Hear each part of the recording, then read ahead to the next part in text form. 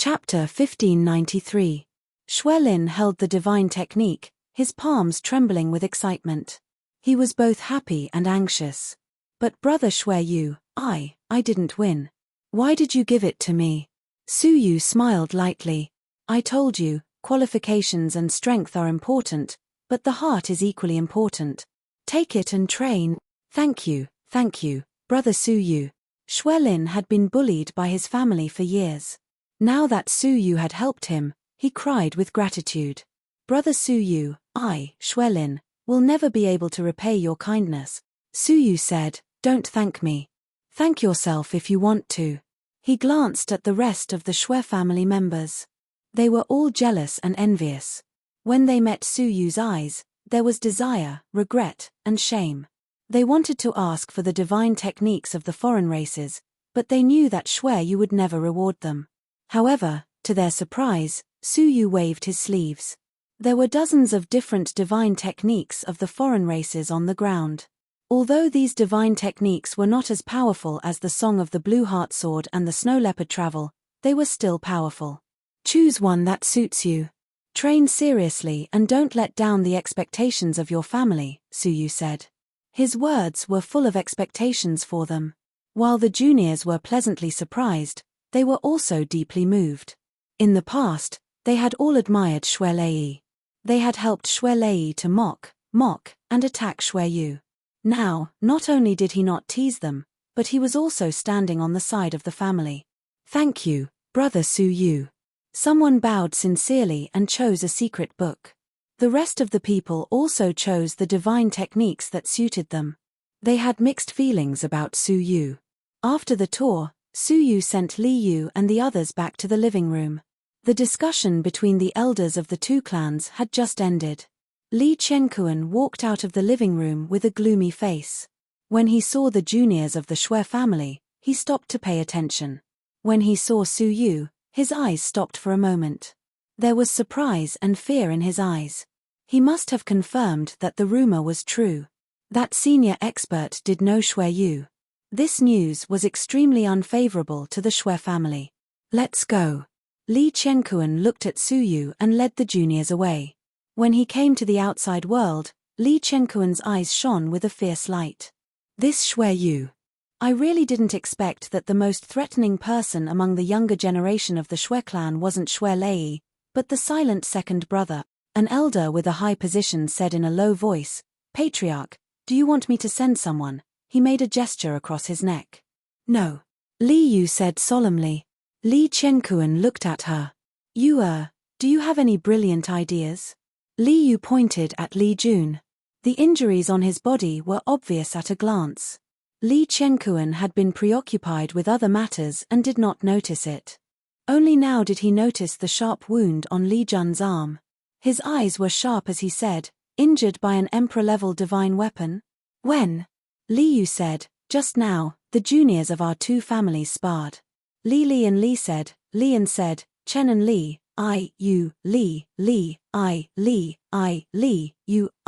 Li Chenkuan didn't care about the outcome of a duel. But Li Yu shook her head. See? This is the problem I wanted to talk about. Oh. Just say it. Li Chenkuan was puzzled. Li Yu said, Father, why don't you guess who hurt Li Jun? Hey. Li Chenkuan frowned. He didn't expect his daughter to ask about the person who hurt Li Jun suddenly. An unbelievable thought flashed within Li Chenkuan's mind, and he said, could it be that the person who injured him was Xue Yu? Li Yu didn't answer. Li Jun lowered his head in shame. Li Chenkuan stopped in his tracks. The elders also stopped and stared at Li Jun in shock. Li Chenkuan said in a low voice, Li Jun, is it really him? Li Jun knelt on the ground and kowtowed. I'm useless. I lost to him. Please punish me, father. How could this be? They all had the same question in their minds. They knew Xue Yu's strength very well. His previous duels were all at the level of the mortal fairy realm. Logically speaking, he wouldn't be able to achieve much and wouldn't be threatened. Li Chenkuan asked, was it a sneak attack, or were you careless? Li Jun was so ashamed that he wanted to find a hole to hide in. Li Yu said, it was a head-on duel. A head-on duel? How is that possible? Li Qianquan was surprised. Li Yu shook her head. I wouldn't believe it if I didn't see it with my own eyes. But you have to believe that such a genius exists in this world. His mysterious swordsmanship doesn't look like a newbie at all. Instead, he looks like a strong man who has been studying swordsmanship for many years. Li Jun lost to him completely. Swordsmanship? Surprise flashed in Li Qianquan's eyes. His face was full of uncertainty. The elder who proposed to assassinate Su Yu said anxiously, Master, we can't hesitate anymore. This man is not only acquainted with that senior, but he is also a super genius who can defeat enemies of a higher level. If we don't kill him, the Li family will be in danger. Li Qianquan looked at Li Yu and shook his head. That's why Yue stopped you from assassinating him. He is a key figure who maintains the relationship between the Shui family and that senior. He is a reclusive heaven ruler with unparalleled talent. Do you think the Shui family will leave him unprotected like before? I'm afraid he has already set up a trap around him, waiting for our assassins to come to him. Once the assassination failed, the relationship between the two clans would be ignited, and a war would break out. There was a limit to the Li family's strength compared to the Shui family. If they really fought, both sides would suffer, and the other small forces of the Twin Star Island would benefit. It looks like we can only wait for the Cave of 10,000 Dragons to strike. Li Qianquan was full of murderous intent. The discussion just now has basically confirmed that Shui Yu will be on the Shui family's list of participants in the Cave of 10,000 Dragons. If we want to strike, that's the only time.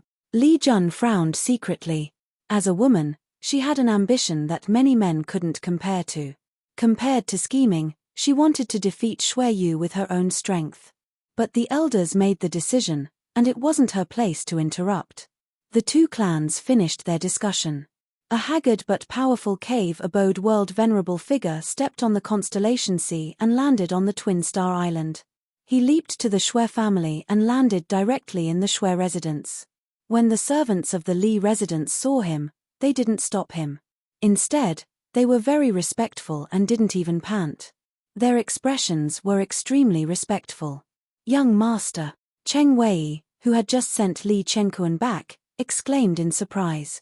He looked at the young master in surprise. The other's clothes were tattered, and there were many wounds all over his body. He wasn't as high-spirited as he used to be. What surprised Cheng Wei the most was that Shui Lei had stolen their icefire ship. Logically speaking, the icefire ship was 10 times faster than an ordinary ship. He should have returned to the family earlier than them. Why did he return half a month later? And he even looked like he was in a mess. Shui Lei stared at him coldly and snorted. Where's father? He's in the guest hall. He just sent off the guests and is still discussing important matters with the elders. Why don't you wait for a while and let me go report first? Cheng Wei said. Shui Lei's eyebrows relaxed. He quickened his steps and went straight to the main hall. No need. He had successfully completed the mission to collect the important items from the Star Pavilion. He could ask for credit from his father and the elders. This would be very beneficial to establishing his image in the family. He pushed open the door to the guest hall. Seeing that all the core members of the family were there, he couldn't help but be secretly happy. This was the situation he wanted. Of course, it would be better if Shui Yu wasn't there. Father. Shui Lei was overjoyed. However, before he could finish, Shui Yuntian interrupted him with dissatisfaction. Lei, why don't you understand the rules? The secret agents of the family are not allowed to disturb them. You broke the rules by barging in like this. Shui Lei was startled. It wasn't the first time he had done something like this, but it was the first time he was criticized by his father. He was a little surprised. He looked at the other elders. They used to be tolerant of him, but now they were all showing dissatisfaction. What was going on? Shui Lei felt strange. Forget it. Don't do it again. Shui Yuntian waved his hand. Stand aside. We'll talk about it later. Shui Lei couldn't figure it out. He stood aside and watched quietly. He heard the clan master and the elders talking excitedly as they listened to Su Yu's explanation of the duel. He even mentioned Shui Xin and Shui Lin, as well as the divine techniques of the foreign races. In the end, the clan master and the elders were all smiling. Some even slapped the table and laughed heartily. The entire meeting room was filled with a sense of exhilaration and elation. Xue Lei was keenly aware that Xue Yu seemed to be the center of attention in the secret discussion of the elders. The clan master and the elders were all surrounding Su Yu. When they finished, Xue Lei took a deep breath. His face was full of joy. He stepped forward and said with a smile, "Father, elders, Xue Lei didn't disappoint you. I completed the mission given by the family with great difficulty and brought back 100 starlight herbs from the Star Pavilion, fulfilling the Xue family's tribute this year." Hearing that, the clan master and the elders only smiled symbolically. Even the clan leader only gave a few words of praise in a neutral tone. It was completely different from the various awards and praises he had received in the past. Xue Lei suddenly felt a huge disparity. He couldn't figure out the reason no matter how he thought about it. After thinking for a while, he didn't want to delve into it. His eyes flashed and he said what he really wanted. "Father, there's still half a month before the ancestral worship. I'm willing to represent the family to worship the ancestors." He had just completed a difficult mission for the family. Striking while the iron was hot, he asked to be the representative for the ancestral worship. In fact, since he came of age, he had always been the representative of the Xue family without exception. He was just giving the family an excuse to confer him the title of representative. Among the family, apart from Xue Lei, who else was qualified to represent the Xue family? On the contrary, if he refused to represent the Xue family, the clan master and the elders would have to worry about who to choose. With a hint of pride in his heart, Xue Lei waited for the clan master to announce. "Lei, you've been the one to do the ancestral worship all these years. It's been hard on you. I feel bad about it. I've discussed with the elders. Why don't we let your younger brother Xue Yu be the representative this year?" Xue Lei's conditions were reversed. He smiled and said obediently, "I'm willing." Chapter 1594. Xue Yuntian nodded. "Yes, let Xue Yu represent us this year." Xue Lei couldn't believe his ears. He had never thought that one day the right to worship the ancestors that belonged to him would be taken away by Xue Yu. He stood up and asked, "Why?" Xue Yuntian said, "We can't give you the opportunity to cultivate the divine path every year, can we? Xue Yu is at the 4th stage of the mortal fairy, and this is the most critical moment for him to cultivate the divine path. As his brother, you should understand." Xue Lei stared at Su Yu. Recalling the conversation in the house, he felt that Su Yu was trying to please them. Or, Su Yu was badmouthing him in front of them. "Father." Xue Lei's eyes were resolute. "Only the best of the clan can represent us. Otherwise, how can the ancestors rest in peace? Father, please be careful." Xue Yuntian frowned and said, "Your brother Xue Yu is not bad. I have made up my mind, and there is no room for negotiation." He actually wanted to say that he was stronger than Xue Lei, but he couldn't bring himself to say such hurtful words. Xue Yuntian stared at Su Yu with hatred, then turned his hopeful eyes to the Elder of the Lone Mountain. He said, "Elder of the Lone Mountain, for the sake of my contributions to the family, do you really have the heart to let me miss this opportunity? I am not far from becoming a level 2 Cavern World Master." Unexpectedly, the Elder of the Lone Mountain, who had always been partial to him, looked at Su Yu with a complicated expression and said in a rare impartial manner, "Xue Lei, it's not that I don't want to help you, but your father is right. Xue Yu is at the critical moment of becoming a Cavern World Master." Xue Lei was stunned. He could hardly believe that the Elder of the Lone Mountain in front of him was the unreasonable great ancestor who was partial to him. What had happened? Why did the Elder of the Lone Mountain not speak for him? Endless resentment burst forth in his heart as he stared at Su Yu. "Did you badmouth me? You despicable man. I just robbed your ice-fire ship. Do you have to be so insidious?" Xue Yuntian frowned. "Lei, what did you just say? You robbed Yu's ice-fire ship?" The rest of the elders also looked at Su Yu in surprise. Xue Yuntian asked, Why didn't you mention this?" Su Yu revealed a faint smile and said magnanimously, "It's just a trivial matter. Since I've already returned safely, there's no need to mention it." If the Li family were to find out about it, they would only ridicule us, the Shui family's brothers, for not being united. These words warmed the hearts of the elders. On the other hand, Shui Lei, if there was no comparison, there was no difference in strength. In the past, they had thought that Shui Lei's shortcomings could be tolerated, but now, in comparison, his character and Shui Yu's were like heaven and earth. Even Shui Lei bullied him like that, but Shui Yu put the clan first and endured silently. If Shui Lei hadn't taken the initiative to bring it up, they wouldn't have known about it at all. Seeing that the crowd was once again bewitched by Su Yu, Shui Lei laughed angrily. I really could not tell. Not only are you good at backstabbing people, you are also good at coaxing people. You want to step on me to achieve your goals? Ha, brilliant, truly brilliant. Just as he finished speaking, a loud slap landed on Shui Lei's face, causing him to see stars. His eyes fixed on Shui Yuntian, who was standing in front of him with an angry expression, his eyes filled with disappointment. If I told you that your brother has never mentioned a word about you to us since he came back, let alone badmouthing you, how would you feel? Shui Lei covered his face, the hatred in his eyes increasing. He said in a low voice, I don't believe it.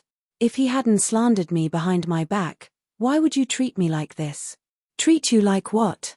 Shui Yuntian said. You want to say that we treat you better than we used to, but treat your brother better than we used to, right? Do you want to know the reason? It's simple, because your brother has made contributions to the family that several generations have not been able to do. Is that enough? Shui Lei was shocked, but more than that, he did not believe it. He did not believe that Shui Yu, who had been stepped on by him since he was born, could have made any great contributions. He stubbornly believed that they had been coaxed by Su Yu. Fine, I believe you. Shui Lei clenched his teeth. But I still don't think it's right to give him the ancestral offering. Giving the divine path to a good-for-nothing like him is a complete waste.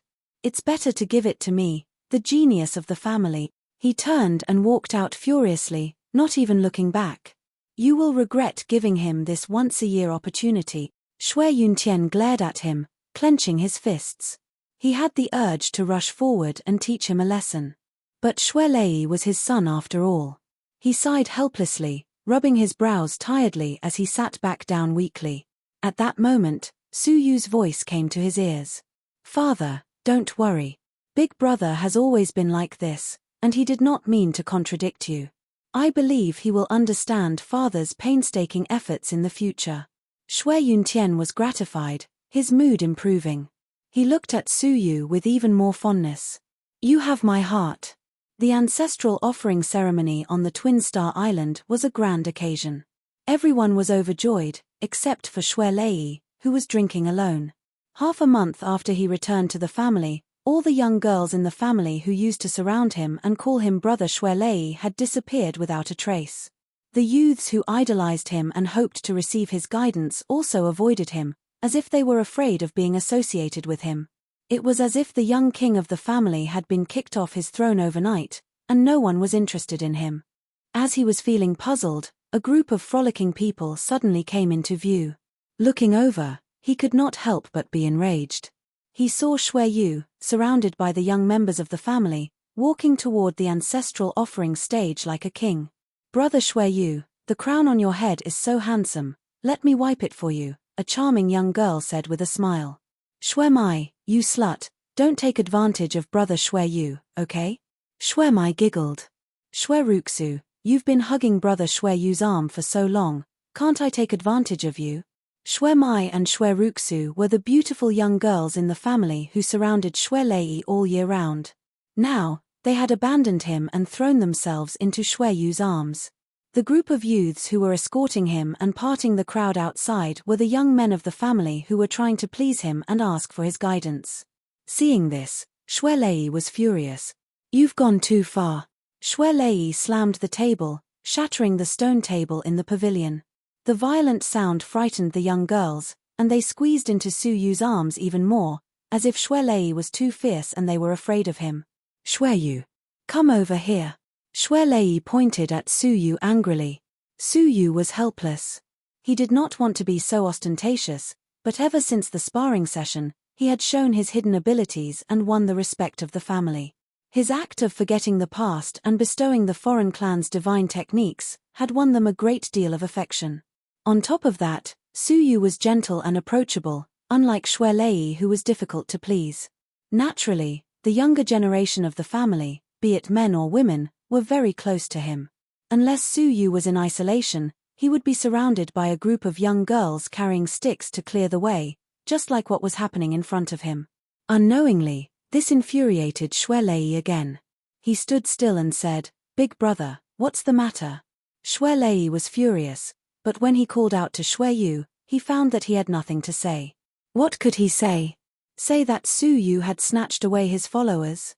Wasn't that embarrassing enough? He could not bring himself to say that. Suddenly, Xue Lei remembered something and sneered.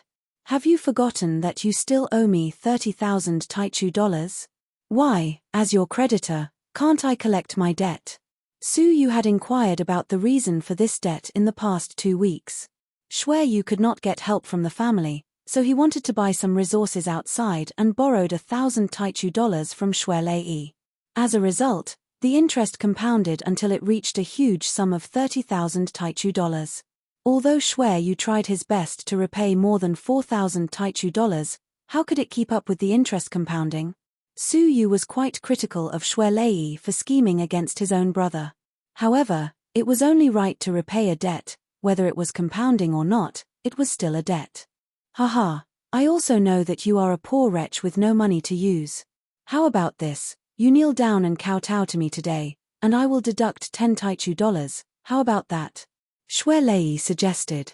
Such public humiliation, especially when Su Yu was going to participate in the ancestral worship ceremony later. Why aren't you speaking? Think about it, 10 Taichu dollars for a kowtow, this is a benefit that you can't even dream of. What are you hesitating for? Xue Lei mocked. The many juniors around Su Yu were also angry. Xue Lei was the one who had gone too far. I will return the 1,000 Taichu dollars for brother Xue Yu. Xuexin walked out coldly and slapped a cosmos sack on the stone bench. Xue Lei's eyes narrowed and he sneered, "Xuexin, I haven't seen you for a few months, and you have grown up. How dare you go against me? I will also return the debt for brother Xue Yu." Xue Lin walked forward with trepidation and put down 500 Taichu dollars. How dare you? Xue Lei was angry, and Xuexin was one thing, but Xue Lin was like a mouse meeting a cat whenever he saw him, and now he dared to openly oppose him. I will also help brother Su Yu pay the debt, this is all I have. Xue Mai giggled and took out a small bag with a sweet smile, throwing it on the stone bench. There were more than 300 Taichu dollars in it. Then I can't fall behind, right? Xue Ruxu said with a smile, throwing a Taichu dollar on the ground. Me too. Hee, I can't take brother Su Yu's things for free. A group of youths also helped Su Yu out. In the past, Xue Lei was the most powerful, and they dared not offend him. But now that Su Yu was the most valued by the clan, why would they still be afraid of Xue Lei? Before long, in the pavilion, on the stone bench, and on the ground were piles of money bags. There were about $10,000 to $20,000, which was a huge sum of money even for a family. Xue Lei glared at them coldly. How dare you? What answered him was a pair of fearless eyes. The more they behaved like that, the angrier Xue Lei became. Good. All of you are hard now, aren't you? You want to pay the debt for him, right? Fine, I still need 15,000 Taichu dollars. All of you kneel and kowtow to me. If I am satisfied with your kowtow, I will write off the debt. Otherwise, get out of my sight. Everyone was in a difficult position. They could only gather about 10,000 Taichu dollars even if they gave it their all. Keep it, I appreciate your kindness. Su Yu waved his sleeves, and all the money bags fell into their hands. Xue Lei grinned. What, have you thought it through and want to kneel? POW. Chapter 1595. 30,000 Taichu coins and we'll write off all our debts, Su Yu said calmly. You! Xue Lei sneered. He grabbed the bag and opened it. He was stunned. It was indeed 30,000 Taichu coins. Where did you get so much money from? He could not believe it. Even if someone in the family wanted to secretly give him such a huge amount of money, they would have to consider the tolerance of the family. This was definitely not a small amount. You don't have to ask about my origin. Su Yu turned to the crowd and said, I still have some money here. Let's divide it up and go buy something you like. When he finished speaking, he waved his hand and a large amount of golden Taichu coins fell into everyone's arms. Wow! 2,000 Taichu coins. Oh my god, am I dreaming?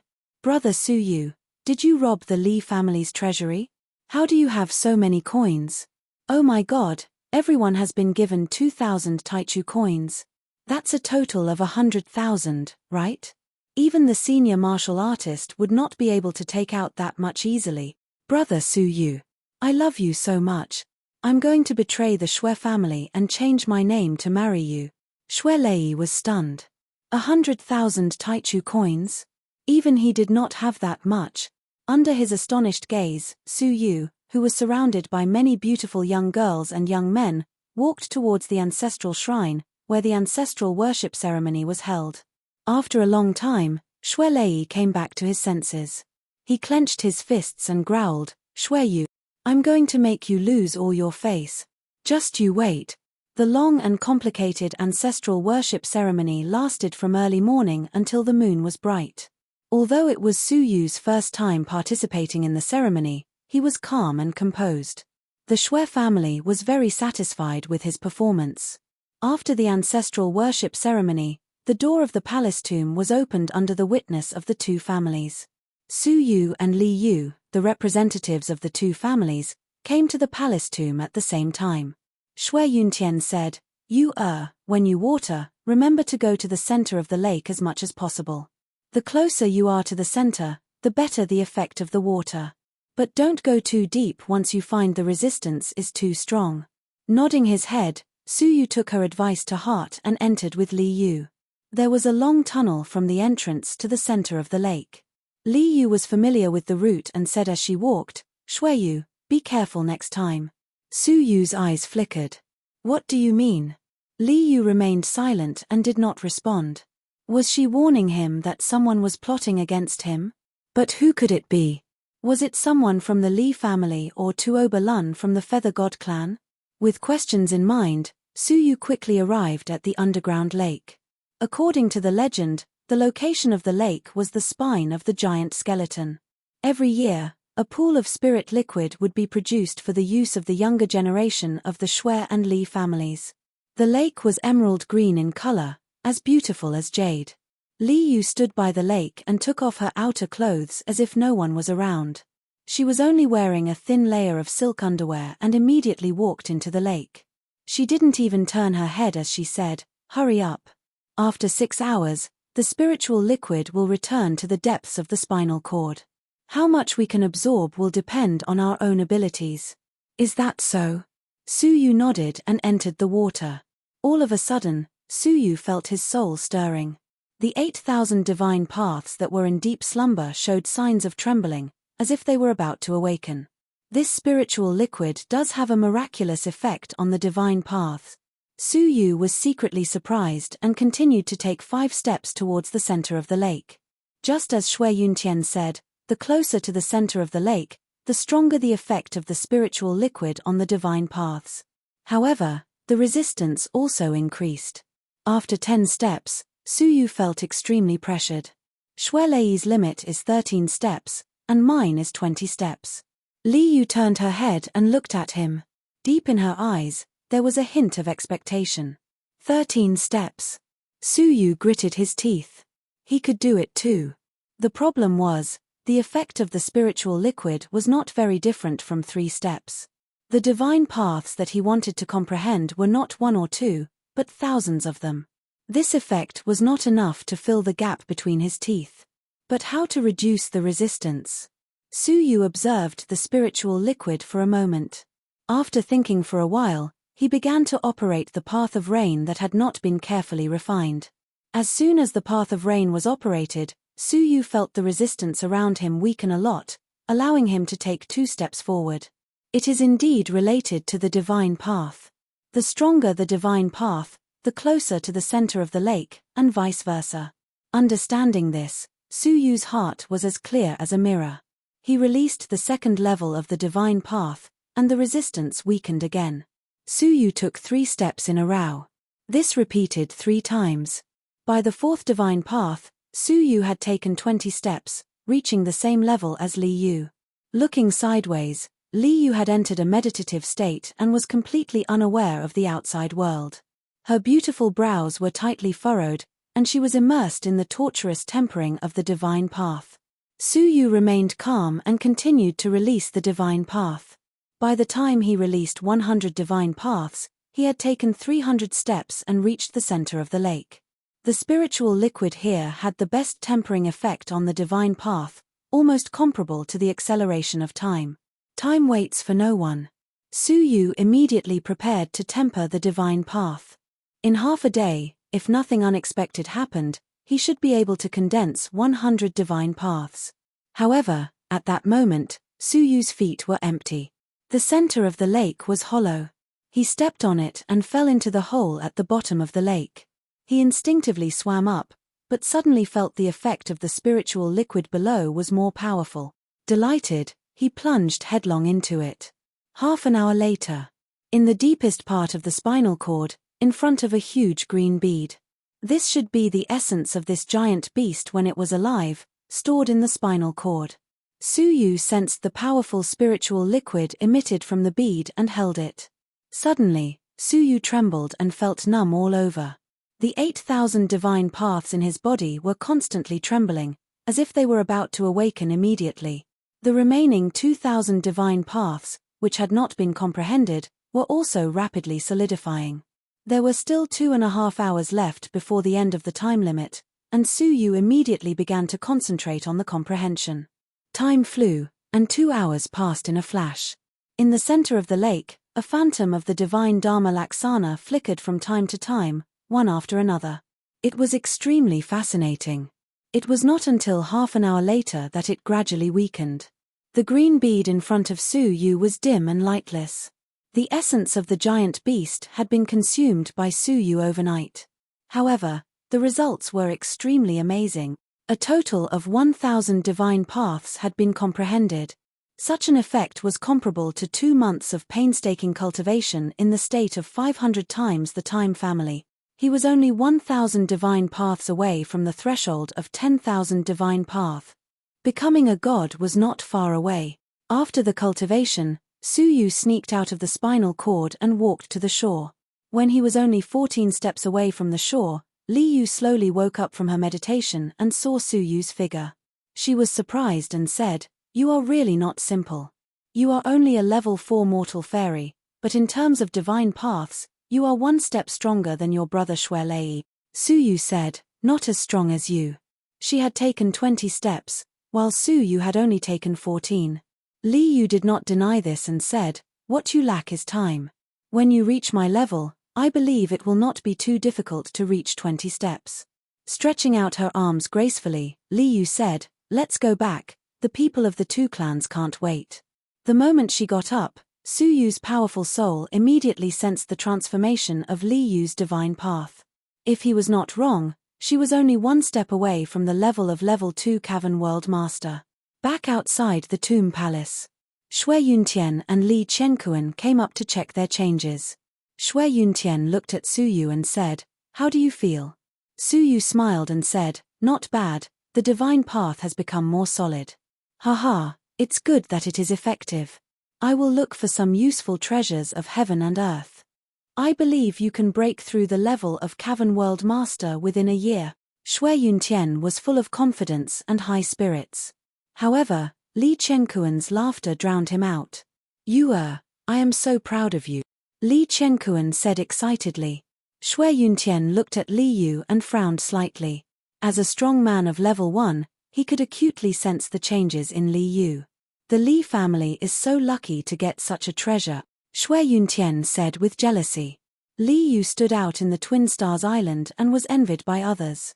Hiding his surprise, Shui Yuntian touched Su Yu's head and said, "My Yu is also good. Let's go back and hold a banquet to congratulate you on your great progress in the divine path." "Wait." Li Qianquan blocked Shui Yuntian's way and said in high spirits, Brother Shui, according to the usual practice of previous years, we should test the benefits that the representatives of both sides have obtained during the watering. This year is no exception, right? Shui Yuntian stared at him. Did he not understand? Li Yu was about to break through to level 2 Cavern World Master. How could Shui Yu compare to the benefits that she had obtained? Li Qianquan's insistence was to embarrass the Shui family. Sure enough, all the elders of the Shui family had strange looks on their faces, and they found it difficult to speak. However, the ancestors of both families had set the rules in the past. If the Li family insisted, they could only test it. It's still the same. My Yu will go first. Li Qianquan laughed and pointed to the left side of the tomb palace door, where there was an ancient jade tablet that was quite old. Li Yu stepped forward and said, I have taken 20 steps, 2 more steps than before. As she spoke, she patted the jade tablet lightly with her palm. Traces of residual emerald mist leaked out from her palm and seeped into the jade tablet. The mist gathered into a small line of words that read 38, which meant that she had absorbed 38 drops of spiritual liquid in 3 hours. Shui Yuntian's face changed slightly, and his eyes were full of envy. He sighed and said, as expected of Li Yu, she is getting stronger each time. Last time, she only absorbed 30 drops, and this time, she gained 8 drops in one go. The gap between her and Lei is getting bigger and bigger. Last time, Shui Lei had only taken 13 steps and absorbed 20 drops of spiritual liquid. Now, Li Yu had absorbed almost twice as much as Shui Lei. Li Yu pulled back her hand expressionlessly, looked at Li Qianquan, and shook her head helplessly. She felt a little bored. What was the point of taunting the Shui family every year? Li Qianquan didn't care, and smiled warmly, Brother Shui, it's your Shui Yu's turn. The elders of the Shui family all looked away, looking uncomfortable. They didn't know whether to stand or sit, and kept sighing. They looked at Shui Lei, who was standing in the crowd, and felt a little regret. If it was Shui Lei, the test result wouldn't be too bad, right? Although Shui Yu had high potential, he was only a stage 4 mortal fairy. How could his attainments in the divine path compare to Shui Yu's? It would be a miracle if he could take 8 steps. As for the amount of liquid he absorbed, the number was almost negligible, right? Shui Lei, who was in the crowd, curled his lips, and said resentfully and proudly, a bunch of old things, you finally know how good I am? It's too late. I'll see how Shui Yu disgraces the Shui family. Shui Yuntian was a little embarrassed, and sighed, you go. Su Yu walked up to the jade tablet calmly and said, I've taken 14 steps. The elders of the Shui family, who were originally gloomy, suddenly shivered and said in surprise, how many? Shui Yuntian also thought he had misheard. He thought to himself, could it be that he said 4 steps? 14, Su Yu repeated. Li Qianquan was surprised, and cast an inquiring look at Li Yu. Li Yu nodded to confirm. Li Qianquan's eyes narrowed, and he stared at Su Yu even more fiercely. In the crowd, Shui Lei's mouth froze, and he said, impossible. How could his divine path withstand the pressure of 14 steps of the spiritual liquid? Su Yu didn't answer, but hit the jade tablet with his palm. With a soft sound, a large cloud of green fog burst out from Su Yu's palm and was absorbed into the jade tablet. The crowd was stunned. What the hell, why is there so much fog? Did he bring the spiritual liquid out? Chapter 1596. 3. Only 3 drops. The number 3 appeared on the jade tablet. Everyone was stunned. No matter how unstable the divine path was, it couldn't be only 3 drops, right? Li Qianquan heaved a sigh of relief, while Shui Lei's lips curled into a sarcastic smile. On the other hand, the Shui family's faces darkened. However, someone else exclaimed, wait, the number on the jade tablet is still changing. After the 3, there was an additional 3. 33? How is that possible? Someone exclaimed. He took 14 steps but absorbed 33 drops, which is almost the same as Li Yu's. Theoretically, it's impossible. Either the jade tablet was detected wrongly, or Shui Yu understated the number of step. Before they could finish their exclamations, the jade tablet changed again. After the 3-3, there was an additional 3. 333. Everyone was stunned. The jade tablet is broken. The jade tablet was indeed broken, and the three appeared again, one after another, until it filled the entire jade tablet. 33,333 drops. Ha, the jade tablet must be broken. Someone's mouth stiffened, and he smiled bitterly. Li Qianquan and Xue Lei were relieved. It turned out that the jade tablet was broken. Only Li Yu, after a moment of shock, thought back to the scene she saw when she opened her eyes. She stared deeply at Su Yu and said, "Father, what if the jade tablet is not broken?" She said, "When I woke up, I did see Xue Yu standing 14 steps away from the shore, but strangely, his back was facing the center of the lake." Li Qianquan's eyes narrowed. "You mean, he walked back to the shore from the depths?" Li Yu didn't speak, but silently came to the jade tablet, raised her hand again, and patted the jade tablet. A cloud of green mist penetrated the jade tablet, and the two words 38 were condensed. The handwriting was clear, and there was no change. What did this mean? It meant that the jade tablet was not broken. The test just now was real. Li Qianquan gasped. Everyone was also numb. He absorbed 33,333 drops. What kind of powerful divine path was that? Strong as Shui Yuntian and Li Qianquan were level 1 Cavern World Masters, their divine paths could only absorb more than 300 drops at most. Try again. Shui Yuntian's breathing quickened. Su Yu felt somewhat helpless. He had not expected that there would be such a thing as a test. If he had known earlier, he would have made preparations. He would not have caused such a huge commotion. Thus, a scene that had never happened before appeared. The representatives of the two sides were re-examined twice. In the end, as expected, Su Yu slapped it with his palm and obtained 33,333 drops. Not a single drop was missing. Without a doubt, Su Yu had indeed absorbed that much. However, no one could imagine how Su Yu had done it. Such a huge amount was much more than the total amount of ancestral offerings in the past. What's going on? Did Shui Yu cheat? I think there's an 80 to 90% chance that he cheated. Otherwise, the numbers are too illogical. I feel that there's no need for Shui Yu to cheat. Who would believe such a frightening number? If it were 20 or 30, I would believe it. Shua, a figure flew out from the crowd like a rock spreading its wings. He stood proudly and said, "Humph, how hard is it to find out the truth? Will we know when the divine Tao matches us?" Shui Yuntian looked at him and said angrily, "Bastard, get back."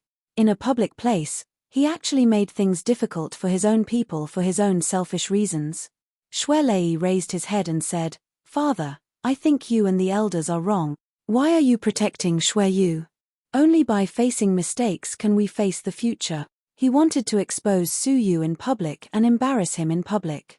He wanted to make him lose face and be too ashamed to stay on the Twin Stars Island. Hearing this, the group of venerables were infuriated. When the two sides were fighting, he ran out to rebel. Wasn't this a joke to outsiders? Even the lonely mountain elder, who had always protected him, frowned and shouted, "Xue Lei, step back. Now is not the time to talk about this." "No." Xue Lei raised his head even higher.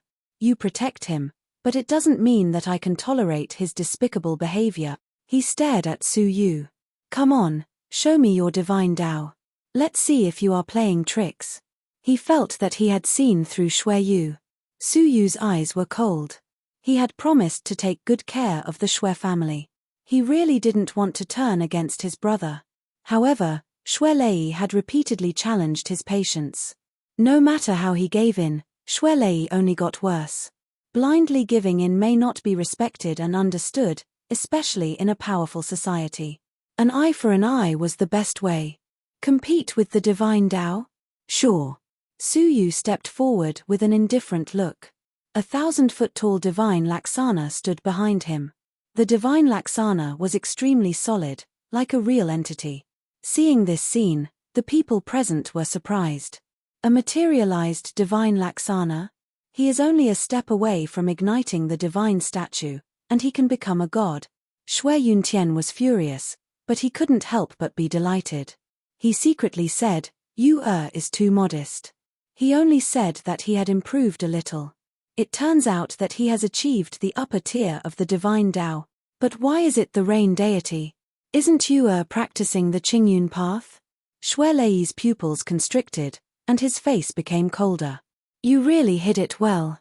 You actually practiced the divine Tao to the extreme without anyone noticing. Well, I will try and see how powerful your divine Tao is. He was already a god, and he could transform into a divine Laksana. A 1,000-foot-tall golden divine statue appeared. It was Shui Lei himself. From the aura it emitted, two Su Yu's divine Laksana combined were not as powerful as Su Yu's. Raging thunder divine path.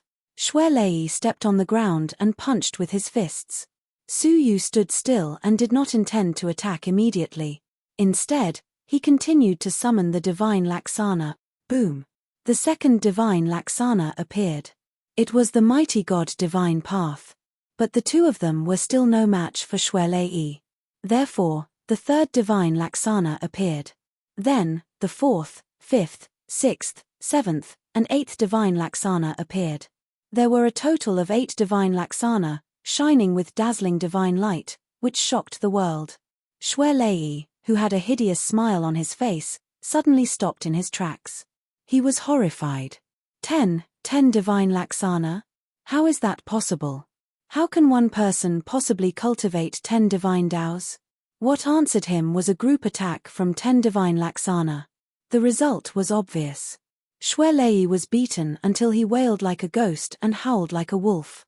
The divine Laksana was directly destroyed and revealed his true form. His true form was a level 3 cavern world senior. The divine Laksana could not cause any harm to him. Su Yu withdrew the 8 divine paths and said to the pale-faced Shui Lei, "How was it? Did you find out that I was cheating?" Shui Lei was full of resentment. Just now, he was arrogant and wanted to teach Su Yu a lesson. In the end, he was taught a lesson by Su Yu. At this moment, he felt that he had become the laughingstock of the Twin Stars Island. Everything was because of Shui Yu. He had hidden so deeply just to embarrass Shui Lei today, didn't he? People were most afraid of stubbornness. The more Shui Lei thought about it, the more resentful he became. He shouted, "You despicable man, die." His footsteps were like thunder, creating a series of sonic booms as he attacked Su Yu. Bastard! With a furious roar, Shui Yuntian kicked him in the chest, causing his chest to explode. Under the intense pain, Shui Lei spat out several mouthfuls of blood and fainted. It was obvious that Shui Yuntian's kick was powerful. It also showed the hatred and extreme disappointment in his heart. Not only did he make a fuss in public, but he also wanted to kill his younger brother Shui Yu out of humiliation. Shui Yuntian really suspected that someone was pretending to be his son. A group of Grand Venerables also glared at him. If Shui Lei really killed a peerless genius who practiced 8 divine paths, it would be the greatest loss for the Shui family in 1,000 years.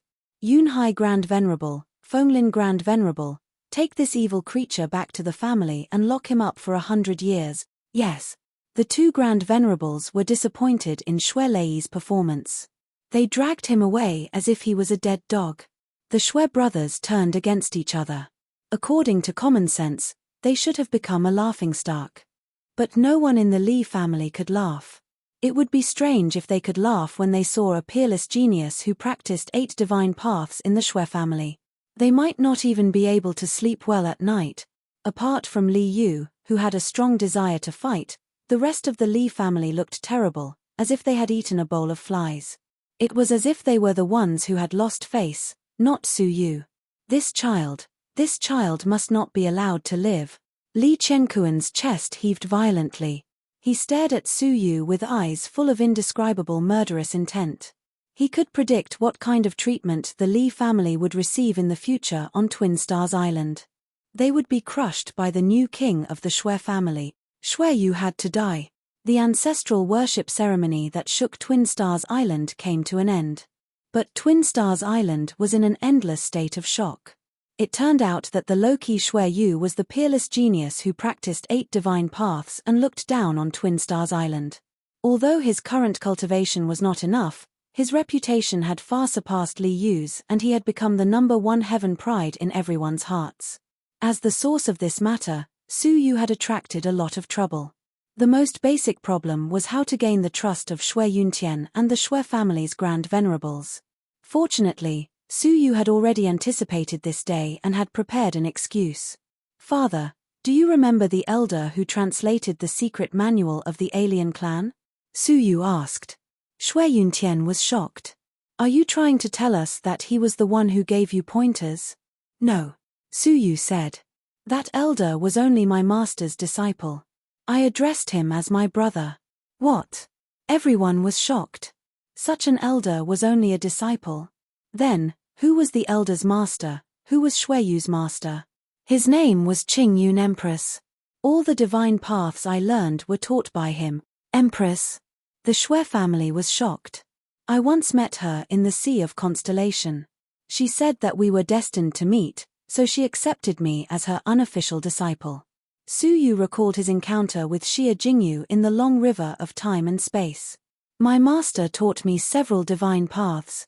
She said that I should concentrate on practicing them and not spread them to others. So, I practiced them secretly. I'm sorry that I didn't tell you in time." The Shui family was in a state of shock. After a long time, Shui Yuntian reacted. He stared at Su Yu and thought for a moment. Then, he waved his hand and said, "Since it was your master's request, of course, you can't leak the secret." He turned to look at the crowd. "You heard what Shui Yu said today, but you can't spread it. Do you understand?" All the elders knew the seriousness of the matter and nodded. The Lonely Mountain elders' eyes were cold. "If anyone dares to spread it, I will be the first to disagree." The great potential that Shui Yu had shown now made him support him completely. Then, Shui Yuntian dismissed the crowd. "All right, you can all go now." "You stay here," Shui Yuntian said. Su Yu stood still and waited for the secret chamber to be empty. Then, Shui Yuntian closed the door and looked at Su Yu. His eyes were deep and sharp as if they could see through people's hearts. He said calmly, "You are not my son." "Who are you?" Su Yu's heart skipped a beat. Had he been exposed? Chapter 1597. He could sense the murderous intent in Shui Yuntian's eyes, which could be released at any time. When many precious techniques could not be used, the consequences of fighting with a level 1 Cavern World Master were obvious. Shui Yuntian waited for a moment, then said, "Why don't I change the question? Is Yu dead?" "Yes," Su Yu said honestly. Shui Yuntian's body shook visibly, and his handsome face seemed to have aged a lot. "Did you kill him?" Shui Yuntian's tone was calm, but under the calmness was an impending storm. Su Yu nodded. "No. Who was it?" Tuoba Lun of the Feather God clan was on his way to the Murong family for a marriage alliance.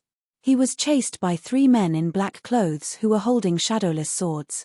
Shui Yuntian leaned against the armchair and slowly closed his eyes. He looked very tired. After a long while, he said slowly, "It was I who killed Yu.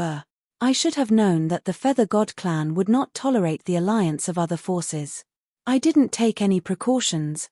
Then, his eyes shone brightly as he stared at Su Yu and locked his gaze on him. Su Yu faced him calmly without any fear. "Aren't you afraid that I will kill you?" Shui Yuntian asked. There was no longer any kindness in his eyes, only coldness and complicated emotions.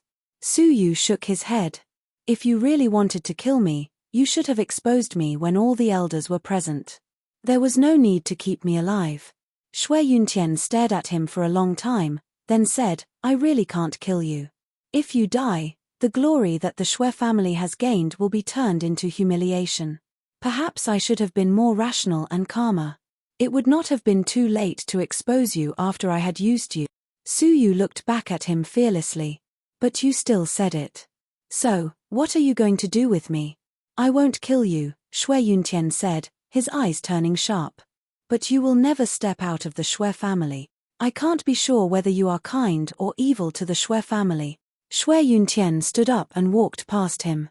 "You can stay safe under my watch, but if you show any signs of trying to escape, I will kill you on the spot without mercy." Su Yu stood where he was and sighed slightly. Was this an imprisonment?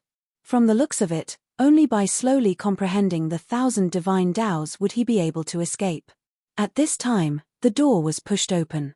It was the returning lonely mountain elder, his face murderous.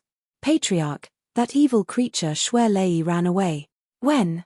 Shui Yuntian's eyes sharpened. Just now, when we were spying, Lone Mountain Venerable said, and he killed 10 of our people guarding the wall room. He even snatched the starlight grass. Shui Yuntian, who had been relatively calm, was instantly enraged. What? Which evil creature dared to kill his own people and even snatched away the starlight grass that was about to be offered? Quick, bring me there to have a look. Shui Yuntian immediately rushed to the wall reflection room. Although Su Yu did not know what use the starlight grass had, from his urgent tone, it should be something very important. After thinking for a while, Su Yu rushed to the wall reflection room. Shui Yuntian had already arrived one step ahead of them.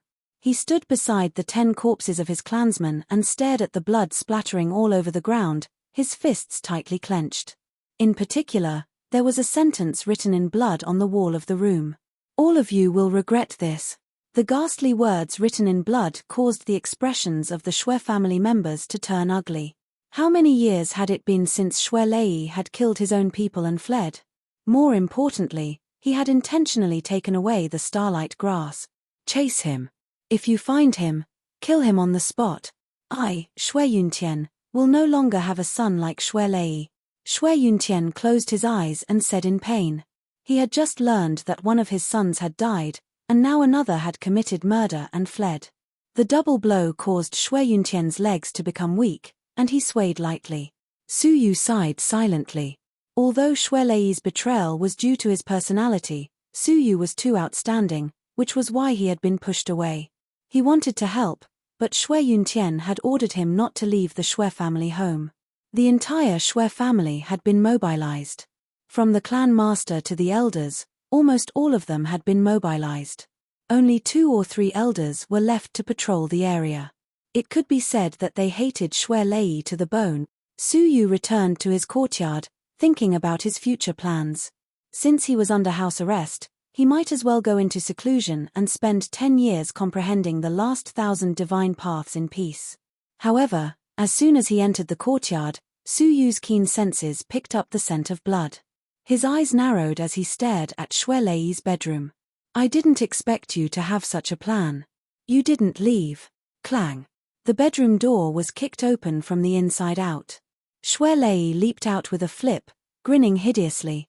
You didn't expect this, did you?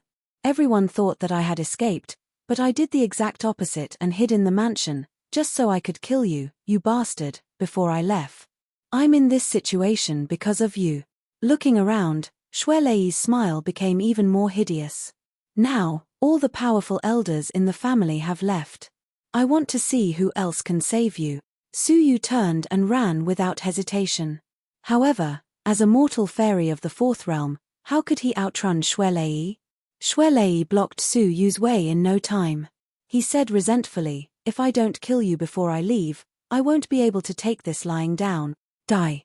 A palm filled with the power of a level 3 Cavern World Senior came fiercely.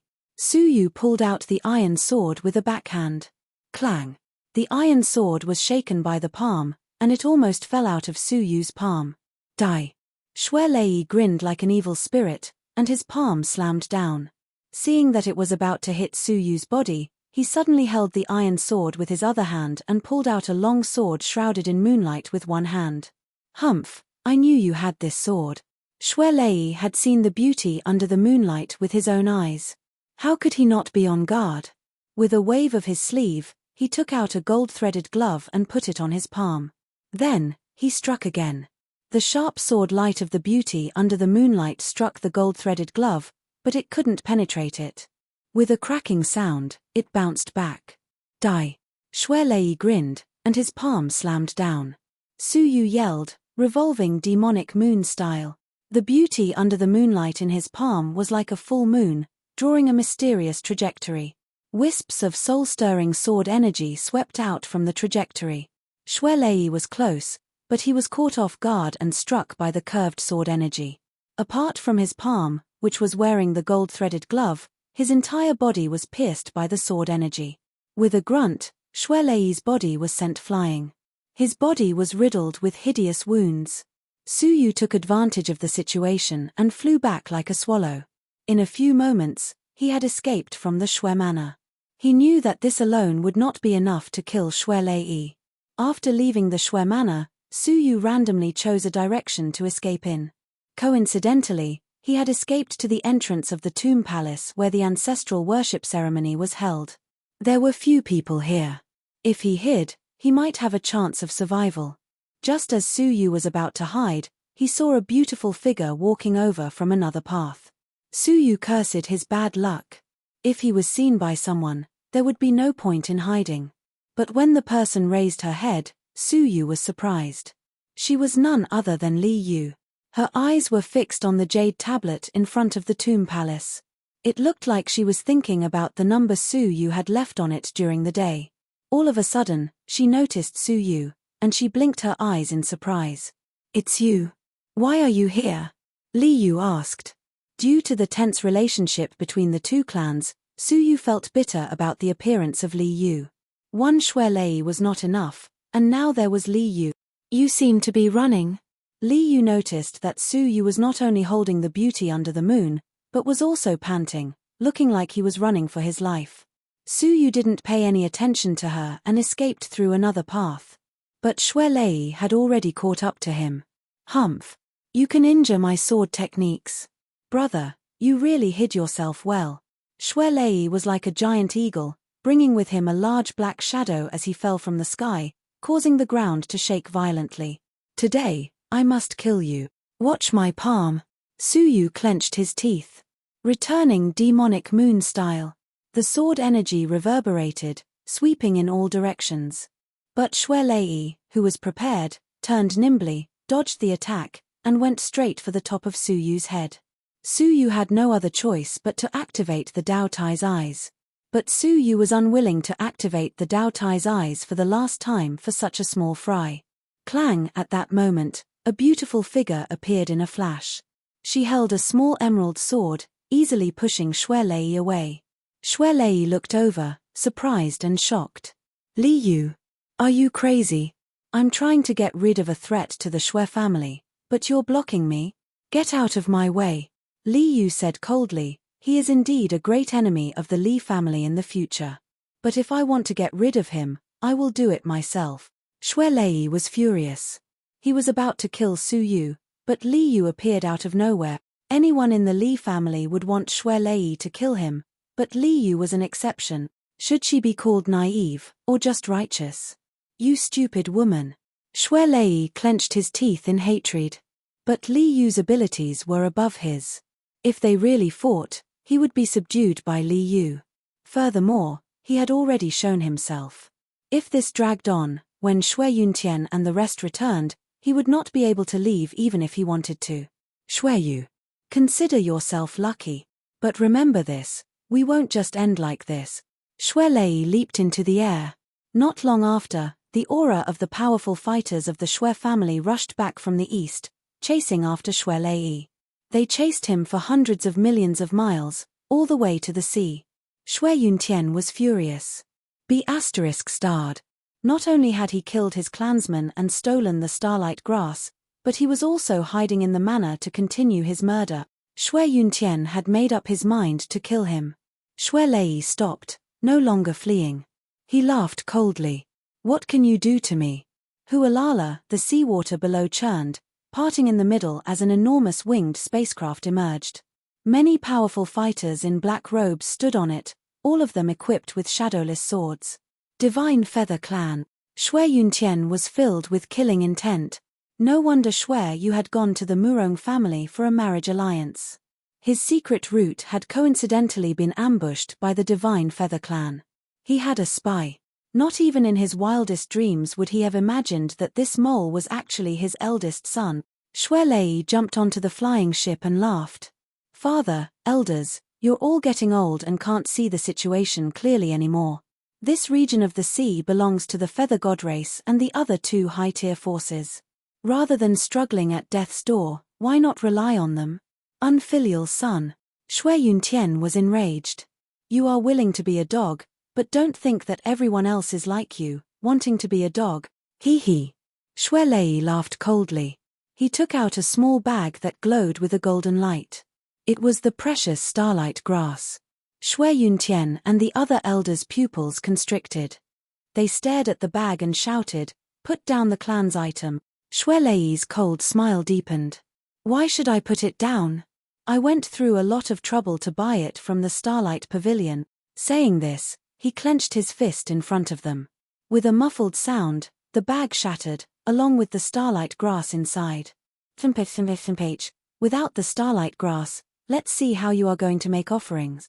At that time, I'm afraid your lives will be worse than a dog like me. Everyone from the Shui family was enraged. They swarmed forward, wishing they could grind Shuelei's bones to dust. However, the winged spacecraft's giant wings flapped lightly, bringing about boundless gales. In an instant, the spacecraft disappeared from the coastline. No matter how Shui Yuntian and the others chased after it, they couldn't find it. Chapter 1598. In front of the palace tomb. Su Yu stared at Li Yu. "Why did you save me?" Li Yu sheathed her sword. "No reason, just to have a worthy opponent, or a goal to pursue in the future." After staring at her for a long time, Su Yu cupped his fists. "I will remember today's kindness and repay it in the future." With a faint smile, Li Yu turned and walked down the palace tomb. Before she left, she turned her head and asked, "Can you tell me how you did it?" She pointed to the jade tablet. She had come here because she could not solve the doubts in her heart. Even if she cultivated all 8 paths, she could not absorb so many droplets. Su Yu said, "I'm afraid not." Li Yu smiled, "You will find out sooner or later." Watching her leave, Su Yu returned to the Shui Manor. The atmosphere in the manor was oppressive and heavy. The problem was no longer Shuelei's betrayal, but Shuelei's destruction of all the starlight grass. Su Yu's return did not improve the expressions of the elders. Shui Yuntian glanced at Su Yu, not blaming him for escaping the Shui family. Instead, he was a little confused. He could have taken advantage of the situation to escape the Shui family. "Patriarch, in another 4 months, the emissary of the Sword Pavilion will come to collect the starlight grass. If we cannot hand over the starlight grass and complete this year's task, then I'm afraid we will lose the right to establish a foothold in the Sword Pavilion's sea region and be expelled." The Lonely Mountain Elder's expression was extremely ugly. Shui Yuntian's expression was grave. "The only thing we can do now is to collect 100 starlight grass as soon as possible. Elder Baiyun, how many do we have in the treasury?" Elder Baiyun's expression was solemn. "Only 10. 10 was just in case they did not have enough starlight grass to be used as a supplement." The starlight grass was very rare, growing at the bottom of the Sword Pavilion's sea. Not only were they difficult to find, but each one was guarded by a level 2-star beast. Thus, each one was hard to come by. Even the resourceful Star Pavilion only had a few hundred starlight grass in storage every year. The various forces came to purchase them, strictly limited in quantity. Thus, it was very difficult to buy more. The Lone Mountain Elder's expression was gloomy. "Supplement? How?" Every year, only 1 or 2 would occasionally appear on Twin Star Island, and the Shui and Li clans would plunder those that could be harvested. It's the same for the other forces. They don't even have enough for themselves, so it's impossible for them to sell it to us. As for the Star Pavilion, let's not talk about whether they will make an exception and sell it to us for a second time. The journey alone will take at least half a year. We won't make it in time." The elders' faces were incomparably gloomy. The Shui family had already reached a moment of life and death. Su Yu, who was listening at the side, understood. The Sword Pavilion was the overlord of a sea region. Any faction that set foot in the Sword Pavilion's territory had to submit to them and offer 100 stalks of starlight grass every year. If they couldn't meet the requirements, they would be immediately expelled from the territory. In the past, there was once an island power that was ranked 5th. It was only 3 stalks away, but it was also chased away by Jian Xian with cruel methods. The Shui family's ranking was lower than that island, and they only had 10 stalks of starlight grass. Most of the island forces spent most of their manpower and resources on searching for starlight grass in the past year. Only the Shui family and the Li family, who had a deep foundation, had the financial resources to buy directly from the Star Pavilion. Now that something had happened to the Shui family, the deadline for offering was approaching. How could they not worry that their hair would turn white? Hearing this, Shui Yuntian sighed deeply. Pass on my order. With the elders as the leaders, each of you will lead a team of people to the Sea of Constellations to search for starlight grass. The Shui family had run out of ideas. They could only use the dumbest and most dangerous method, which was to mobilize the power of the whole family to search for starlight grass. Suyu said, I will go to the sea too. I have cultivated a kind of divine path of searching, and I have a very special sense of spiritual treasures. Hearing this, the eyes of the elders suddenly lit up. There was such a strange divine path. If it was true, searching for starlight grass would be twice the result with half the effort. Shui Yuntian's face was also filled with surprise. But when he realized Su Yu's true identity, his eyes were filled with deep, complex emotions. He said coldly, You stay in the family. It's dangerous outside, so your safety is not endangered. The elders thought about it and agreed. Shui Yu was the future of the Shui family. Even if the Shui family was really expelled, with a junior like Shui Yu growing up, how could they not rise again? The Lone Mountain elder said earnestly, Yes, Shui Yu, we will mobilize the power of the whole family. It doesn't matter if you are here or not. You stay in the family. At this point, Su Yu could only give up. Soon, the 30 elders of the family led thousands of people in the family and dispersed. They headed for the most famous dangerous place in the Sea of Constellations, the Evil Ghost Strait. It was the place where the most starlight grass was found, but it was also the most dangerous place. The Evil Ghost Strait was the only place where it was possible to excavate 90 starlight grass in 4 months. Looking up at their departing figures, Su Yu silently entered the training room and isolated himself to comprehend the remaining 1,000 divine paths. Time passed in a flash. 2 months had passed. Su Yu finally succeeded in comprehending one divine path with the remaining energy from the spiritual liquid. There were only 999 left. Woo! A sorrowful, heavy, and drawn-out sound of a horn echoed in the Shui family's mansion. Su Yu sighed silently and carved another mark on the ground in front of him. In addition to the previous marks, there were a total of 10 marks. These were the elders who had fallen in the past 2 months. The sound of a horn indicated that an elder was in danger. As for the clan members with weaker cultivations, the casualties were incalculable. The entire Shui family was shrouded in a sorrowful and desperate atmosphere. Clan Master, why didn't you ask Brother Shui Yu to help? Shui Mai's grandfather, Elder Baiyun, had fallen a month ago. The once charming and affectionate Shui Mai's face was filled with sorrow and confusion. Brother Shui Yu's divine path is helpful to everyone. If he could help, grandfather might not have to take the risk of exploring the depths of the strait, and he wouldn't have died in the mouth of the star beast. Yes, Brother Shui Yu has created miracles again and again. Why didn't you ask him to help? Shui Ruxu, who had also lost a loved one, questioned. Faced with the questioning of the clan members, Shui Yuntian's heart wavered. Yes, Shui Yu obviously had an extraordinary background. If he helped, he might really be able to help them. But out of fear, or rather, out of anger, he shook his head decisively. There is no need to discuss this further. News has come from the front. The Lone Mountain Elder and the others have joined forces and found an undeveloped land with no less than 50 starlight grass. They can do it, they can definitely do it. The Evil Spirit Strait was dark and bottomless. It was like a large open mouth, waiting for the creatures that greedily gathered the starlight grass to enter. The Lone Mountain Elder, Elder Maple Leaf, Elder Shenqing, and the other 20 elders gathered. Behind them were nearly 700 clan members. They gathered together and looked at the seabed filled with white bones. Among the white bones, there were starlight grass emitting golden light everywhere. There are a total of 53 starlight grass. If we succeed this time, in addition to the 20 we found before, we will not be far from completing the mission, the Lone Mountain Elder said. According to our observations for half a month, there are a total of 10 star beasts in that area. 10. Everyone's hearts shrank. This was the largest group of star beasts they had encountered so far. What followed would be a bloody battle. Don't be afraid. As long as we follow our previous division of labor, we will definitely be able to kill them all, the Lone Mountain Elder said. Everyone gathered their courage and nodded deeply. When a wisp of clear light pierced through the sea and shone on this place, the Lone Mountain Elder said, "Now is the time when the star beasts are sleeping. It is the best time to act. Everyone, success or failure will depend on this battle." Swoosh swoosh swoosh, the 700 clan members, led by the 20 Shui family elders, charged forward with indomitable will.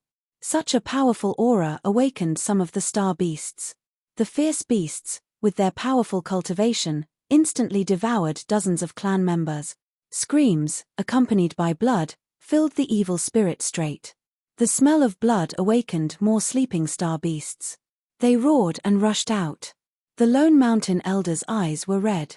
Kill. The survival of the Shui family depends on us. Both sides fought bloody battles. The Shui family members were eaten in large numbers. The sound of their bodies being chewed and the miserable screams interweaved into a tragic scene. The bloody battle lasted for a full day and night. When the 10 giant bodies of the beasts fell to the ground, the remaining Shui family members revealed victorious smiles. Even though they had broken limbs, even though they were exhausted, even though there were less than 100 of them left, they had won. The Shui family was saved. Lonely Mountain tribe leader, we won, Venerable Qingshan said with a smile. His old eyes were filled with tears of sorrow. Because the one lying at his feet was his only son. Yes, we won. The Lone Mountain Elder also smiled, crying and smiling. His expression was indescribably desolate.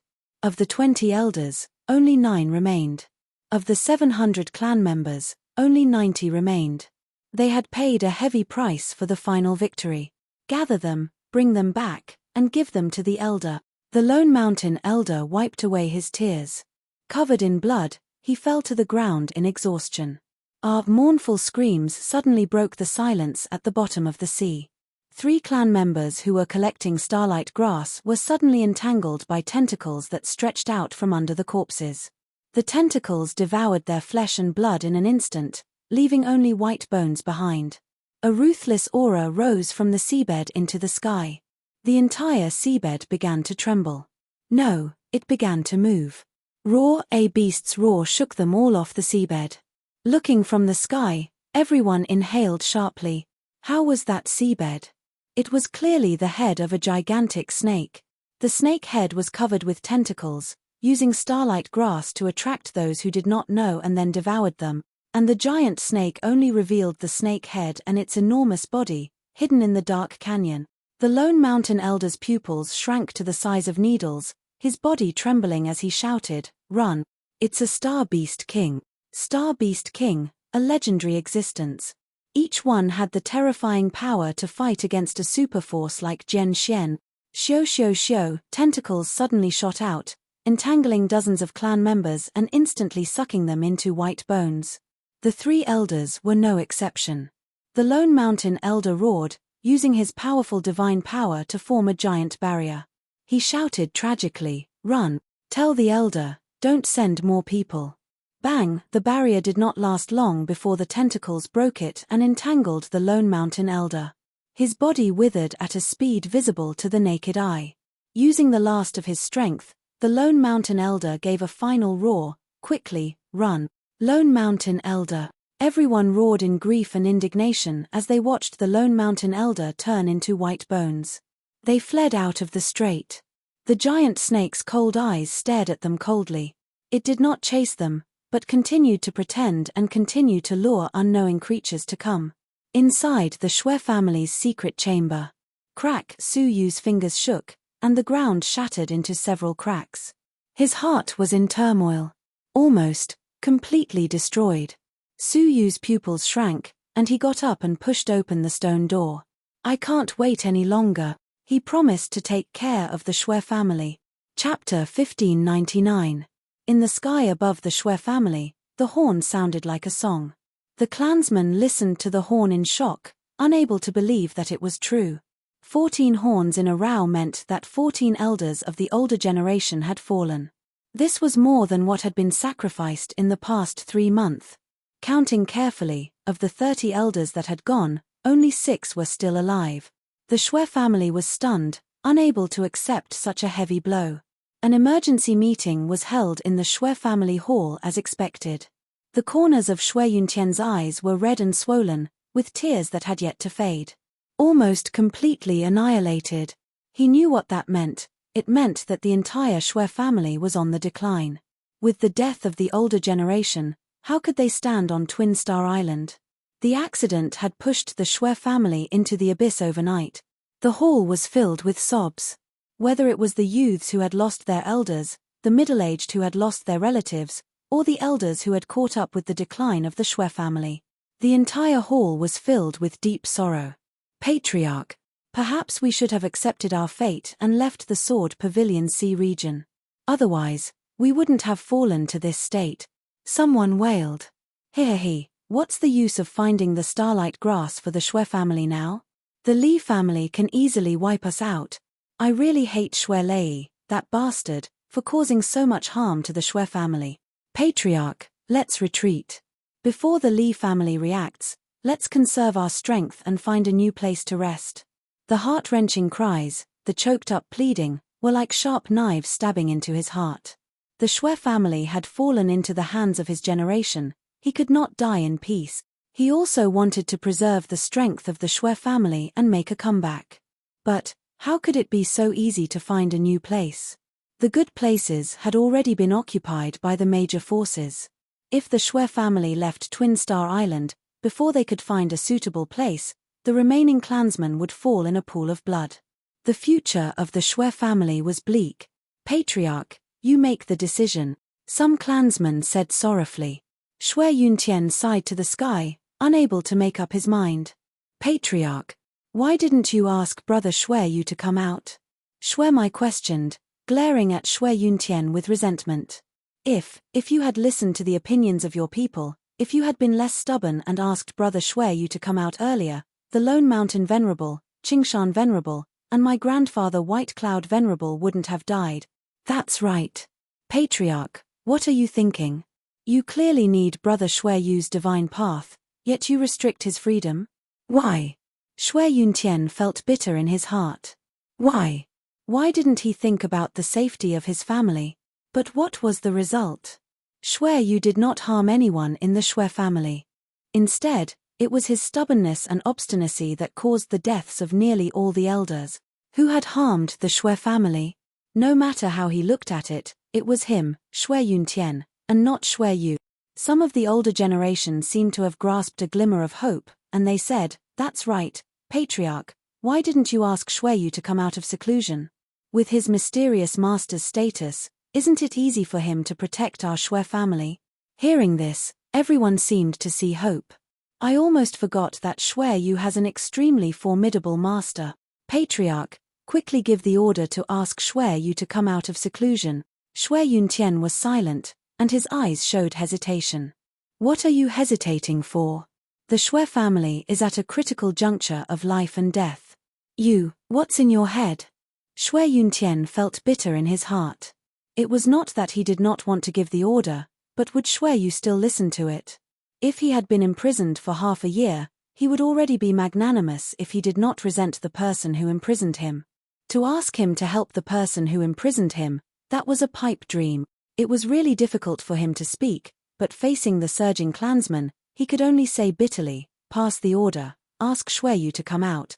Clang! At that moment, several servants ran over in a panic and said, this is bad. Second young master, he broke out of seclusion and went straight to the evil spirit straight. Hearing this, everyone was overjoyed. You're saying that he went straight to the evil spirit straight? That's great. He must have the confidence to turn the situation around. Really? I knew that when the family is in trouble, Brother Shui Yu will definitely come forward. The members of the Shui family were overjoyed, barely able to walk out of their sadness. Only Shui Yuntian sat stiffly on the ground, his eyes blank and his face filled with a deep, complicated look, until it finally turned into a soft sigh. Su Yu hurried along the stars and the moon, heading straight for the evil spirit strait. 3 days later, at a place 10 billion kilometers away from the evil spirit strait, he encountered the Shui family who had escaped. 6 elders were in a sorry state, and 23 injured clansmen. The scene was completely different from the grandiose scene when they left. They were also surprised to meet Su Yu, but more than that, they felt grief, anger, and shame. Elders, what happened? Su Yu asked. Elder Qing Liu said, "It's the Star Beast King." It was not difficult to see the lingering fear in his words. Star Beast King? Su Yu's eyes narrowed slightly. He had not been idle for the past 6 months, so he had more or less learned about star beasts. Star beasts were the collective term for level 5 Cavern World Venerables to level 1 Cavern World Venerables. But the Star Beast King was the name of the overlord of the galaxy. No wonder they were almost wiped out in an instant. It turned out that they had encountered that kind of existence. "Everyone, please follow me back to the evil spirit strait," Su Yu said. Back. They had not yet recovered from the shock, and their eyes were filled with terror. Are the lone mountain elder and the others going to sacrifice themselves in vain? Su Yu looked at them. I can't promise that I can eliminate the Star Beast King and avenge them now, but at least I will not disappoint the sacrifice of their clansmen. Hearing that, everyone was touched. They had indeed sacrificed tragically. Especially the lone mountain elder. At the last moment, he blocked the Star Beast King with his own strength and used his own blood to open a path of survival for them. Su Yu's words touched their hearts. Elder Qingyi clenched his fists and said, "All right, I'll go back with you. For the family, for the starlight grass, we have sacrificed so much. If we retreat now, would we be letting them down?" Hearing that, the elders and their clansmen chose to go back. "How many starlight grass have you collected so far?" Su Yu asked. 20. There are still 70 left to the target of 90. 70? Su Yu's eyes shone. If that's the case, we still need to pay attention to the starlight grass of the Star Beast King. All of you wait on the water. I have 2 orders for you, Su Yu said. First, clear the surrounding sea area, don't let anyone come near. Second, prepare the flying boat so that we can escape immediately. All right. Everyone obeyed. Su Yu dove into the water alone and went deep into the evil ghost strait. Following the coordinates provided by Elder Qingyi, he saw a seabed beside a cliff in the depths of the strait. 50 starlight grass emitted a golden glow, luring those who did not know to approach. Su Yu's eyes were cold. With a thought, 1001 Dharma Laksana appeared with him as the center. Go, Su Yu said. The 1001 Dharma Laksana pounced forward. Such a huge commotion immediately awakened the Star Beast King. The seabed churned, and a giant snake head, similar in color to the pitch-black strait, suddenly rose. 2 huge eyes like the sun looked over leisurely. He opened his mouth and spat out a mouthful of poison, corroding a large portion of the Dharma Laksana. However, there were many Dharma Laksana. One group was destroyed, and another group pounced forward. Their goal was not to attack it, but to pluck the starlight grass on its head. Pop! The first starlight grass was plucked. The giant snake roared angrily, shaking its giant head violently and smashing another Dharma Laksana. However, more and more Dharma Laksana pounced forward to pluck the starlight grass. The 2 sides were in a deadlock for 10 breaths. Of the 1001 Dharma Laksana, less than 100 were left. However, all 53 starlight grass had been plucked. Whether it was pain or humiliation, the giant snake roared angrily and crushed the remaining 100 Dharma Laksana. Su Yu got the starlight grass, stared at the giant snake coldly and said, "I'll remember this debt of blood. Sooner or later, I'll cut off your head and worship them." Swoosh. Stepping on the water, Su Yu rushed out of the strait. On the surface of the water, the 6 elders had already prepared the flying boat according to Su Yu's instructions. The 6 elders instilled their divine energy at the same time, pushing the flying boat to its limit. "Let's go." Su Yu leaped onto the flying boat and shouted. Whoosh. The sound of breaking the sound barrier resounded across the sea. The flying boat splashed up boundless waves, leaving several residual shadows as it escaped. Almost as soon as they left, a giant snake head rushed out from the water. Its blood-red eyes were filled with extreme ruthlessness. At the same time, there was darkness under the water, covering a radius of tens of millions of miles. The giant snake's body was vaguely visible, twisting and turning. It looked around angrily, but the flying boat was nowhere to be seen. In its rage, it roared violently, its huge body slapping the surface of the sea, causing a huge tsunami that covered a radius of hundreds of millions of miles. Sensing the terrifying vision of heaven and earth behind them, the 6 elders' hearts trembled. When they turned to look, all of them gasped. "Xueyu, what did you do?" Elder Qingye was shocked. "You actually angered it to such an extent." Suyu opened his palm, and a golden light enveloped the entire flying boat. He said calmly, "Nothing, I just helped the lone mountain elder and the others to retrieve the starlight grass that belonged to them." Looking at the 50 or so starlight grass, everyone had mixed feelings. Elder Qingye's old eyes were suddenly filled with tears, and he knelt down before them. The people on the ship cried bitterly on the spot. It was for these 50 or so starlight grass that the lone mountain elder and the others had sacrificed themselves. Suyu said, "Cheer up, the rise and fall of the family all depends on you." Elder Qingye wiped away his tears, his eyes filled with determination. "We still need 17 starlight grass. Everyone, this is the final push. Let's give it our all. Even if we all die, we must find the last 17 starlight grass. Let's give it our all." Having experienced despair, their hearts were much more resolute than before, and they had the spirit to face death calmly. The news of this place was sent back to the family at once. At the moment, the important core members of the Xue family had already used the clan hall as a place to rest and live. Whether it was for discussions, gathering, passing on information, or resting, it was all done here. That included Xue Yuntian, who could not sleep properly, and stayed in the hall to deal with the various problems that came with it. At that moment, a message arrived, and Xue Yuntian read it immediately. After reading it, he slapped the table and stood up in ecstasy. "Xueyu has succeeded. The starlight grass on the Star Beast King's head has all been collected." "What?" Many members of the family gathered around, fighting to read the message in the jade scroll. "My God. It's actually true. He really did it." Hiss. More than 50 in one go, plus the ones collected over the past 2 months, that's about it. However, there were people who still looked gloomy. How many members of the family were sacrificed?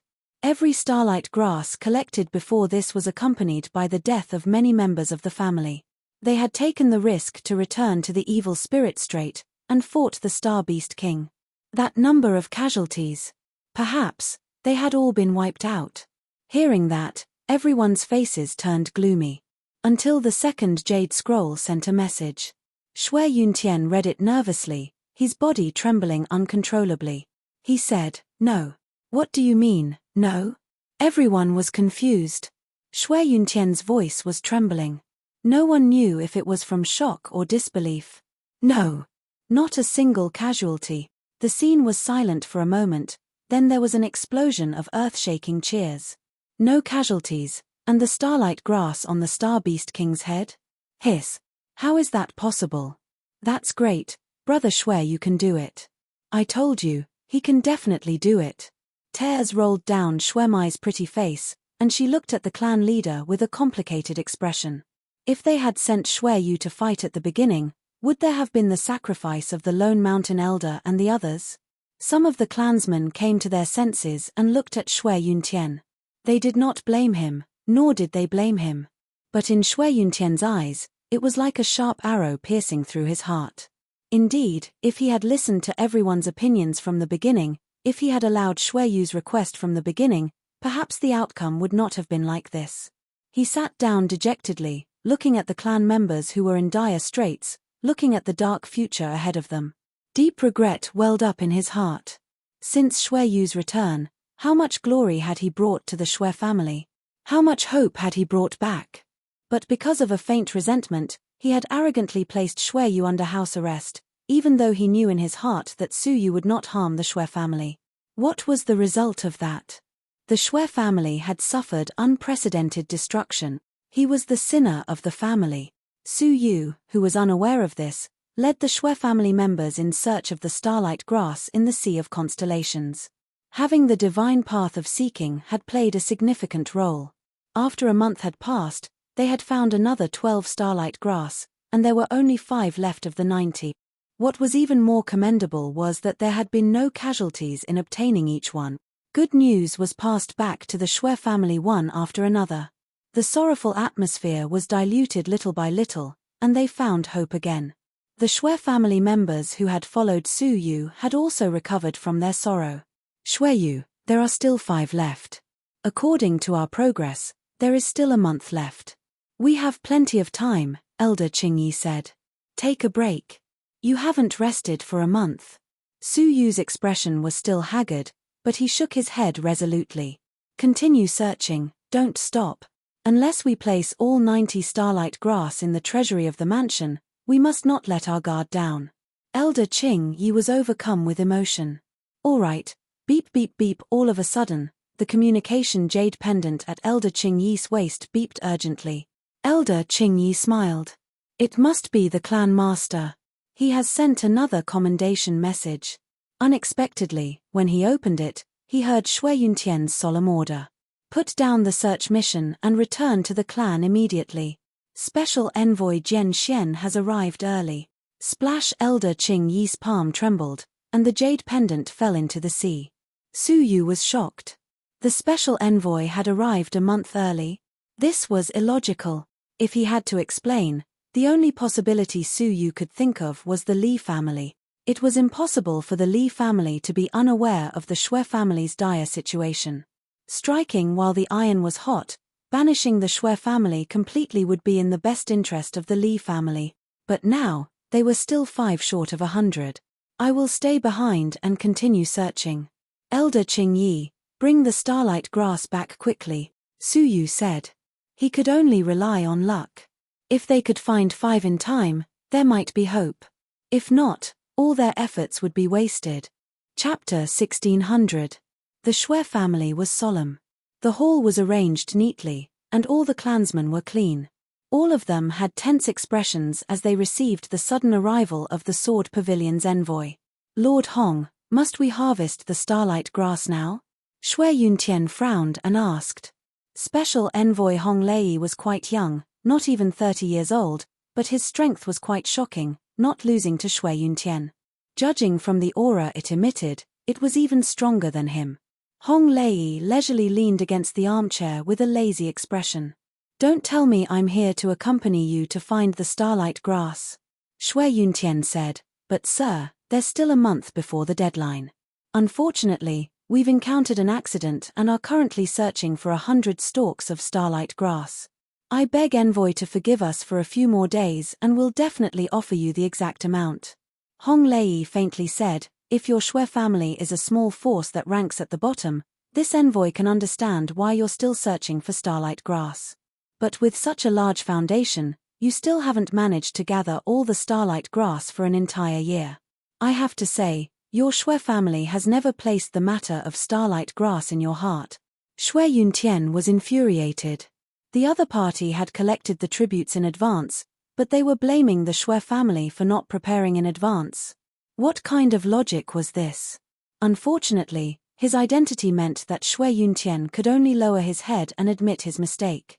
Yes, the special envoy is right. Our Shui family had prepared half a year in advance, but because of an accident, the starlight grass was destroyed. Shui Yuntian's tone was sincere. I mobilized my clansmen to search, sacrificed 24 venerables, and lost more than half of my clan's power.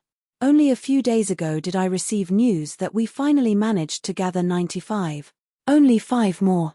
Envoy, please consider the sacrifice of our clansmen for the sake of the starlight grass and give us a month's tribute before the deadline, Shui Yuntian said. Hong Lei snorted and laughed. Firstly, your starlight grass was destroyed, which means that you really don't care about the starlight grass and don't care about Jian Xian at all. Secondly, the death of your clansman is your own business. Why should I sympathize with you? Hong Lei stood up and said, Shui Yuntian, hand over the starlight grass now. If you can't gather all the starlight grass, I'll have no choice but to report to the higher-ups that your Shui family hasn't gathered all the starlight grass. Shui Yuntian clenched his fist tightly. It was all the fault of the Li family. There was no reason for the Li family to be unaware of the Shui family's recent movements. Li Qianquan was wild with joy when he found out that the Shui clan had lost all the starlight grass. He thought that this was a once-in-a-lifetime opportunity, so he invited the Sword Pavilion's special envoy to hand over the starlight grass. What was even more amazing was that special envoy Hong was interested in Li Yu of the Li family. Li Qianquan also had the intention of betrothing Li Yu to Hong Lei. In this way, it would be easy for Hong Lei to seize the opportunity to expel the Shui family. Whoosh whoosh whoosh. At that moment, Elder Qing Yi and the others, who had been on the road for 3 days and 3 nights, returned under Su Yu's orders. Patriarch, we're back. Elder Greenleaf glanced at Hong Lei and bowed respectfully. Then, he handed all the starlight grass he had gathered to the clan chief. There were a total of 85 stalks of starlight grass stained with the blood and lives of the Shui family. Shui Yuntian took it, his palms heavy. He walked to Hong Lei and said, "Envoy, I'm only short of 5 stalks. Please forgive me for half a month, just half a month. I'll personally go out and look for the starlight grass. How about it?" He secretly stuffed an interspatial ring that contained the Shui family's belongings. Bribe? Shui Yuntian, what kind of person do you take me for? Hong Lei pushed Shui Yuntian away. The starlight grass fell to the ground, emitting a lonely glow. Shui Yuntian's heart was covered in blood. Those were the fruits of his clansman's blood. Humph.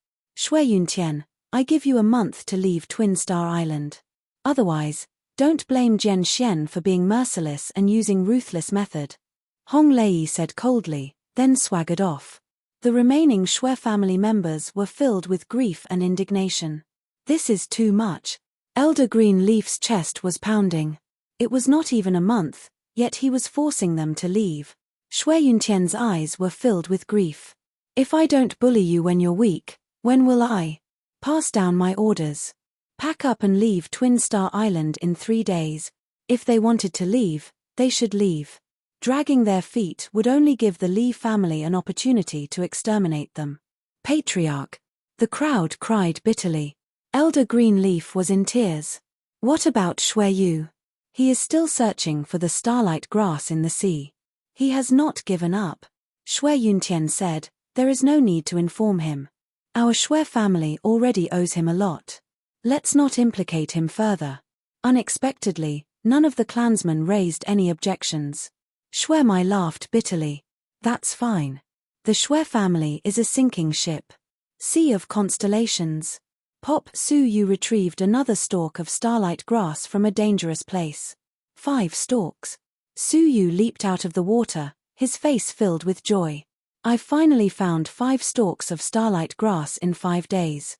He heaved a long sigh, looked in the direction of Twin Star Island, and immediately headed over. Young man, please wait. A warm voice entered his ears. Su Yu was shocked. Someone was nearby, but he had not noticed. Turning his head to look, he saw a middle-aged man riding a red wine gourd, smiling at Su Yu. Su Yu was on guard. Senior, is there anything I can help you with? The middle-aged man leaped off the wine gourd, stepping on the water's surface. I've been observing you for a few days and realized that the divine path you cultivate is quite interesting. Finding the starlight grass is very easy. In just 10 days, you've found 5 stalks. Such a great talent. Have you ever thought of coming to Sword Pavilion to develop yourself? A few days of observation? Su Yu was secretly shocked. This person's cultivation level was extremely high. Su Yu had not noticed anyone spying on him in the dark for many days. But Su Yu was even more surprised by his identity. Sword Pavilion? Su Yu stared at him. You are Envoy Tian Zhenyuan, Jian Xian. The middle-aged man smiled, without the arrogance of someone from Sword Pavilion. Su Yu was surprised. Envoy Tian Zhenyuan? You're the envoy who came to Twin Star Island to collect the starlight grass? Tian Zhenyuan nodded. How did you know? A doubtful expression appeared on Su Yu's face. From what I know, the real envoy Tian Zhenyuan has already arrived at Twin Star Island. Who are you? Tian Zhenyuan laughed. Envoy Tian Zhenyuan has always been a pair. One executes, and the other inspects. Are you satisfied? He took out a stone tablet formed from sword energy. The words Tianjin Yuan were carved on it. This was the unique identification of Sword Pavilion. The other forces could not, and did not dare, imitate it. So its senior envoy. I am the young master of the Shui family of Twin Star Island, Shui Yu, Su Yu said. Tianjin Yuan was surprised. Oh, the young master of the Shui family of Twin Star Island? I don't remember your name. I think it's Shui Lei. Su Yu said, I am ranked second. I am the second young master. Tianjin Yuan suddenly understood. No wonder. Speaking of which, your qualifications are not much weaker than your elder brothers. You have not yet become a cave world master, but your divine path has already reached the limits of the mortal fairy. You are only a step away from breaking through, right? Su Yu was modest. I dare not be complacent before I take that step. Ha ha, arrogance suffers, modesty gains. I didn't expect the Shui family to have such a good descendant, Tianjin Yuan said. How about it? Are you willing to come back to Sword Pavilion with me? Your divine path is very special. Apart from those worldly spirits, it is innately there. Few people can achieve it through additional training. If you join Sword Pavilion, I will recommend you with great sincerity. I guarantee you will be put in an important position. Su Yu did not refuse immediately. This is a serious matter. Please ask my father. Tianjin Yuan laughed. Wonderful. Who wouldn't be ecstatic to receive such a great opportunity and want to agree on the spot? You still remember to ask your father. Your filial piety is commendable. Fine, go to Twin Star Island. I believe Shui Yuntian will agree. How could he not agree? Entering Sword Pavilion was an unimaginable opportunity for the Shui family. It was enough to bring honor to their ancestors. Usually, they couldn't even beg for it. How could they take the initiative to get a piece of pie? With Tianjin Yuan's help, the 3-day journey was completed in 1 day. However, when he returned to the Shui family, Su Yu was stunned. The huge Shui family was empty. Even the servants and maids seemed to have evaporated from the world. Only a group of refugees and beggars were left, searching for the remaining belongings in the house. It was like a carnival. Tianjin Yuan was stunned. This is the Shui family, right? I have been here before. I don't remember the location wrong. Where is he? Su Yu's face was as gloomy as water. A deep murderous intent was released without concealment. The Li family. Tianjin Yuan was startled. For some reason, it was a murderous intent released by a young man of the 4th realm of the mortal fairy, but Tianjin Yuan felt like he was facing a killing god. That kind of murderous intent couldn't be condensed without hundreds of millions of killings. What's wrong with this kid? Tianjin Yuan was secretly surprised. He said, calm down, let me ask my companion first. When he finished speaking, his eyes swept in the direction of the Li family. There, let's go. In the Li family's house. Li Chenkuan was in a good mood. His face was flushed. He said happily, years of depression have been resolved. I really should thank Shui Lei. Without him destroying the starlight grass, the Shui family wouldn't have fallen into such a predicament. Li Jun sneered. Indeed, I didn't expect it. Not long ago, they were swaggering in front of the Li family, causing us to lose face. It has only been a few months. Humph. Master, the Li family can finally monopolize the Twin Star Island. The elders of the Li family were also very happy. Li Chenkuan also felt refreshed. He sighed. The only regret is that old fox Shui Yuntian escaped too quickly. I didn't have time to scrape some flesh off of him. Everyone was overjoyed. Hong Lei and Li Yu returned. Li Yu's face was cold. She deliberately kept her distance from Hong Lei. Hong Lei was beaming with joy. Special Envoy Hong, why don't you let Yue accompany you more? The scenery of the Twin Star Island is unique, and there are a few other good places. Li Chenkuan immediately stood up and said flatteringly. Hong Lei waved his hand. Enjoy yourself. Besides, if Yue is tired, won't I be the one feeling sorry for her? The Li family members smiled mockingly and burst into laughter. Li Yu frowned. She was disgusted. Her goal was to destroy the Shui family. However, she felt ashamed to use such a despicable method. She didn't have a good impression of Hong Lei's help. I see. Then, Special Envoy Hong, why don't you rest for a while? Let's play another day? Hong Lei waved his hand. Forget it. My companions will be here soon. We'll stop here. When Yue's coming-of-age ceremony comes, I'll give her a betrothal gift and marry her. Okay. Li Chenkuan was overjoyed. Marrying his daughter to Jian Xian meant that the Li family's foundation on the Twin Star Island was completely stable. Swish. The sound of breaking the sound barrier was heard. Hong Lei, come here. I have something to ask you. Hong Lei said, Speak of the devil. Chapter 1601. Li Chenkuan and the others sent Hong Lei out. Looking up, they saw a strange red wine gourd floating in the air above the Li family. A middle-aged man was sitting cross-legged on it. He must be the other special envoy in charge of supervision. In theory, his power was above Hong Lei's. Li Chenkuan and the others looked at him respectfully and greeted him. Why does the person beside the emissary look like Shui Yu? A junior suddenly realized that there was another person standing beside the middle-aged man with his hands clasped behind his back. Looking closely, he looked very much like Shui Yu. Shui Yu was looking down from above, coldly staring at the Shui family. Hearing this, the initially cold Li Yu immediately raised her head and looked over. Her pretty face was filled with surprise. He actually came back. Moreover, he was accompanying another special envoy. Hong Lei did not know Shui Yu. He only thought that he was a junior that Tian Jinyuan knew, so he did not pay much attention to him. He greeted Tian Jinyuan, Special Envoy Tian. Tian Jinyuan asked, Hong Lei, what happened on this island? Why was the Shui family empty overnight? It's impossible for a force ranked 8th to be attacked by a vicious enemy and have to flee overnight, right? Hong Lei said casually, nothing much. I persuaded them to leave Twin Star Island. Su Yu's eyes shone with a cold light, and he turned his gaze toward Hong Lei. Tian Jinyuan was stunned. Persuade him to quit? What's your reason for dismissing him? Hong Lei said, I can't gather enough starlight grass. Hearing this, Tian Jinyuan frowned.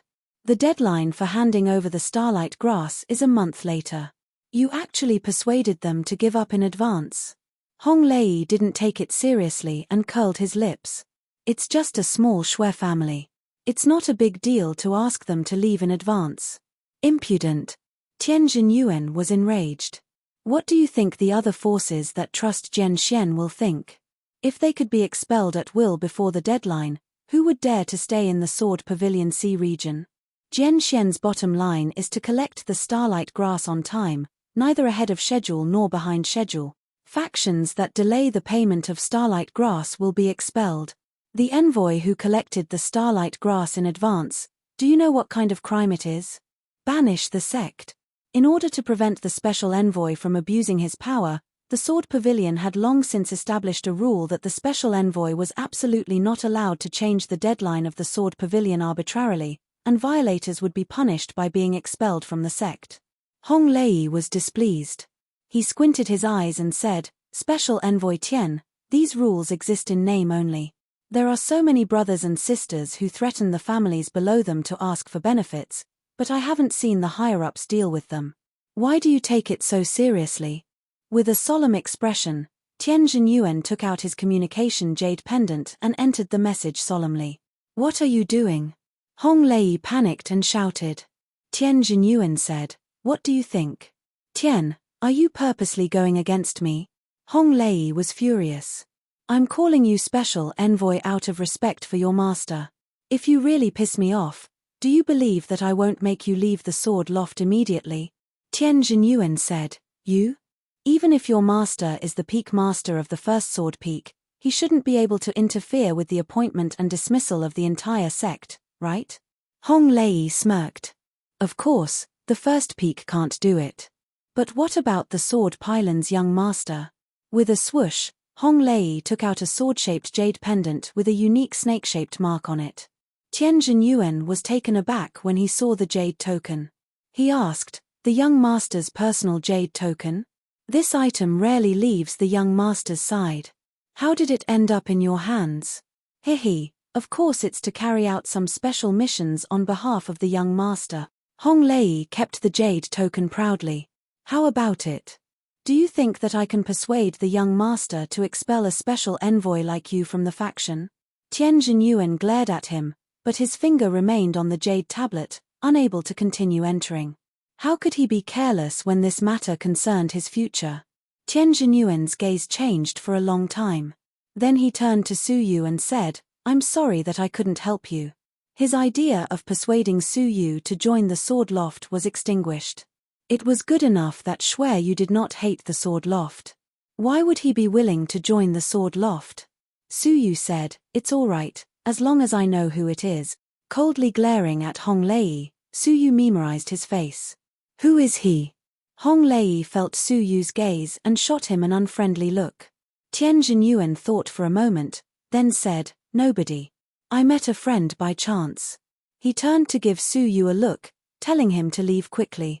But how could Li Chenkuan, who was below, let Su Yu go? He said, Special Envoy Hong, he is the second young master of the Xue family, Xue Yu. Hong Lei sneered. No wonder you look at me like that. Even your father is afraid of me. Who do you think you are, a mere young master? Scram. Li Chenkuan's expression changed.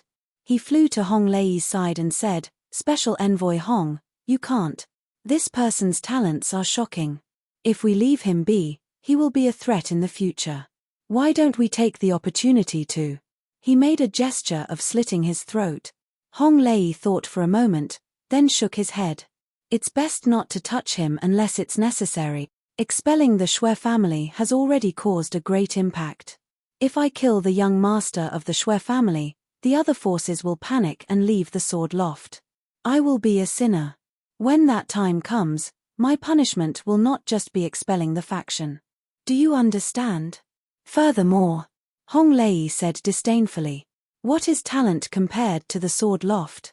There are over 100 forces in the Sword Loft, and the number of geniuses who are qualified to enter the Sword Loft can be counted on one hand. You're worrying for nothing. Hearing that, Li Chenkuan was extremely disappointed. But thinking of Su Yu's shocking potential, he knew that if he were to let Su Yu go, he would be in big trouble in the future. Suddenly, he looked at his daughter, Li Yu, who was staring at Su Yu attentively. He said, Special Envoy Hong, you may not know this, but this person is not only a threat to the Xue family, but also a threat to Special Envoy Hong. A threat to me? What do you mean? Hong Lei said. Li Chenkuan said, Special Envoy Hong, this person has been pestering Yue for many years, using dirty tricks to deceive Yue many times.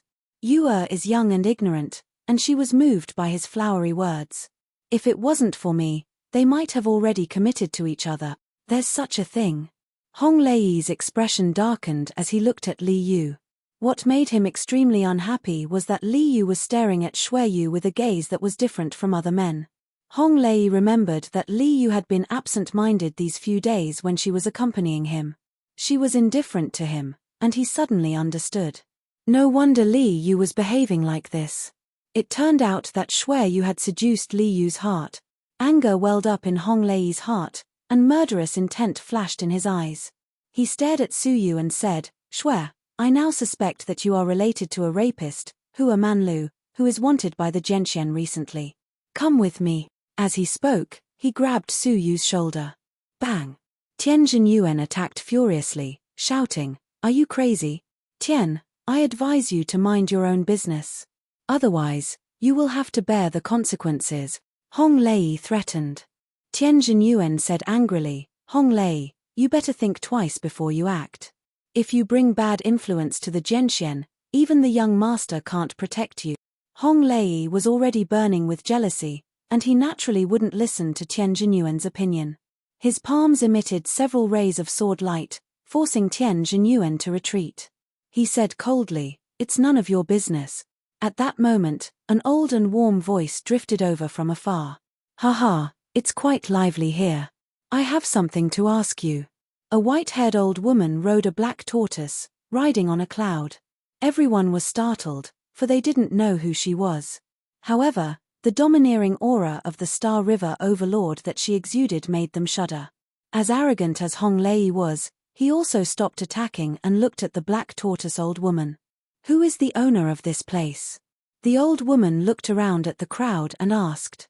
Li Chenkuan hurriedly stepped forward and said, I wonder which senior has come to the Twin Star Island. I am Li Chenkuan. The old woman ignored Tianjin Yuan and Hong Lei, walked towards Li Chenkuan, and said, You are the owner of this place, right? Well, I have something to ask someone.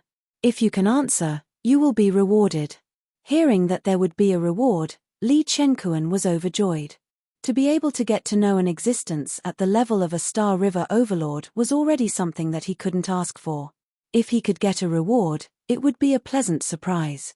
He couldn't help but think that once the Shui family left, the Li family's luck would take a turn for the better. Please ask, senior. If I know, I will tell you everything I know. The old woman nodded. Good. I came to the Twin Star Island to visit a force called the Shui family. However, when I went to the Shui family just now, I found that the place was empty. I asked a few ordinary people, but none of them told me anything. Since you are the owner of this place, you should know the reason, right? As she spoke, Li Chenkuan's expression gradually stiffened. In the end, he was as still as a wooden pole. This super expert at the level of a Star River Overlord is here to visit the Shui family. The old woman looked at him in surprise. You don't know either? Li Chenkuan came to his senses. His face gradually paled as he cupped his fists and said, May I ask what senior and the Shui family are? The old woman stared at him indifferently. It's fine. I came to the Shui family to invite a master to join the Stellar Pavilion's Appraiser Association. Is there something you can't tell me? Li Chenkuan heaved a sigh of relief when he heard the words it's fine. His expression softened. However, when he heard the latter part of the sentence, he felt as if a mountain had suddenly appeared in his heart, crushing him to the point that he couldn't breathe. Stellar Pavilion? How could they not know about this mysterious force that was famous in the Sea of Constellations? Moreover, this person had come here specifically to invite a member of the Shui family to join the Stellar Pavilion. Moreover, he was appointed as the most important appraiser. It was rumored that every appraiser was a big shot whose name could shake a region. Their status was so high that it could be compared to the family master of a certain island in the Sword Pavilion, and the Shui family had such a person. Cold sweat trickled down from Li Chenkuan's forehead. The old woman frowned slightly. You don't know anything. I will ask someone else. She looked around and fixed her eyes on Hong Lei. Then, she said, You tell me. Hong Lei's face darkened slightly. He lowered his head subconsciously, speechless. What about you? The old woman raised her eyebrows and stared at Tianjin Yuan. Tianjin Yuan looked at Hong Lei and sighed. He didn't know what to say. What's wrong with all of you? The old woman was slightly angry. Then, she fixed her eyes on Su Yu, who was standing beside Tianjin Yuan. You tell me. Su Yu looked at her and said, The Shui family has been banished from the Twin Star Island. You are too late. The old woman got his answer and flicked a small bag at Su Yu. There were 10,000 Taichu coins in it. 10,000 Taichu coins at once. Everyone was shocked. Who was this person? Why was he so generous? What's the reason? The old woman frowned deeply. She had delayed her journey for a while.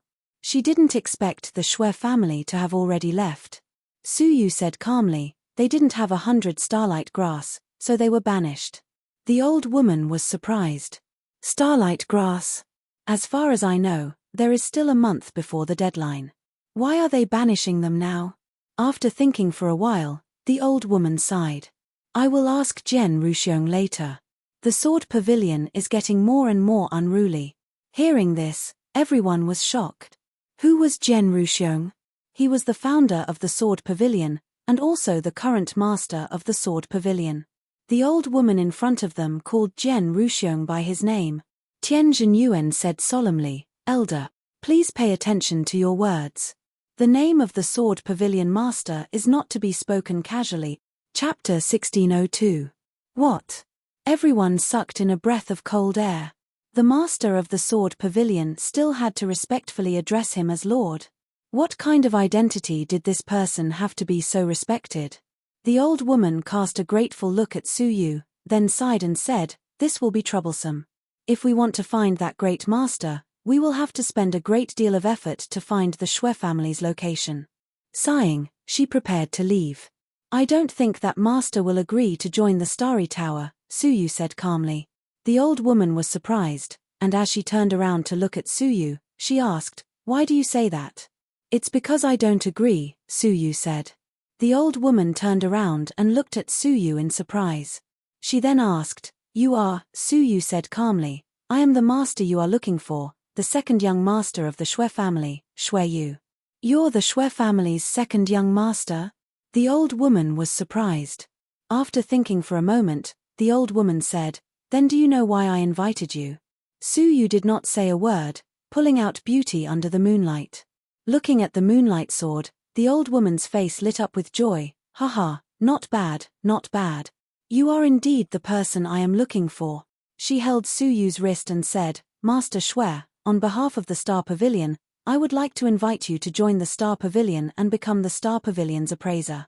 If you agree, follow me back to the Star Pavilion now." Su Yu laughed bitterly. "Do you think that I still have the mood to join any faction now?" The old woman laughed in surprise and said, "It's this old lady who didn't think it through." She turned to look at Hong Lei, then at Li Chenkuan, and then at the surroundings. She said, "Master Shui, the Twin Star Island is just a small place. You'll only be living here if you stay. When I find a place for the Shui family to stay, I'll invite them to the scattered Star Island of the Star Pavilion. What do you think?" Su Yu was expressionless. The old woman pondered for a moment, then said, "Master Shui, you don't need to worry. Since I invited the Shui family to stay on the disordered Star Island, I will surely make arrangements for them. How about this?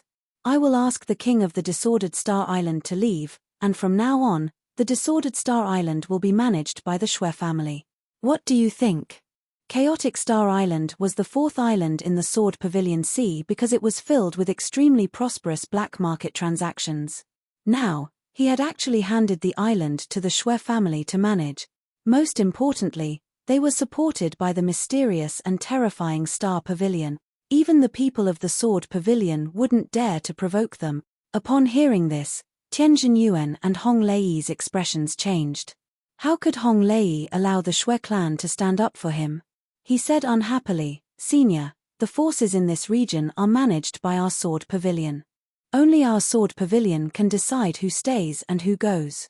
I hope that Senior won't make us." A cold light suddenly pierced through Hong Lei's soul. It was the old woman's gaze. It was cold, indifferent, and sharp, and it was filled with the ruthlessness and dignity of a superior.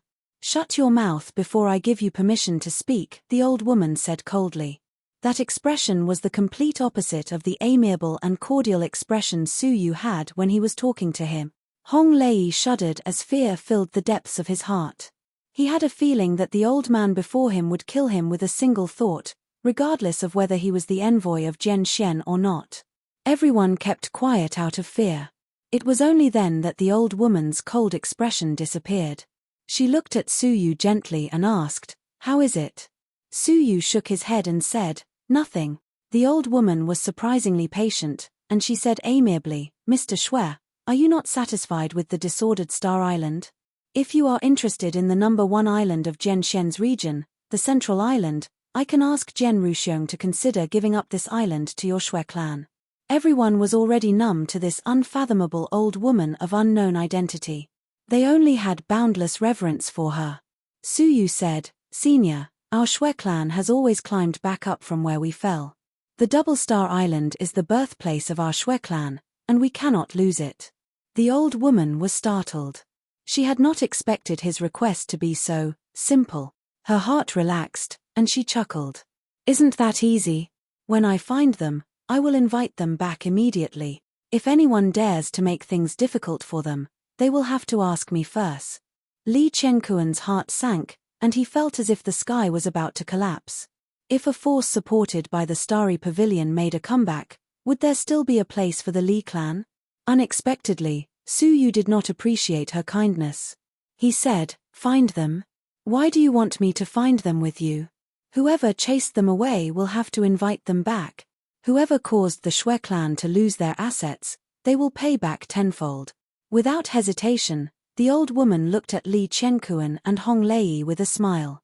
She said, "Did you hear that? Are you still not going to do it?" Hong Lei could not accept it. He was the one who had chased the Shui clan away. Now, he could not lower his head and invite them back. Clenching his teeth, Hong Lei said, "Senior, I am Jian Xian's special envoy. I am afraid I cannot do anything that will damage Jian Xian's reputation without the approval of the higher-up." The old woman said indifferently, "Then why can you make the decision to change the deadline and expel the Shui clan? I will ask you one last time. Are you going to do it or not?" Hong Lei felt the pressure, but he still stubbornly said, "May I ask who you are? If you are just an appraiser, forgive me for not being able to accept your requests." Jian Xian was still the source of Hong Lei's confidence. He did not believe that with Jian Xian's identity, the other party would dare to kill him easily. Even the famous appraisers of the Starry Pavilion had to be wary of Jian Xian's existence.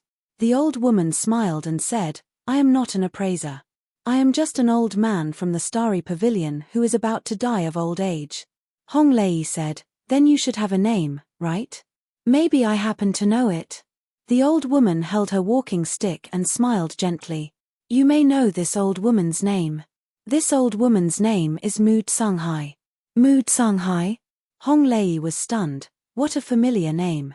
I seem to have heard it before. While he was still in a daze, Li Qianquan had already lost his voice in shock. Mu Tsunghai, Starry Pavilion's pavilion master, Mu Tsunghai? Boom! In an instant, it was as if thousands of thunderbolts were bombarding Hong Lei's mind. Mu Tsunghai, wasn't the name of the Starry Pavilion's pavilion master Mu Tsunghai? Could it be that the person who personally ran errands to invite Xueyu to join the Starry Pavilion was the Starry Pavilion's pavilion master? The old woman, Mu Tsunghai, nodded slowly. If there is no second Mu Tsunghai in the Starry Pavilion, then the pavilion master is indeed me. Hiss! Everyone gasped in shock. The Starry Pavilion's pavilion master had personally come to Twin Star Island.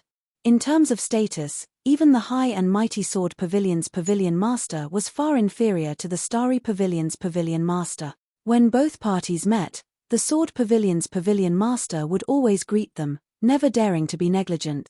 Rumor had it that when Jian Ruxiong established the Sword Pavilion and unified the sea, it was with the support of the Starry Pavilion that the other competing forces were unwilling to give up. When the Sword Pavilion met the Starry Pavilion's pavilion master, they had to greet him. In a sense, the Starry Pavilion was above the Sword Pavilion. Tian Zhenyuan, who was watching from the side, felt his scalp go numb.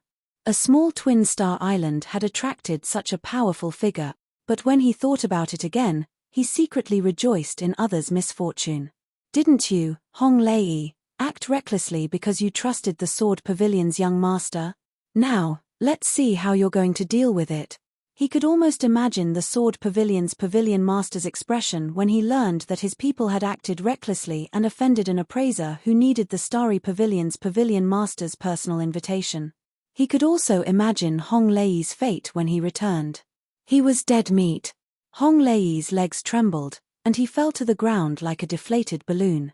His face was as pale as paper, and his whole body was trembling non-stop. Li Yu's eyes were filled with disdain as she muttered, "Strong on the outside, but weak on the inside."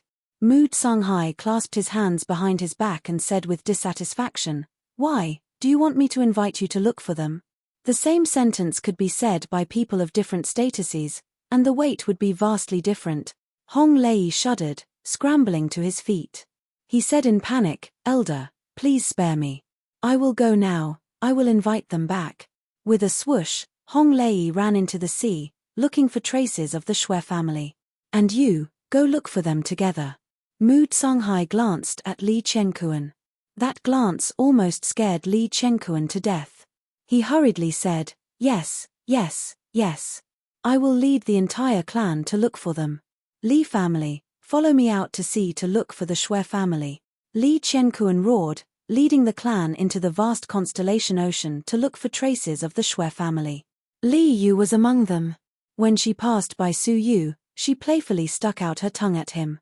As a member of the Li family, she was very happy to see the Li family suffer. Su Yu smiled. Mu Songhai saw this and said, "Why, do you fancy that girl? Why don't I be the matchmaker and let her marry you?" Su Yu said, "Elder, you misunderstand. We are just friends." This conversation was not hushed up, and many people heard it. Li Yu was expressionless, but many of the clan members took note of it. Returning to the empty Shui manor, Su Yu did not feel that there was any harm in rejecting Mu Songhai's promise. The more one ate, the more one ate. The random star island was good, but there were all sorts of people there. How could the weakened Shui family have the ability to control them? Relying on the starry pavilion was a way out, but the problem was that there was no such thing as an impregnable foundation. If the starry pavilion turned against them one day, the Shui family would definitely suffer a strong backlash. At that time, it would not be a peaceful situation, but a bloody massacre. As for the central island, it was even more unrealistic. Only the Twin Star Island, where the enemy was neither strong nor weak, could stimulate the Shui family to continuously advance without suffering a complete backlash. If they wanted to occupy a larger territory, they would have to wait for many years, when the Shui family's power had increased exponentially. In another part of the Shui family, Mu Songhai stood in front of a dilapidated lotus pond, and a grey shadow appeared beside her. "Cabinet Master, is this person really worth it for you to fall out with Zhen Ruxiong?" Mu Songhai said indifferently, "This is Lord Hu's intention, I am just following orders." Her words were cold, and she did not have the love for money she had before. "Then, after this person enters the starry pavilion, how will we treat him?" Mu Songhai's old eyes were filled with deep indifference. "It's very simple, test him first. If he passes, treat him as an appraiser. What if he does not pass?" the grey shadow asked. Mu Songhai's face was cold. "Then, I think he and the Shui family are not far from death." The grey shadow nodded. If he did not pass and could not enter the starry pavilion, even if they did not make a move, there would be people who would kill him at all costs. Chapter 1603. The Sea of Constellations was vast and boundless. The Shui family had disappeared overnight. How could it be easy to find them? The Li family had used the power of the entire family to search for the Shui family for 7 days and 7 nights, but to no avail. In desperation, they had spent 30% of the treasury's wealth to mobilize all living creatures on the Double Star Island to search for the Shui family. Finally, they had a clue about the Shui family. Several living creatures had seen the Shui family heading in the direction of the Southeast Sea. The southeast was where the Murong Island was. Li Chenkuan had a sudden realization. "I should have known that they would seek refuge with the Murong family." Not only were Murong Feng and Shui Yuntian old friends, but they had also recently signed a marriage contract and become allies. The Shui family had nowhere to go, so it was reasonable for them to seek refuge with the Murong family. "Leave 10 elders behind to look after the house. The rest of you will follow me to the Murong Island," Li Chenkuan said. He looked at Hong Lei, who looked reluctant. The bigger the matter was, the more humiliating he would be. But with the Starry Cabinet's master Mu Songhai around, how could he say no? In the Shui family's mansion, Su Yu watched them leave and said, "Cabinet Master, thank you for upholding justice for the Shui family. If there is anything I can do for you, please let me know." Mu Songhai had lowered her status to come here, waiting for this sentence. She smiled amiably. "Master Shui, you are too kind. I only want to invite you to join the Starry Cabinet as an appraiser because of your talent." Su Yu was slightly reluctant. He did not want to be distracted by the external path, but he would repay the Starry Cabinet's kindness. "Sure, but I hope that after joining the Starry Cabinet, I will have some free time to cultivate," Su Yu said. Unexpectedly, Mu Songhai was very accommodating. "Haha, Master Shui, don't worry. If you have no time to work at the Starry Cabinet, you can take on an empty position. If the Starry Cabinet needs you one day, it won't be too late to ask for your help." Su Yu relaxed, a hint of joy appearing on his face. "Thank you for your understanding, Cabinet Master." In fact, he was a little confused. It was understandable that the Starry Cabinet cherished talent, but it would be contradictory if they allowed him to take on an empty position so easily. "Hee, Before the Shui family is found, you should follow me back to the Star Pavilion to handle the procedures.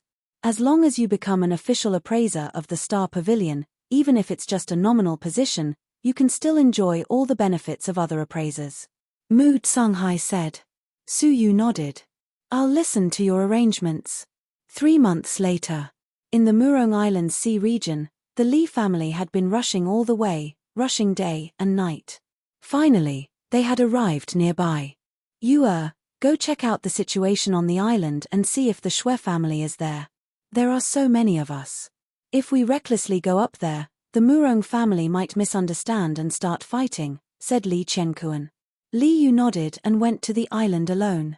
Murong Mansion. There was a group of people who were not from the Murong clan living in the remote house. They were old, weak, sick, and disabled, and there were 7,000 to 8,000 of them. Their expressions were weary, as if they had experienced a long journey. There was no light in his eyes, as if he had lost all hope for the future. Sigh, I never thought that our Shui family would have to rely on someone else's charity, an injured elder said bitterly as he leaned against a green rock in the yard. Another elder's eyes dimmed. He forced himself to be alert and said, We are only temporarily sheltering on the Murong Island to replenish our nautical resources. Once we have replenished our supplies, we will leave. We will not take advantage of the Murong clan. In the yard, a middle-aged man sighed in a corner with a complicated expression. His expression was filled with guilt and complexity. Whoosh, a figure descended. It was Elder Qing Yi. He came in front of the middle-aged man and passed him a space storage ring. He said, Clan Master, we have only replenished half of our nautical resources. Shui Yuntian received the ring. He was silent for a moment, then said, The people from the Murong clan did not say anything bad to you, right? Elder Qing Yi forced a smile, but his smile was insincere. How could they? No matter what, they are a force of the alliance. They did not say anything bad. Indeed, they had not said anything bad, but the entire Murong clan looked at them as if they were looking at a homeless dog. The hurt in their eyes was far deeper than words. Shui Yuntian said, Half it is. It will be enough for us to sail for 3 months and reach Xianming Island at the edge of the wilderness. We will think of a way to replenish our supplies there. Elder Qing Yi smiled bitterly. Nautical resources were precious resources for any island. Usually, they were stored as strategic resources and would not be sold easily. Even with their relationship with the Murong clan, they could only obtain 3 months' worth of nautical resources. Would Xianming Island really give them that? At that time, they would have to use forceful methods and a great battle would be unavoidable. Elder Qing Yi hesitated for a long time and said, Clan Master, have you really considered this matter? Shui Yuntian raised his head and looked at pale solitary cloud. He revealed a helpless expression and laughed at himself. Do we have a choice? Opening up a new territory in the wilderness is incomparably dangerous. It is hard to say whether we will succeed or not. Bringing those old and weak with us will only harm them. It is better to leave them with the Murong clan. If we are unlucky and all die in the wilderness, then there will still be a part of the Shui clan left in this world. If our foundation is stable, it won't be too late to come back and pick them up. Elder Qing Yi said, This is indeed the best of both worlds. However, will the Murong clan agree to it? Shui Yuntian stood up and brushed off the accumulated dust on his shoulders. As long as it can move the Murong clan, they have no reason to refuse. He walked forward slowly, as if he was facing an execution ground, resolute and tragic. He wanted to negotiate with the Murong clan. Elder Qing Yi's tears rolled down his cheeks. He understood that with this trip, Shui Yuntian's last shred of dignity would be completely trampled on. The luxurious living room was crowded with Murong clan's core clansmen. Only Shui Yuntian sat coldly at the side, enduring the gazes of pity, mockery, sympathy, and disdain as he listened to all sorts of discussions. Clan Master has arrived. A soft shout came from outside. Murong Feng led the clan's 10 great elders and arrived one after another. Shui Yuntian stood up and took a few steps forward. He bowed and saluted as if he was inferior to the others. Murong Feng had a complicated look in his eyes. Even after so many years of friendship, he never thought that Shui Yuntian would end up in such a place. He felt sorry for him and helped him up. Brother Shui, please sit. As the host and guests took their seats, Murong Feng said, Brother Shui invited us to discuss something important. May I know what it is? Shui Yuntian stood up and cupped his fists. My Shui clan has been here for 3 days. Sorry to disturb you. I'm here today to ask for your resignation. Hearing this, the elders could still keep their composure. The rest of the clansmen were more or less relieved. That scared me to death. I thought the Shui clan would refuse to leave our Murong clan.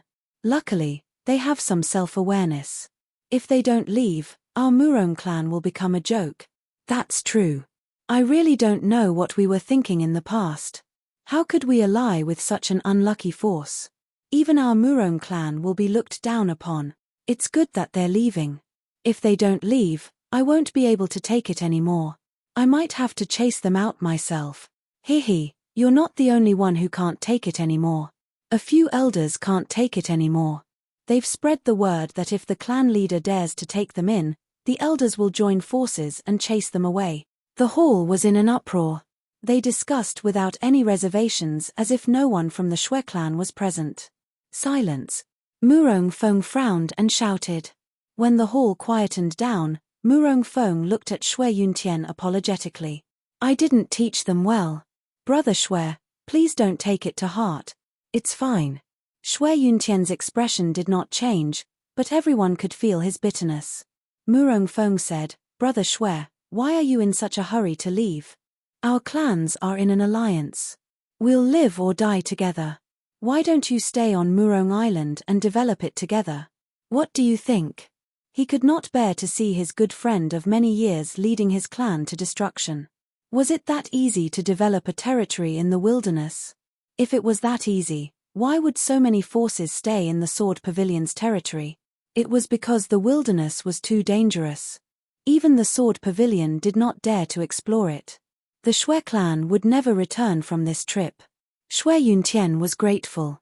A friend in need is a friend indeed. However, he still chose to refuse. Thank you for your kindness, Brother Murong. We have no face to disturb you anymore. I appreciate your kindness. As the clan leader, he understood that the clan leader cared about the entire clan, not his personal feelings. The 10 venerable ones' tensed faces relaxed slightly. They thought to themselves that Shui Yuntian was tactful. Murong Feng sighed. Brother Shui, have you really thought it through? The wilderness is not like the Sword Pavilion's territory. There are countless star beast kings. It's extremely dangerous. That's why I have a presumptuous request. Shui Yuntian said, I will lead the clan's elites to develop a new territory. The old, weak, sick, and disabled will only be sacrificed in vain. I hope Brother Murong can take them in. The crowd was in an uproar when they heard that. What? Is he crazy? The Murong clan doesn't owe them anything. Why should we take care of the old, weak, sick, and disabled? What a joke. I thought Shui Yuntian knew his place. I didn't expect him to reveal his childish side so soon. I will never agree. Why should we take care of them? If you want to leave, get lost. Silence. Murong Feng shouted softly, suppressing the voices of the crowd. He looked at Shui Yuntian and asked, Brother Shui, how many people do you want to leave? If there were not many people, he would stay even if he had to. Shui Yuntian said, I will only take the strongest 100 people. The remaining 7,000 will leave the Murong clan. Even Murong Feng was put in a difficult position. With the Murong clan's wealth, they could support 7,000 people. However, the clan would never agree to it. Seeing that the crowd was about to explode again, Shui Yuntian said, I will not ask the Murong clan to take care of them for no reason. As he spoke, he took out 100 mysterious foreign race divine arts and said, these are 100 translated foreign race divine arts. I believe everyone from the Murong clan knows their value. Chapter 1604. One of the elders grabbed a book from afar and flipped through it on the spot, looking delighted.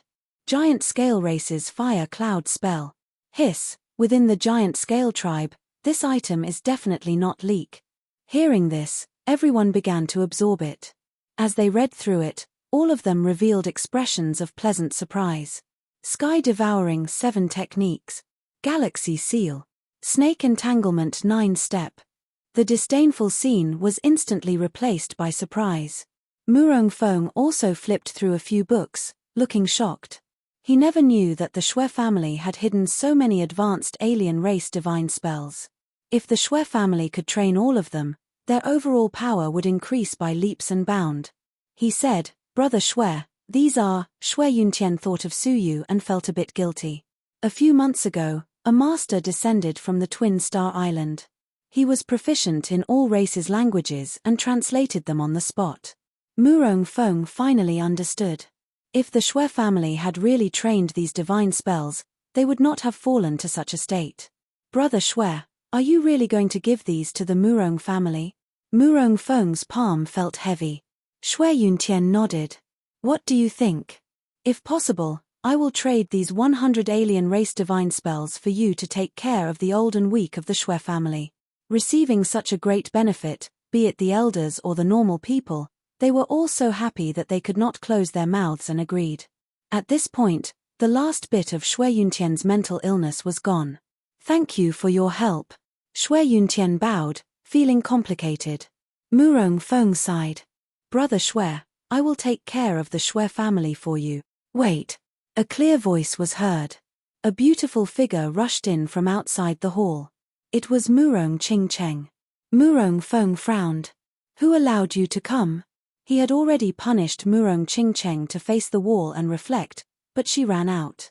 Murong Qingcheng argued. "Leader, this concerns my lifelong happiness. I cannot come out of seclusion. You can punish me as you wish." She turned around and stared at Shui Yuntian. "Uncle Shui, do you know who I am?" Shui Yuntian glanced at her. Seeing that she was so beautiful, he knew who she was. He smiled warmly. "You must be Miss Qingcheng, right?" Murong Qingcheng responded with a cold face. "As long as you know, your Shui family is about to perish. Shouldn't you break off the engagement?" Shui Yuntian's expression changed slightly, and then he smiled bitterly. Shui family, this broken boat, was about to sink. It would be strange if Murong Qingcheng didn't immediately draw a line between them. Shui Yuntian said sincerely, "Miss Qingcheng, the Shui family might be incompetent, but Shui Yu, his future achievements are limitless.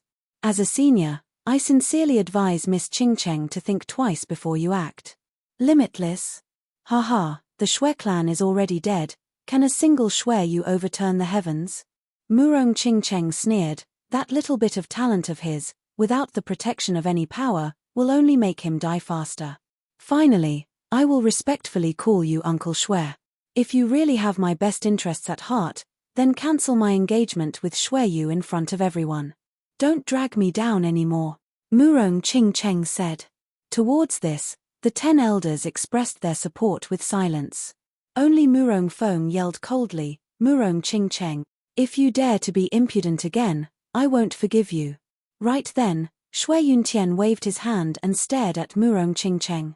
His eyes were filled with pity and sympathy as he said, "You and I have made the same mistake, a mistake that I will regret for the rest of my life, underestimating Shui Yu." Because he had underestimated Suyu, Shui Yuntian had not used Suyu to search for the starlight grass. If he had left the mountain earlier, the Shui clan wouldn't have suffered such heavy casualties. The starlight grass would have been gathered a long time ago, and the Shui clan wouldn't have fallen to such a state today. He looked at Murong Qingcheng, and it was as if he was looking at himself from the day before. "All right. Uncle promises you that we'll break off the engagement." Shui Yuntian took out the document and tore it in front of everyone, then stared at Murong Qingcheng and said, "I hope you won't regret this." Seeing this, a relieved smile appeared on Murong Qingcheng's face. She laughed and said, "Regret? No. Only by getting rid of him can I marry the Feather God race's young master, Tuo Balun. How could I regret it?" Sighing deeply, Shui Yuntian walked out of the hall without saying a word. Under everyone's gazes, Shui Yuntian felt as if there was a blade on his back. His last bit of dignity had been trampled on in this hall, leaving not a trace behind. Farewell, Murong family members." With his back facing everyone, Shui Yuntian smiled. This smile might be the farewell for eternity. However, Shui Yuntian suddenly stopped and gazed into the distance with his brows tightly creased. Murong Feng's expression also changed slightly. He suddenly flashed out of the hall and stood at the entrance, looking out shoulder to shoulder with Shui Yuntian. He said with a solemn voice, "Enemy attack. Elders, prepare for battle. Ordinary clansmen, hide in the facilities." His majestic voice resounded throughout the entire Murong family. The inside of the mansion immediately became a mess. In the distance, a mass of dark clouds rolled over like a great army pressing down on the border. Within the black clouds, a tyrannical aura spread out. In particular, there were two auras comparable to first-layer world venerables, causing Murong Feng's expression to turn grave. As the black clouds closed in, Shui Yuntian and Murong Feng were startled to see the people before them. Twin Star Island, Li family? The two said simultaneously. Li Chenkuan and an important elder of the Li family. There was no reason for Murong Feng to not recognize them. As for Hong Lei, Murong Feng had never seen him before. Shui Yuntian was so angry that he laughed. He never thought that the Li family would chase after them from so far away. When had the Shui family ever harmed the Li family? Was it worth it for them to kill them all the way to Murong Island? The Murong family's elders slowly recognized the origin of the people and were all shocked. In the Sword Gazebo's territorial waters, it was extremely rare for two islands to have an all-out war. The Li family's large-scale invasion was truly unexpected. However, they quickly regained their senses and stared at Shui Yuntian. Without a doubt, the Li family was here for the Shui family. Shui Yuntian, look at what you've done. Why aren't you bringing your clansmen out of Murong Island? Could it be that you really want to see my Murong clan members fight for your Shui family for no reason? Take your foreign tribe's divine skill and get lost. The Murong family cannot afford to take care of the Shui family. The crowd was indignant. Even Murong Feng was caught in a dilemma. Were they really going to fight the Li family for the Shui family? Even if they lost a single member of the Murong family, it would be a loss that could not be recovered. Brother Murong, there's no need to feel troubled. Shui Yuntian smiled. His smile was filled with relief. The Shui family's fate has come to an end. The Shui family has no face to drag the Murong family down. He slowly walked out and took a deep breath. His eyes suddenly became fierce as he shouted, "Where are the Shui family members?" The Shui family members who witnessed this scene knew that their time of death had come. Instead, they mustered their courage and followed Shui Yuntian out of Murong Island. Murong Feng's face was filled with shame and reluctance. He said to the Murong family members behind him, "You. Forget it. I'm not going to be the family head anymore. I'll personally send my good friend off." He threw down the patriarch's token and rushed over to stand beside Shui Yuntian. Shui Yuntian was moved. "Brother Murong, you," Murong Feng laughed bitterly. "We've been friends for many years. Let me send you off one last time." This was probably the last time they fought side by side. Tears rolled down Shui Yuntian's eyes. He laughed and said, "Ha ha ha, I can die without regret." He shouted at the approaching dark clouds, "Li family bastards, if you want the Shui family to die, don't think you'll have it easy too." With a roar, he pretended to pounce. Li Chenkuan, who was rushing over, was startled. He quickly said, Brother Shui, please wait. You've misunderstood. I'm here to invite you back." The sky above Murong Island became strange for a short while. The Shui family members who were unafraid of death suddenly froze on the spot. "Invite them back? Go back where?" Shui Yuntian was also stunned. He was a little dumbfounded, but he quickly understood. He laughed angrily. "Li, are you still trying to play tricks? Die." Li Chenkuan did not dare to fight Shui Yuntian head-on when he saw Shui Yuntian's suicidal stance. He said hurriedly, "Brother Shui, I'm really here to invite you back to Twin Star Island. You have to believe me." Hey, Brother Shui, don't hit." Li Chenkuan spat out a mouthful of blood from the slap. He did not fight back.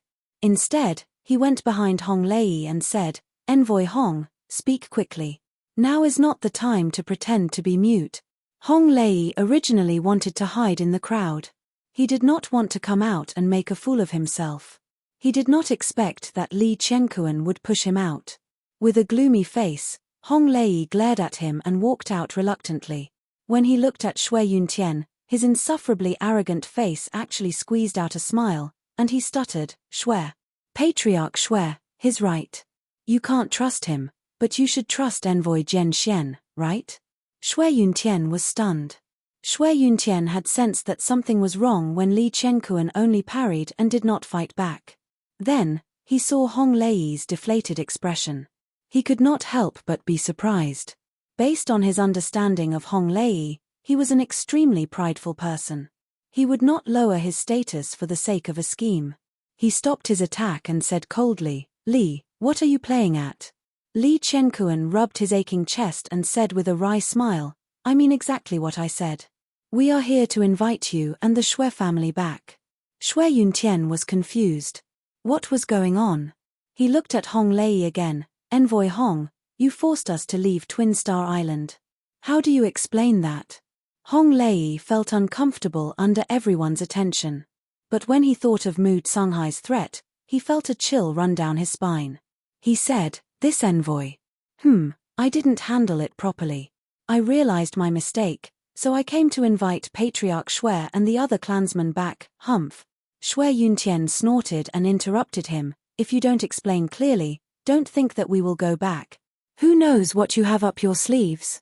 Maybe you are ambushing us along the way. Instead of that, we might as well perish together with you now." Both of them looked embarrassed. No one had the face to say anything. In the end, it was Li Qianquan who said shamelessly, "It's your son." He became the Star Pavilion's appraiser. The Star Pavilion's master came personally. Li Qianquan's face was full of bitterness. He begged, "Brother Shui, I beg you, please go back. The lives of my family depend on Brother Shui." Quack. Chapter 1605. What? The young master of the Shui family had become an appraiser of the Starry Pavilion? All right, it was the mysterious Star Pavilion's master who showed up in person. If not for Special Envoy Hong's solemn expression, they would have suspected that Li Qianquan was joking. Not to mention the strict requirements to become an appraiser of the Starry Pavilion, just the appearance of the Starry Pavilion master was like a legend. It's true. Hong Lei's expression was sullen, but he forced a smile and cupped his hands at Shui Yuntian. "Shui clan master, please go back for the sake of Gentian. My life is in your hands." The whole place was deathly silent. It was actually true, not to mention the outsiders who felt like they were dreaming. Even the members of the Shui clan were dumbstruck, and their minds went blank. The fastest to accept reality was Shui Yuntian. He had long known that Su Yu was not an ordinary person. But even so, he was still stunned for a long time. After a long time, the members of the Shui family came back to their senses. Elder Qing Yi was so excited that his whole body was trembling. He ignored Li Qianquan, who had been hostile toward him not long ago, and went forward to grab his hand. "You said that the young master has become an appraiser of the Starry Pavilion?" Li Qianquan said dejectedly, "Yes." "Ha ha, ha ha ha, ha ha ha ha." Elder Qing Yi laughed wildly, his laughter echoing throughout Murong Island. The rest of the people could not help but howl with excitement. They hugged each other, cried, and laughed together, recounting the ups and downs of their lives in the past 6 months. "The heavens have taken pity on us. We can go back now. When we go back, I will definitely turn over a new leaf and cultivate diligently. I will not suffer today's humiliation again. Ha ha, the heavens have given us a second chance. The Shui family will not repeat the same mistakes." The crowd was excited. Elder Qing Yi was still laughing loudly. "Look, how happy is Elder Qing Yi? Wait, why is he twitching all over? Ah, he's even spitting. Oh no, Elder Qing Yi can't stop laughing. Knock him out, quick." Bang! With Elder Qing Yi unconscious, the scene finally quieted down. Tears rolled down Shui Yuntian's cheeks as he bowed in the direction of the Shui family. "Ancestors of the Shui family, we're back." Li Qianquan and Hong Lei both heaved a sigh of relief. Finally, it was not too late. After a brief moment of astonishment, Murong Feng was genuinely happy for his old friend. He laughed heartily and said, Congratulations, Brother Shui. It looks like I'll have to send you off on your last journey. I wonder how long you'll have to wait, hey? Shui Yuntian also burst into laughter. Isn't it all because of my son? Whoosh whoosh whoosh, the 10 elders of the Murong clan flew over and congratulated. Congratulations, Patriarch Shui. Your son has joined the Starry Pavilion and become an appraiser. From now on, no one in the Sword Pavilion Sea will dare to provoke your clan. Haha, this is truly a cause for celebration. Our Shui and Murong families should interact more in the future. We can't become distant just because of the distance, right? That's right. Our two families have been friends for over 100 years. They laughed and complimented Shui Yuntian as if they were not the ones who had shown their ugly and cold-blooded side. Murong Feng secretly shook his head when he saw this. However, he naturally hoped that the Murong clan could maintain a good relationship with the Shui clan. After some thought, he took out the foreign tribe's divine art and returned it to Shui Yuntian. He said, "It seems like the Shui clan doesn't need the Murong clan's protection. The deal is invalid. These divine arts are yours." To be honest, he was a little reluctant to give them away. He could feel the significance of these divine arts.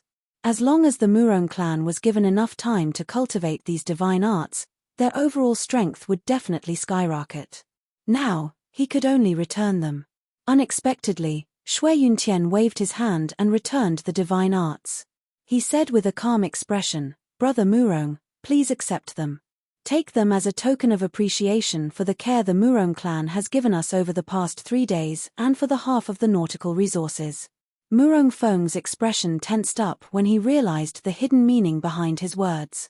He asked, "Brother Shui, what do you mean?" Shui Yuntian expressionlessly looked at the smiling elders and the Murong clan members who were complimenting him.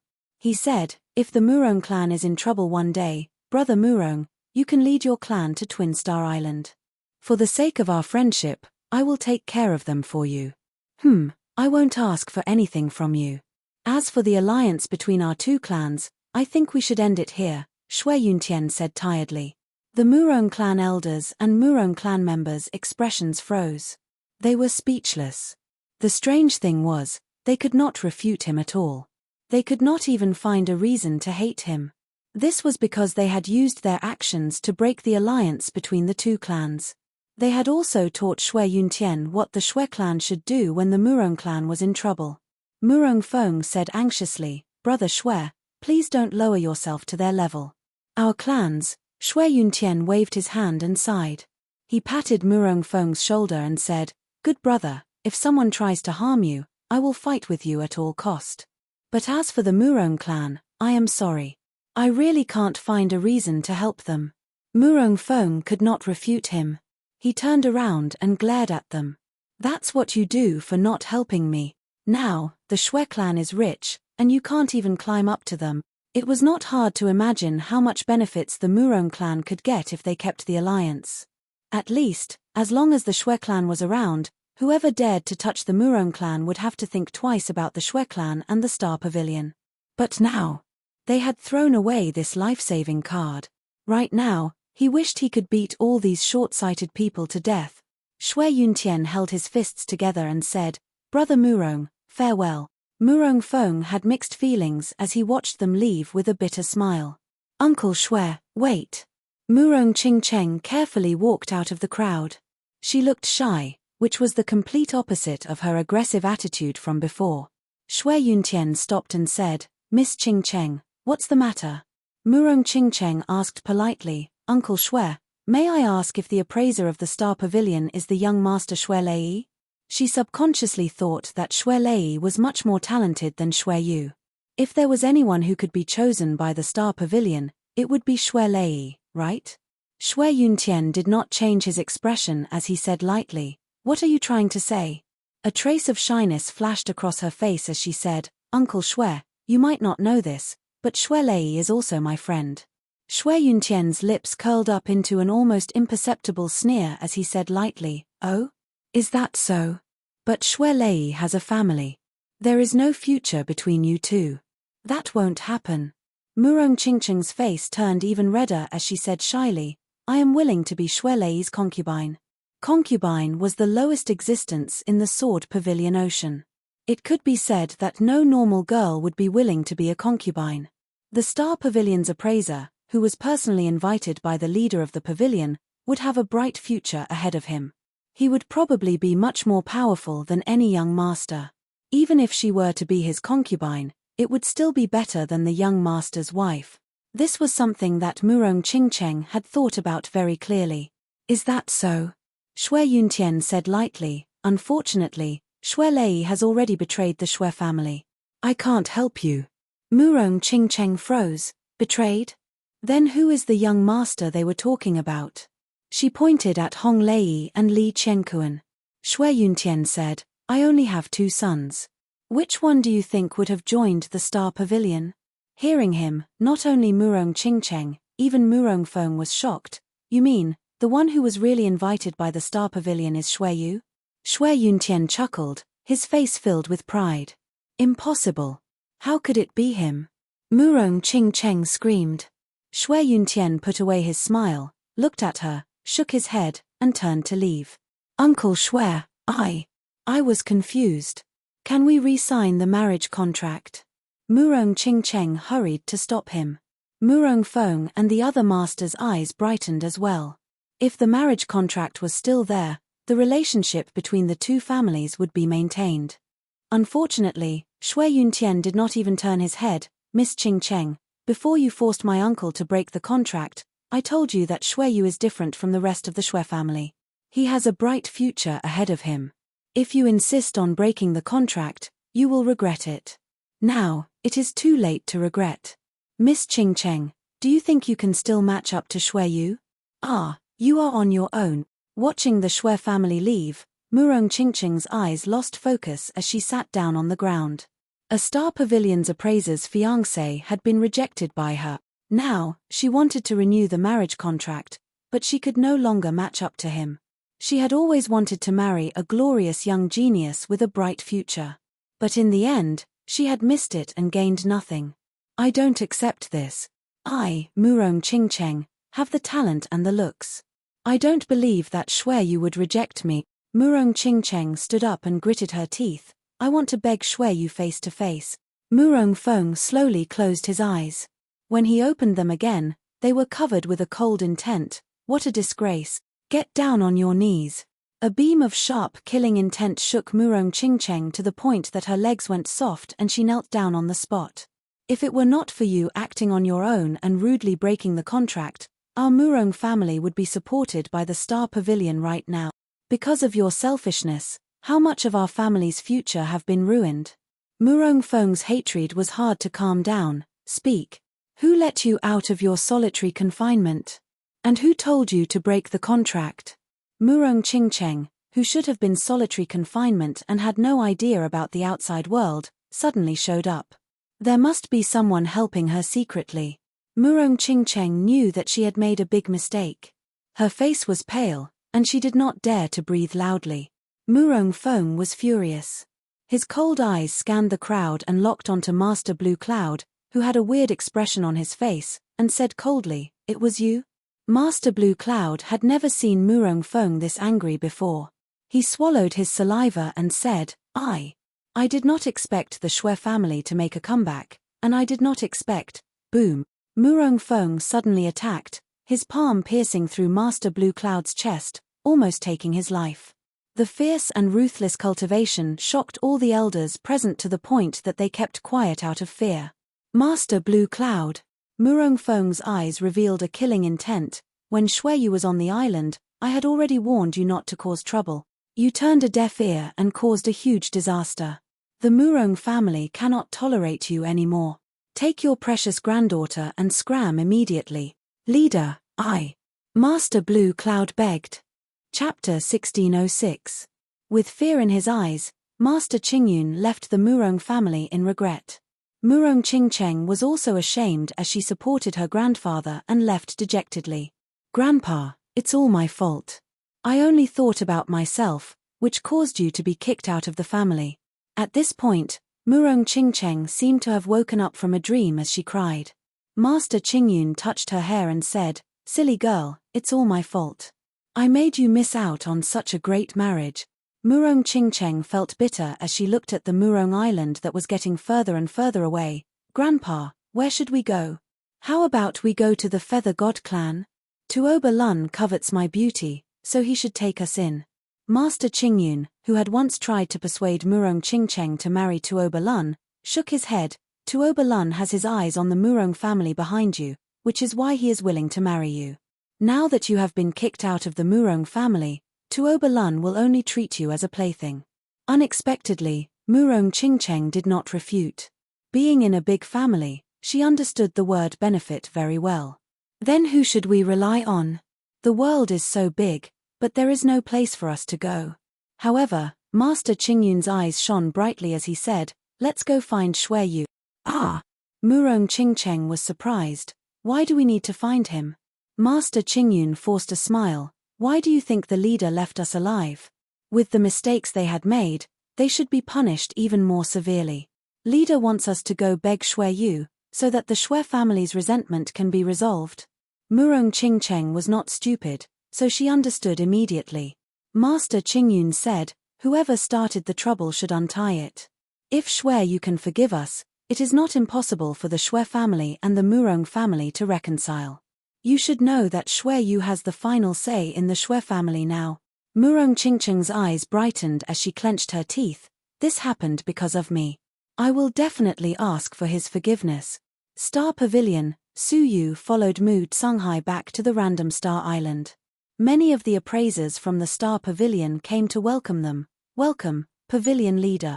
Lightly nodding, Mu Tsunghai did not look away as he led Su Yu back to the Star Pavilion. The managers and appraisers of the pavilion were all summoned to attend the meeting. This old one has been gone for several days. Was there an urgent matter? Mu Tsunghai asked. She looked towards a middle-aged woman who was dressed appropriately in palace attire. Her expression was respectful.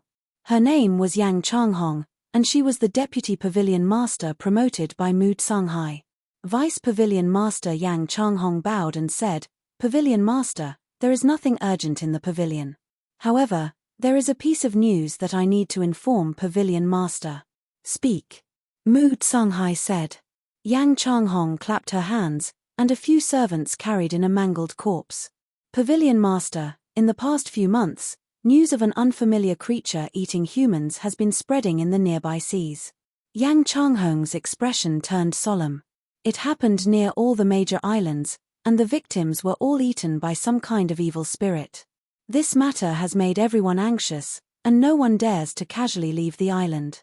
As a result, the number of people coming to Chaotic Star Island has decreased sharply, and business has become much more sluggish. This subordinate personally went to the nearby islands and asked the island master for a victim's corpse. However, after observing it for several days, I still don't know what kind of evil spirit injured it, so I asked Pavilion Master. Mu Tsunghai frowned slightly. A man-eating evil spirit. She narrowed her old eyes and examined the corpse. At first, her eyes were filled with confusion. Suddenly, she flicked her finger and hit a certain part of the corpse. A pitch-black tooth embedded in the rib shot out and froze the corpse in place. Mu Tsunghai's pupils constricted. Even with her strength, she couldn't help but look solemn.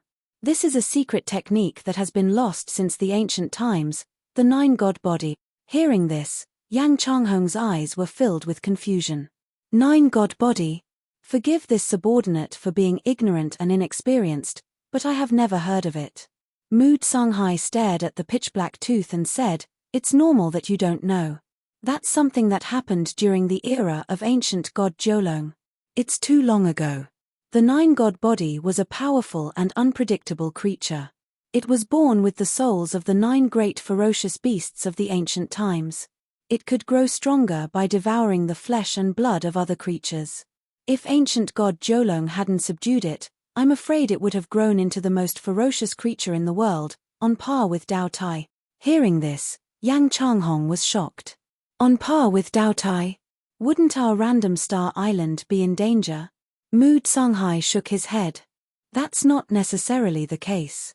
Judging from this lost tooth, the body of 9 gods should still be in the process of transformation. It can only be regarded as a young body. Its strength should be at the first Heaven Cave World Master. If we can find it, we can kill it in advance. However, the nine-god body has long been extinct with the disappearance of the ancient god realm of Jolong. Why did it suddenly appear in the world? Suddenly, she noticed that Su Yu, who was beside her, had a slight change in his breath. Looking sideways, she saw a trace of surprise on Su Yu's face. Her eyes flashed, and she said, "Master Xue, do you know something?" Su Yu shook his head and said, "I was just surprised by the power of the nine-god body." In fact, he was shocked that the so-called nine-god body came from the god realm of the Nine Dragons Valley. Could it be that other creatures besides him had also escaped from the Dao Tai's cage that day? He couldn't help but recall that he had witnessed some creatures stepping out of the door of the cage with his own eyes. He didn't know if the nine-god body was among them. Moreover, speaking of the nine-god body, Su Yu remembered a person who was born with the nine-spirit body. The nine-god body and the nine-spirit body were only one word apart. Mu Songhai didn't doubt it. He said, "Don't worry, you are in the Star Pavilion, the nine-god body will never dare to violate you." Yang Changhong sized Su Yu up curiously. She had been wondering since the beginning. The pavilion master left the Star Pavilion without saying a word. Why did he suddenly return today and bring back an ordinary young man? Pavilion master, who is this young man? Yang Changhong asked cautiously. The rest of the people had already noticed Su Yu and were asking questions. A smile appeared on Mu Tsunghai's face. He said, "Haha, I forgot to introduce him to all of you. From today on, this young man is the treasure appraiser of the Star Pavilion, Master Xue." What? Even Deputy Pavilion Master Yang Changhong couldn't help but be surprised. The selection of treasure appraisers in the Star Pavilion was very strict. Only those who had made a name for themselves were qualified. Before joining the Star Pavilion, which of the treasure appraisers present didn't have a specialty that ordinary people didn't have? He was so young, could he have the specialty of the unrivaled Sword Pavilion? Although everyone was confused, how could they dare to question the Pavilion Master? They all smiled and congratulated him. Yang Changhong smiled sweetly. "Haha, that's a cause for celebration. To be honest, I'm tired of looking at the group of old men in the treasure appraisal room. It's a coincidence that a handsome young man has come." Her teasing words made everyone laugh, even though they were all fake smiles to flatter her and Mu Tsunghai. Mu Tsunghai chuckled. "Changhong, you are responsible for accompanying Master Xue on a tour of the Star Pavilion's treasure appraisal room. Then, you can apply for an appraiser's identity card." She stood up and gave Su Yu a kind smile. "I still have some matters to attend to.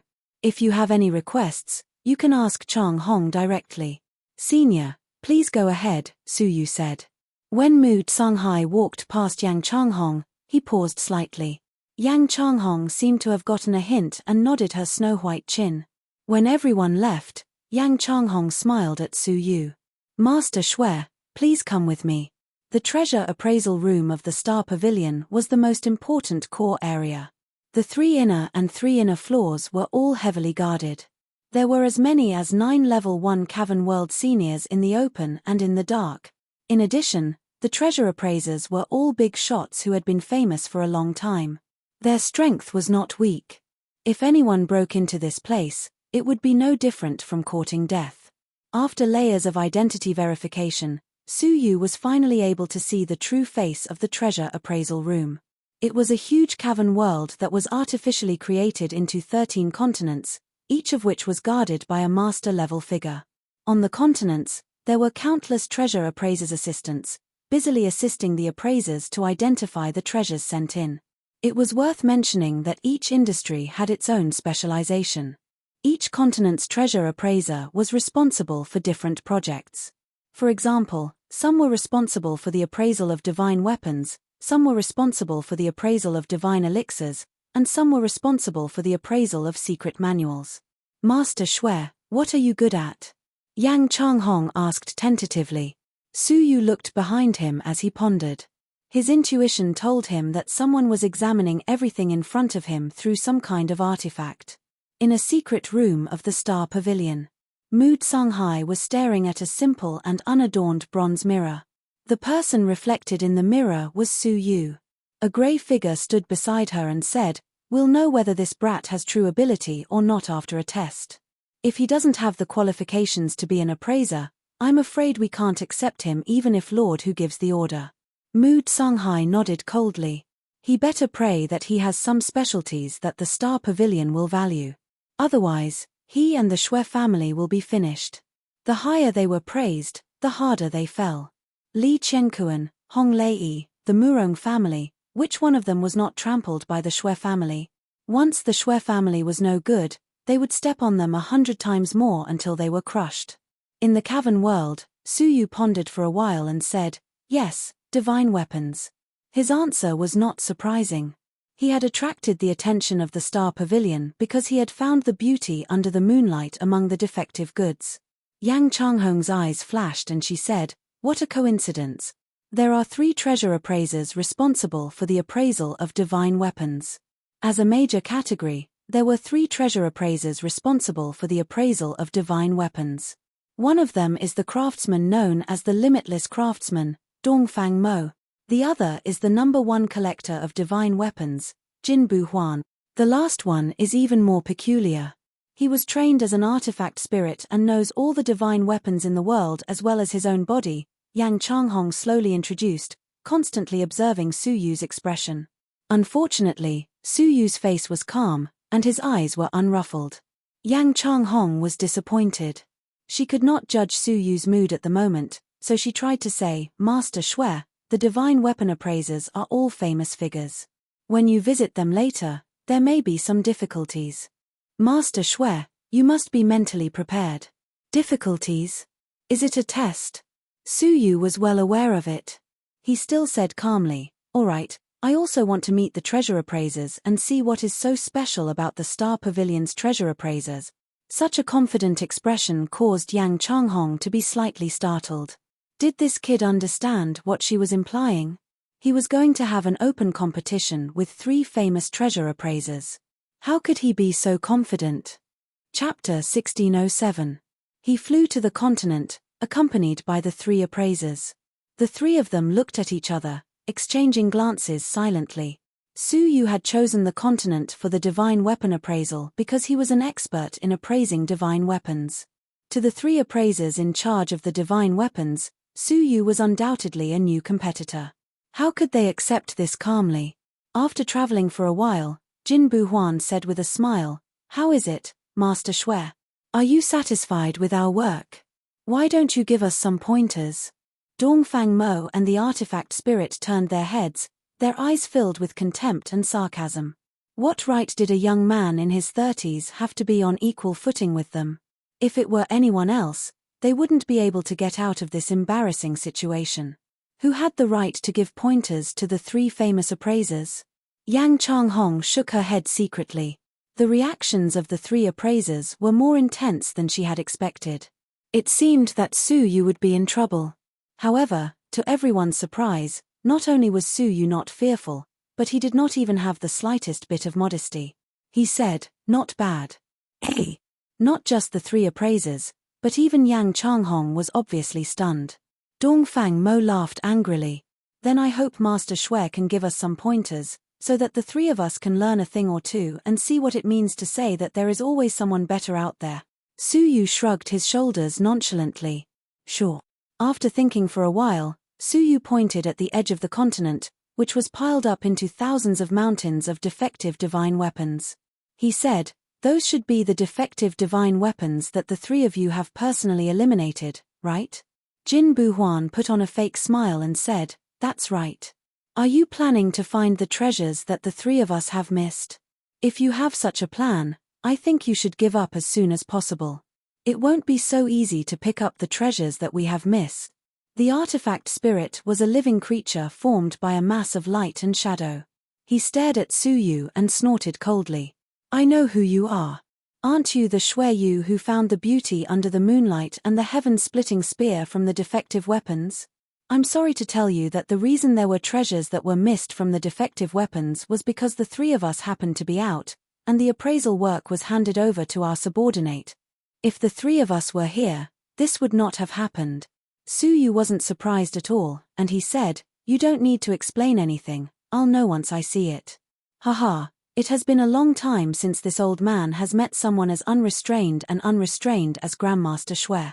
Just as well, allow me to broaden my horizons. The corners of Jin Buhuan's mouth curled as he said. Accompanied by the others, they flew to the edge of the continent, above the mountains of defective goods. Grandmaster Shui, please.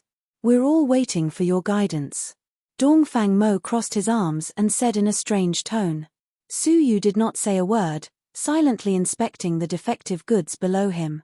There were as many defective goods as there were hairs on an ox, and it would take a long time to look through them all.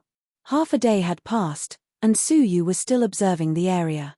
He had not discovered anything. At this point, the three grandmasters looked at each other and shrugged with a smile. Master Shui, if you really can't find it, then forget it.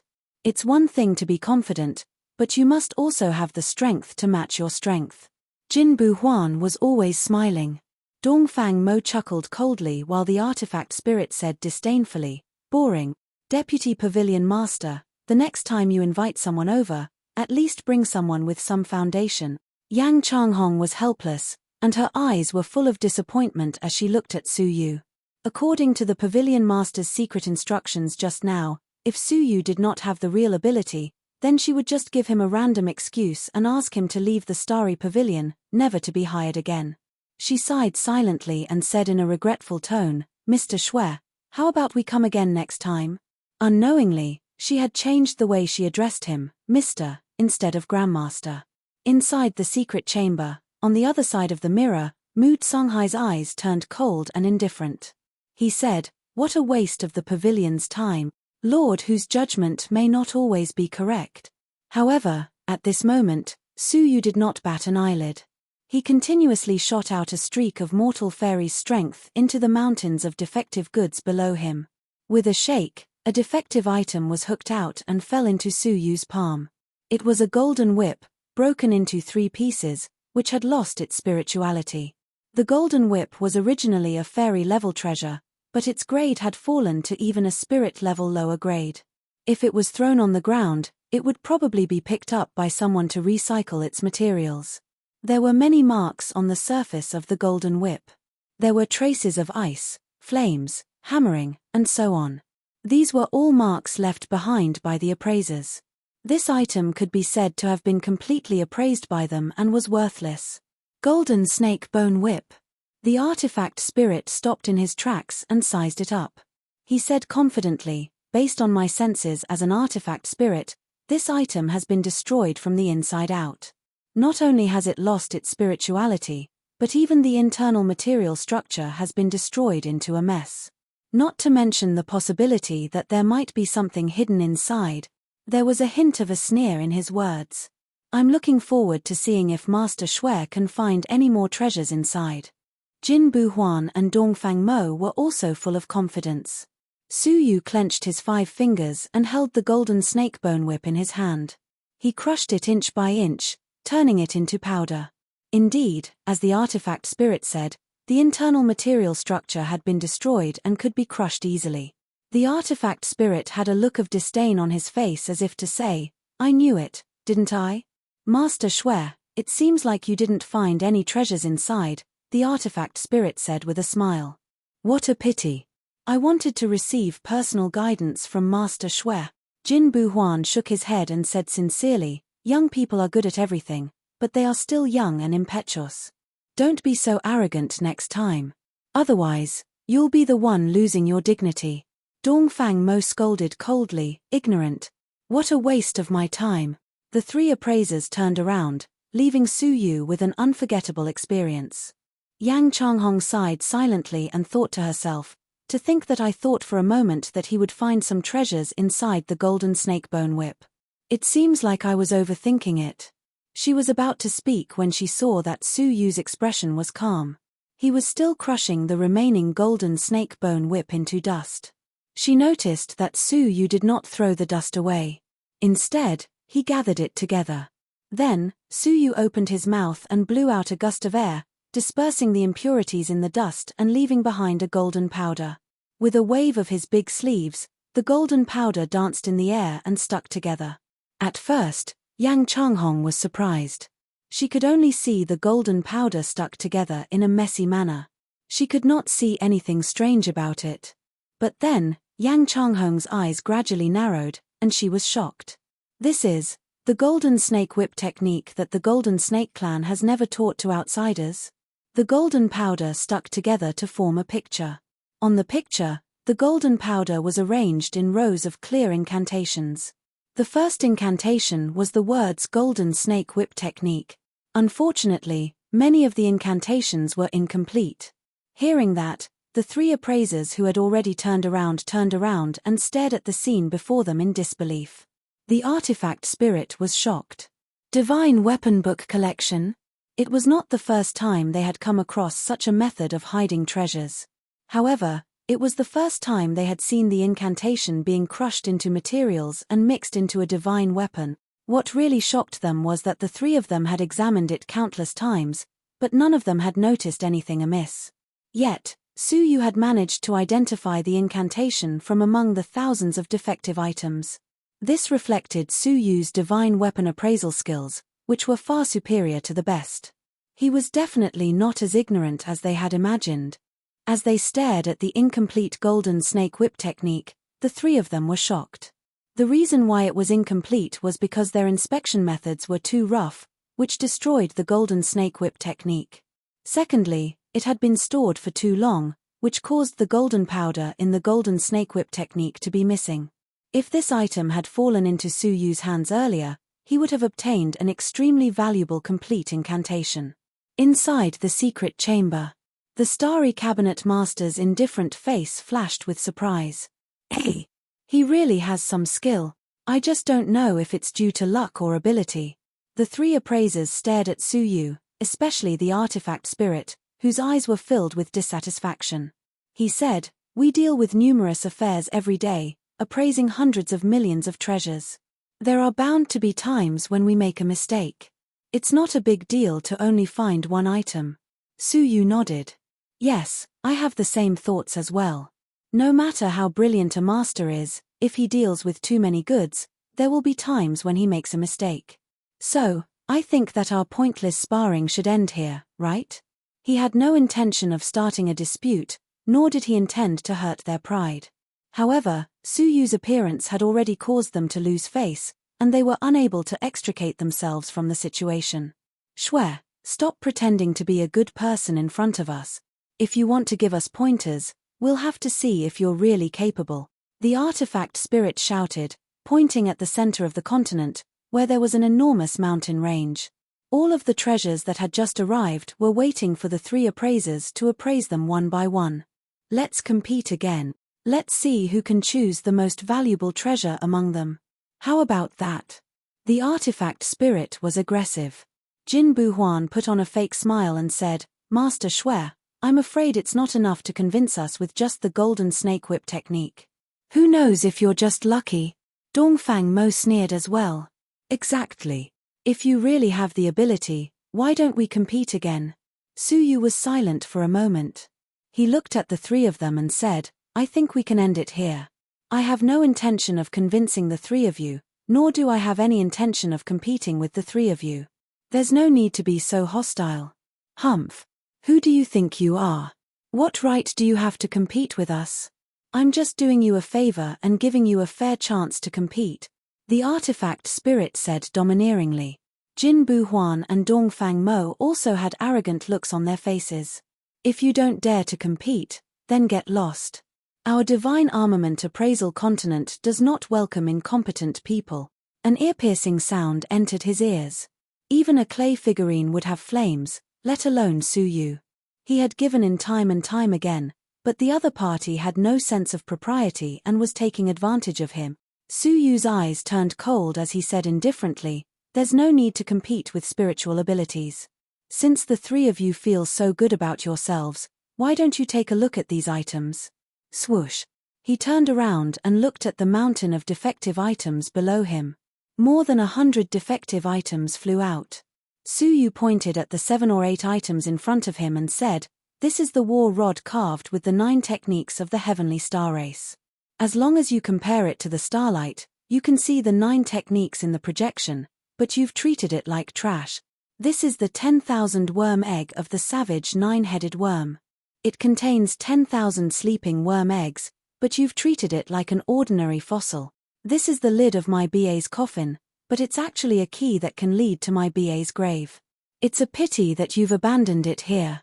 This is, Sue, you listed the 9 defective items that were covered in dust in one breath. Chapter 1608. Don't the 3 of you want to compete? There are still more than 100 treasures that you missed. Why don't we compete? Suyu said indifferently. At the side, Yang Changhong was already extremely shocked. In half a day's time, Xueyu had found more than just the golden snake whip, but more than 100 treasures. He only took out the golden snake bone whip and did not take out all the treasures he found. He was actually thinking about the reputation of the 3 appraisers and did not want to embarrass them too much. After that, Xueyu was even more modest and cautious, taking the initiative to compromise. The result? The 3 of them did not appreciate it, but were overbearing instead. Now, more than 100 treasures that they missed were like 100 slaps to the face, making them feel ashamed. It was normal for 1 or 2 items to be wrong. But more than 100 items were enough to show that their appraising skills were limited. Looking at the 3 of them in disappointment, Suyu took to the air and said indifferently, "If you can't think of anything, come and ask me. Seeing that we are all members of the Stellar Tower, I will give you free pointers." His words came true. Suyu really had the ability to give them pointers. After Yang Changhong was surprised, she was ecstatic. Her intuition told her that the Stellar Tower had indeed found a genius.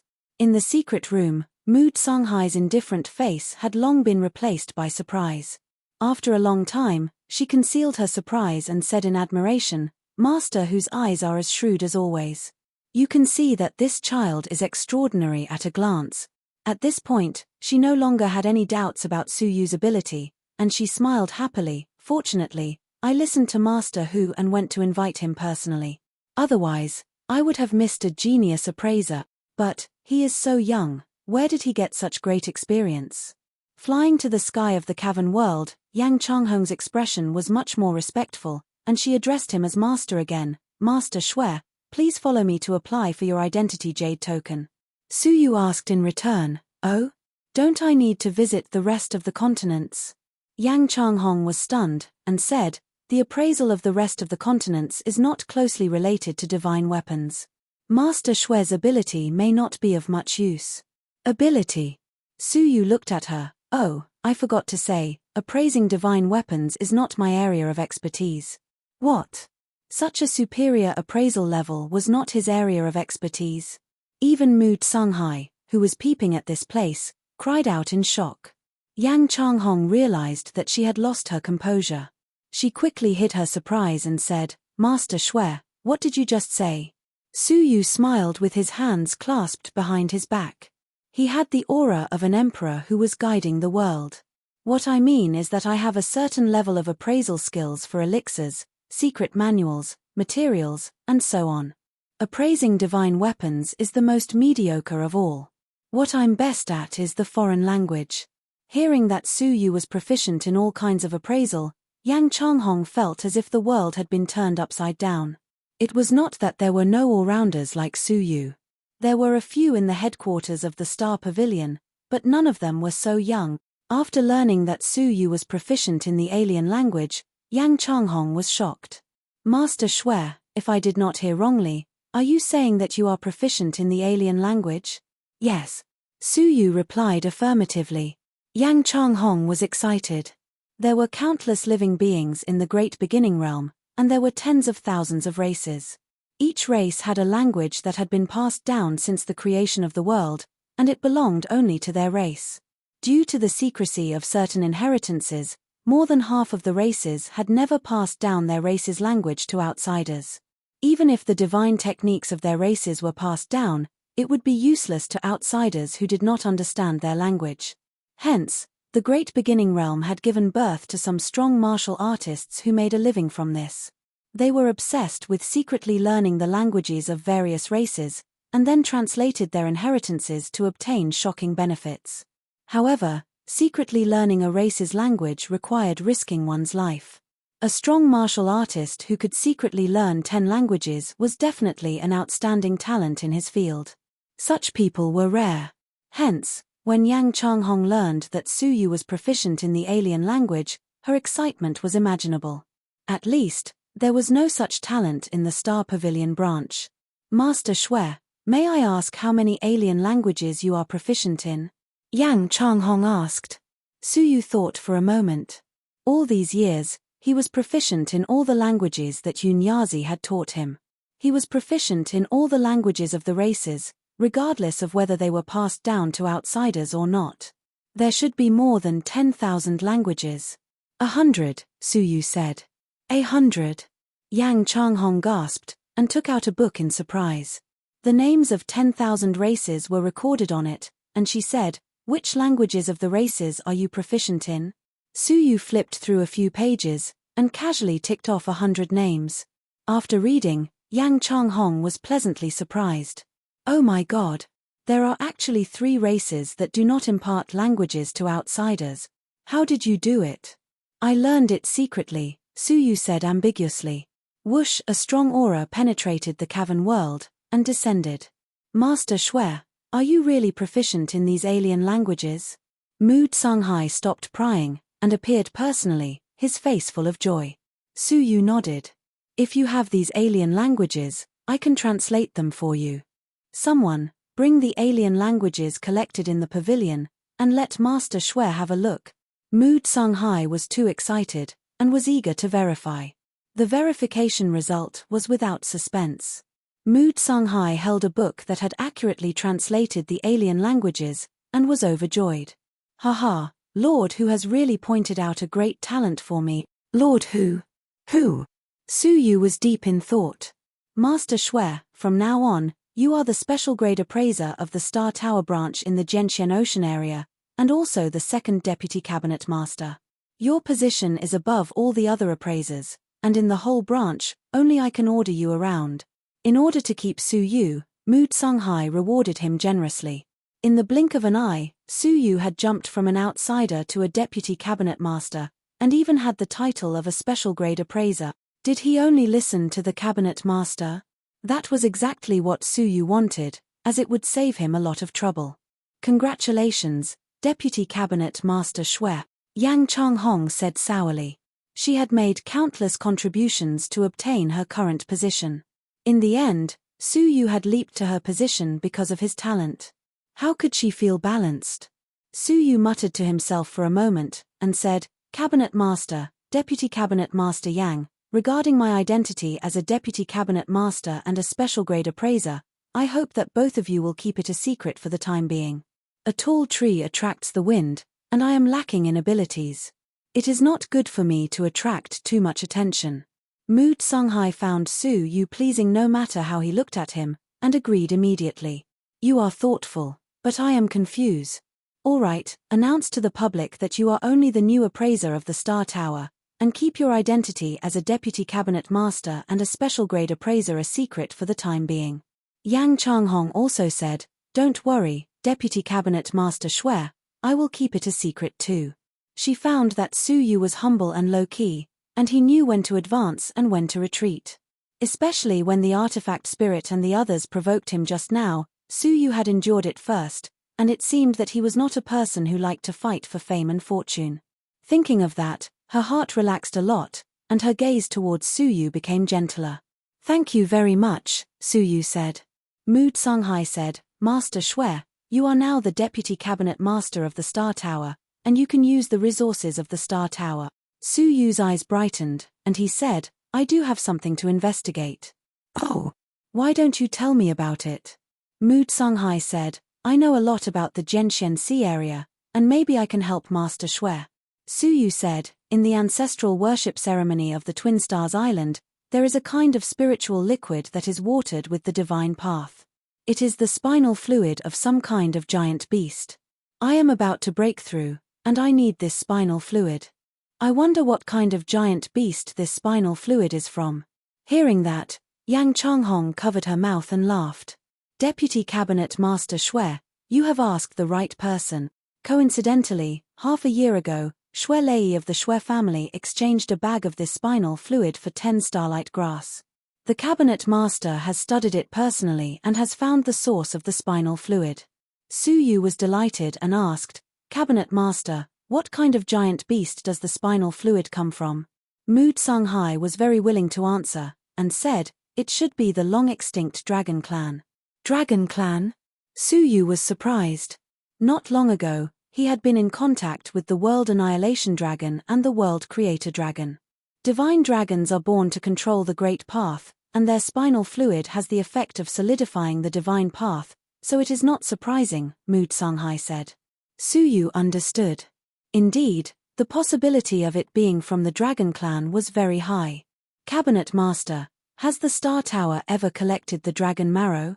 Thinking of the benefits of the dragon marrow to the divine path, Su Yu was overjoyed. If he could fully comprehend the last 999 divine paths, he would completely step into the divine path.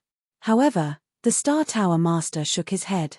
Unfortunately, the Dragon Clan has been extinct for too long. Our branch doesn't have it. Even the headquarters rarely receives the dragon marrow. Even if there is, it will be bought immediately. Su Yu couldn't help but feel disappointed. However, if you want to find the dragon marrow, there is still a chance. Mu Songhai's tone changed. Su Yu's spirit was slightly lifted. Oh, where is it? The 10,000 Dragons Cave. Mu Songhai's eyes flashed. The dragon marrow that has appeared in the Gentian Ocean in recent years is most likely from the 10,000 Dragons Cave. Here again, Su Yu remembered that the Murong family and the Xue family joined forces for the 10,000 Dragons Cave. The 10,000 Dragon Cave is rumored to be a ruin left behind by an incomparably powerful dragon in the past when he was besieged by many divine dragons and fought with them.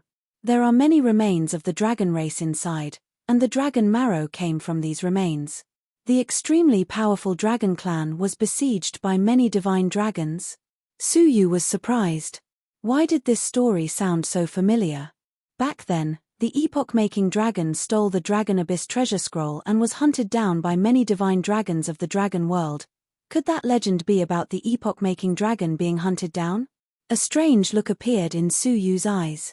Master Xue, I remember that the Xue family also has a quota to enter the 10,000 Dragons Cave. You can try this trip. Hey, Master Xue, you. Mu Songhai noticed Su Yu's strange look. Su Yu hurriedly said seriously, I was just surprised by the ancient legend. After a short pause, Su Yu said, Can I ask the Tower Master for a leave of absence for a while? I would like to enter the 10,000 Dragons Cave to take a look. Mu Songhai laughed. Of course. I will also arrange for 2 strong men to follow you from now on and protect your safety. Su Yu secretly frowned.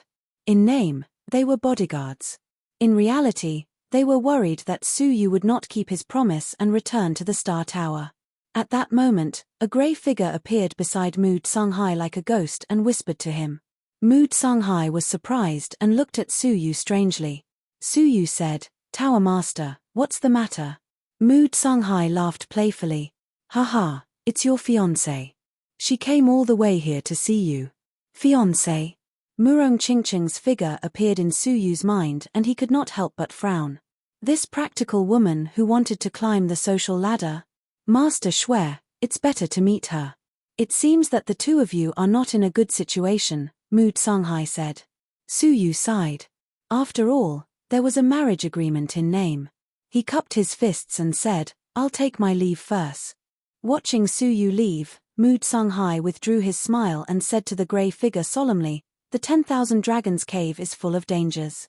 Coupled with the participation of various island forces, the danger level has increased. Arrange for a few people to infiltrate and protect Xue Yu secretly. If anything happens to him, you can bring your head to me. Chapter 1609. In the back hall of the Star Pavilion, Elder Qingyun and Murong Qingcheng were restless. Normally, they were not qualified to be guests in the Star Pavilion. However, after clarifying Xue Yu's identity as his fiancée, the attitude of the maids changed drastically. They were extremely passionate, a far cry from their previous coldness. Miss Murong is truly blessed to be able to marry Grandmaster Xue. This is a wonderful thing that many women can only dream of, said a pretty maid enviously as she poured tea for Murong Qingcheng. The maid who was massaging Murong Qingcheng's shoulders said with jealousy, Miss Murong is so beautiful, ranked #1 in the Sword Pavilion Ocean. Master Xue is so knowledgeable and talented. You two are really a match made in heaven. I have to believe that there is a will of heaven in this world. The flattery fell into Murong Qingcheng's ears, but every word felt like needles stabbing her. If the marriage contract had not been torn apart, Murong Qingcheng would have been happy to hear such flattery to satisfy her vanity. But now, the more flattery, the deeper the sarcasm. Tick. The sound of light footsteps came from the back hall. Su Yu walked in front of the two and said, Miss Murong, Elder Qingyun, how have you been? What are you two? Sizing them up, Su Yu was shocked to find that their clothes were dim and their bodies were covered in dust. Murong Qingcheng, who used to be glamorous, looked a lot more haggard. Her former arrogance and confidence were nowhere to be seen. Master Xue. Both Elder Qingyun and Murong Qingcheng stood up to pay their respects. Compared to the last time on Murong Island, it was a huge change. You don't have to be so courteous. You must have something important to tell me, Su Yu said. Murong Qingcheng suddenly realized that Su Yu's modesty, politeness, and gentleness were really rare. Why didn't she feel this way before? Regret flooded her heart.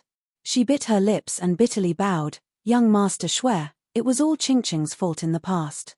Young Master Xue, please let bygones be bygones and forgive me. Su Yu did not have a good impression of her, but he had seen too many realistic women. There were many more realistic women than Murong Qingcheng, so he did not dislike her too much. Miss Murong, what are you doing? You are my fiancé, so there is no need for you to be so formal. If there is anything you need my help with, just let me know, Su Yu said. As long as he stayed in the Xue family, he would admit Xue Yu's identity and his engagement. Murong Qingcheng and Master Blue Cloud exchanged a glance, both startled. Could it be that Xue Yuntian still hadn't told him about the broken engagement? A glimmer of hope appeared in their eyes, but it was extinguished soon after. Xue Yu would find out sooner or later, so it was better to be honest. Murong Qingcheng said shamefully, Young Master Xue, this concubine is muddle-headed. I've already broken off the engagement. These words were beyond Su Yu's expectations. Destroy the engagement. Thinking about it, Su Yu guessed most of it. It was probably because the Xue family had been on the Murong Island for a few days and had declined, so Murong Qingcheng had suggested to cancel the engagement. As he looked at her, Su Yu's state of mind did not fluctuate much. Whether the engagement was annulled or not, it did not affect him. In any case, he had never intended to fulfill this engagement. On the contrary, Murong Qingcheng and Master Blue Cloud's faces were ashen and extremely terrified. They were very afraid that Su Yu would punish them out of anger.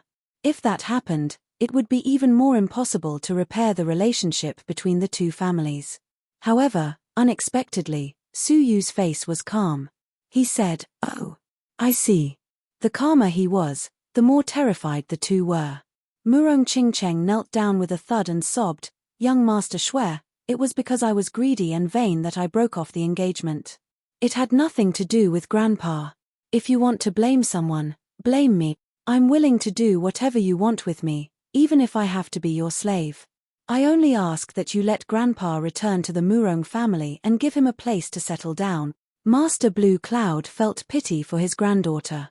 He knelt down and said, Young Master Xue, it was all my fault. It had nothing to do with Qingcheng. If you want to blame someone, blame me. Seeing that the two were sincerely repentant, Su Yu paused for a moment. He waved his palm and a mass of mortal fairies' strength appeared, helping them up. Tell me the cause and effect first, Su Yu said. Hearing that there was hope, Master Blue Cloud immediately narrated the scene with great emotion. When he was done, he stood aside in shame. It turned out that he hoped that the Xue family and the Murong family could reconcile. Su Yu pondered. The forces in the Jianxian Ocean were complicated. One more ally was better than one more powerful enemy. Besides, he would not stay in the Xue family forever. It was necessary to repair the relationship between the two families. I can forgive you for breaking off the engagement in public. He stared at Murong Qingcheng and turned to look at Master Blue Cloud. However, the harm that the Murong family has done to the Shui family needs to be made up for with your actions. You should be begging the Shui family, not me. Dong. Master Blue Cloud knelt down and kowtowed, sincerely grateful. Thank you, young Master Shui, for your magnanimity. Now that the Shui family had obtained Shui Yu's forgiveness, they were halfway to success. If Shui Yu did not forgive them, even if the rest of the Shui family forgave them, it would be useless. Su Yu said, I'm going back to the Twin Star Island. You can come with me. With his help, Shui Yuntian would seriously consider restoring the relationship between the two families. Master Blue Cloud understood Su Yu's intention. He was grateful and ashamed. I've lived for so long in vain, but I failed to recognize people. I'm willing to work like a slave to repay the disrespect I've shown young Master Shui. Su Yu said, You're too kind. Get ready. After bidding farewell to the master of the Starry Pavilion, Su Yu stepped onto the Starry Pavilion's top-grade flying ship. The Cloudy Sky ship was the best flying ship in the Jianxian Ocean. It could travel hundreds of millions of miles in a breath, almost as fast as the yin-yang wings of Supreme Pole. 2 days later, they sailed into a barren area of the ocean. There were only small islands nearby. Small, insignificant forces were thriving on it. What a strong smell of blood. Master Blue Cloud suddenly frowned. His strength was as high as a level 2 Cavern World Master, and his 5 senses surpassed Su Yu's. Su Yu opened his eyes and activated his vision. He could vaguely see traces of bloodlight where the sky and the sea met. Hide first. Su Yu stepped on a switch somewhere on the flying ship. The Cloudy Sky ship automatically produced a faint layer of light, blending into the surrounding environment. It was impossible to identify it when it was stationary. Su Yu stared into the distance. The bloodlight was getting closer and closer. When it got closer, Su Yu's face changed. It was a corpse that had been gnawed into a pulp. The parts of the corpse that contained essence, energy, and spirit had been eaten, just like the rotten corpse in the Starry Pavilion that was determined to be the work of the 9 divine bodies. However, the number of corpses in front of him was horrifying. About tens of thousands of corpses had drifted here from the islands in front of them along with the current. These were the ones that had fallen into the sea. As for the ones on the islands, there were countless who had been killed by the 9 divine bodies. Master Blue Cloud frowned deeply. What kind of ferocious spirit is this? Don't speak, Su Yu said with a stern look. Almost as soon as he finished speaking, a fierce gust of wind blew near the Cloudy Sky ship. Surrounded by the shadows of 9 huge ferocious beasts, a skinny human creature with a mouthful of blood appeared 3,000 feet away from the Cloudy Sky ship in an instant. He looked around with cold eyes and snorted coldly. Ran away. I clearly sensed that a good food was nearby. Among the 9 shadows of the beasts, one had a pair of wings. As soon as it spread its huge wings, it instantly flew thousands of miles away and landed on the island in the distance. The remaining ferocious and peerless aura made Murong Qingcheng's beautiful face turn pale, and her cherry lips opened wide. If Su Yu hadn't covered her mouth, she would have screamed out loud. Even Master Blue Cloud was not much better. His whole body trembled involuntarily, and his face turned pale. He said, What is that? Silence was the only answer. Master Blue Cloud looked up and saw Su Yu's face full of surprise and murderous intent. The 9 shadows of the beasts were indeed the 9 divine bodies that Mu Tsunghai had mentioned. However, Su Yu had never expected that he would know the 9 divine bodies. Jiyu Taishu. He was not dead. Back then, his cultivation was destroyed by Zhong Wushuang and he was involved in the War of the Demons. Not only did he not die, but he also achieved the 9 divine bodies. According to Mu Tsunghai, the 9 divine bodies could rival the most ferocious spirit in the world, the existence of the Dao Tai. Let's go. Su Yu's face was calm. Jiyu Taishu's appearance had confirmed his guess. Apart from him, there were other creatures that had escaped from the Dao Tai's cage. Jiyu Taishu, you are not fated to die yet. Do you need me to kill you again? Su Yu said coldly. His appearance made Su Yu feel even more urgent. If he had been at his peak, he would have been able to kill Jiyu Taishu. But now, unless he became a deity and unsealed the time, space, soul, life, and death rules, as well as the storage devices, he would not be a match for Jiyu Taishu. I have to go to the cave of 10,000 dragons, Suyu said to himself. Double Star Island. After half a year of emptiness, the Shui family's mansion had become a residence for refugees. During this period, it had been destroyed and was in a state of desolation. Fortunately, Li Qianquan had ordered the whole family to help the Shui family repair the mansion in advance. When Shui Yuntian and the others returned, the Shui family's mansion had almost been restored, and the lost property had been compensated. When Su Yu returned, the mansion had not only been completely restored, but it had also been expanded on its original foundation. It was said that a lot of the Li family's territory had been occupied. His return naturally caused a sensation on the whole island. A peerless prodigy had appeared on Twin Star Island. Not only was he extremely talented in martial arts, but he was also talented in heretic arts. He had caught the eye of a behemoth like the Star Pavilion and was taken in as an appraiser of the Star Pavilion. Such a person had never been born in the history of the Double Star Island. One could imagine how popular Shui Yu was now. Shui Yuntian even led the whole family to the port to welcome him personally. The two of them looked at each other from afar. Shui Yuntian no longer had any ill feelings. He said, "Welcome back." Su Yu nodded and returned to the Shui family's mansion under the gazes of countless living creatures. In the sky above the Li family's mansion, many members of the Li family were watching the grand welcoming scene. Li Qianquan had a complicated expression, his expression full of worry. In the few months since his return, the Li family had been pressured into sacrificing a large number of treasures to help the Shui family repair their mansion and ceded many territories. But Li Qianquan knew that this was just the beginning. With Shui Yu's current status and identity, the Double Star Island was no longer the same as before, where two forces fought for supremacy. The Shui family's rise was unstoppable, and the Li family was obviously a stumbling block.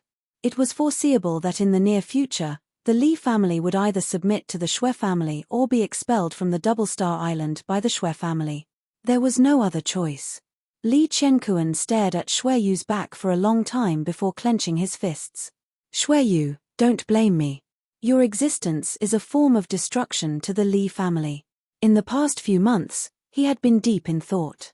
The Shui family's rise was all thanks to Shui Yu. If Shui Yu died, could the Shui family continue to rise? If the Li family wanted to survive, Shui Yu had to die. Chapter 1610. Inside the Shui Manor. 6 elders and a handful of core family members were gathered together. Shui Yuntian glanced at Elder Qingyun and Murong Qingcheng, frowning. "Yua, why did they come back with you?" Without waiting for Su Yu to speak, Murong Qingcheng knelt down and begged pitifully, "Uncle Shui, I know I was wrong.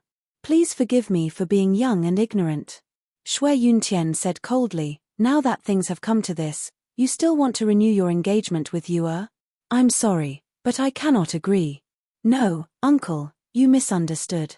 I came here today only to ask for uncle's forgiveness.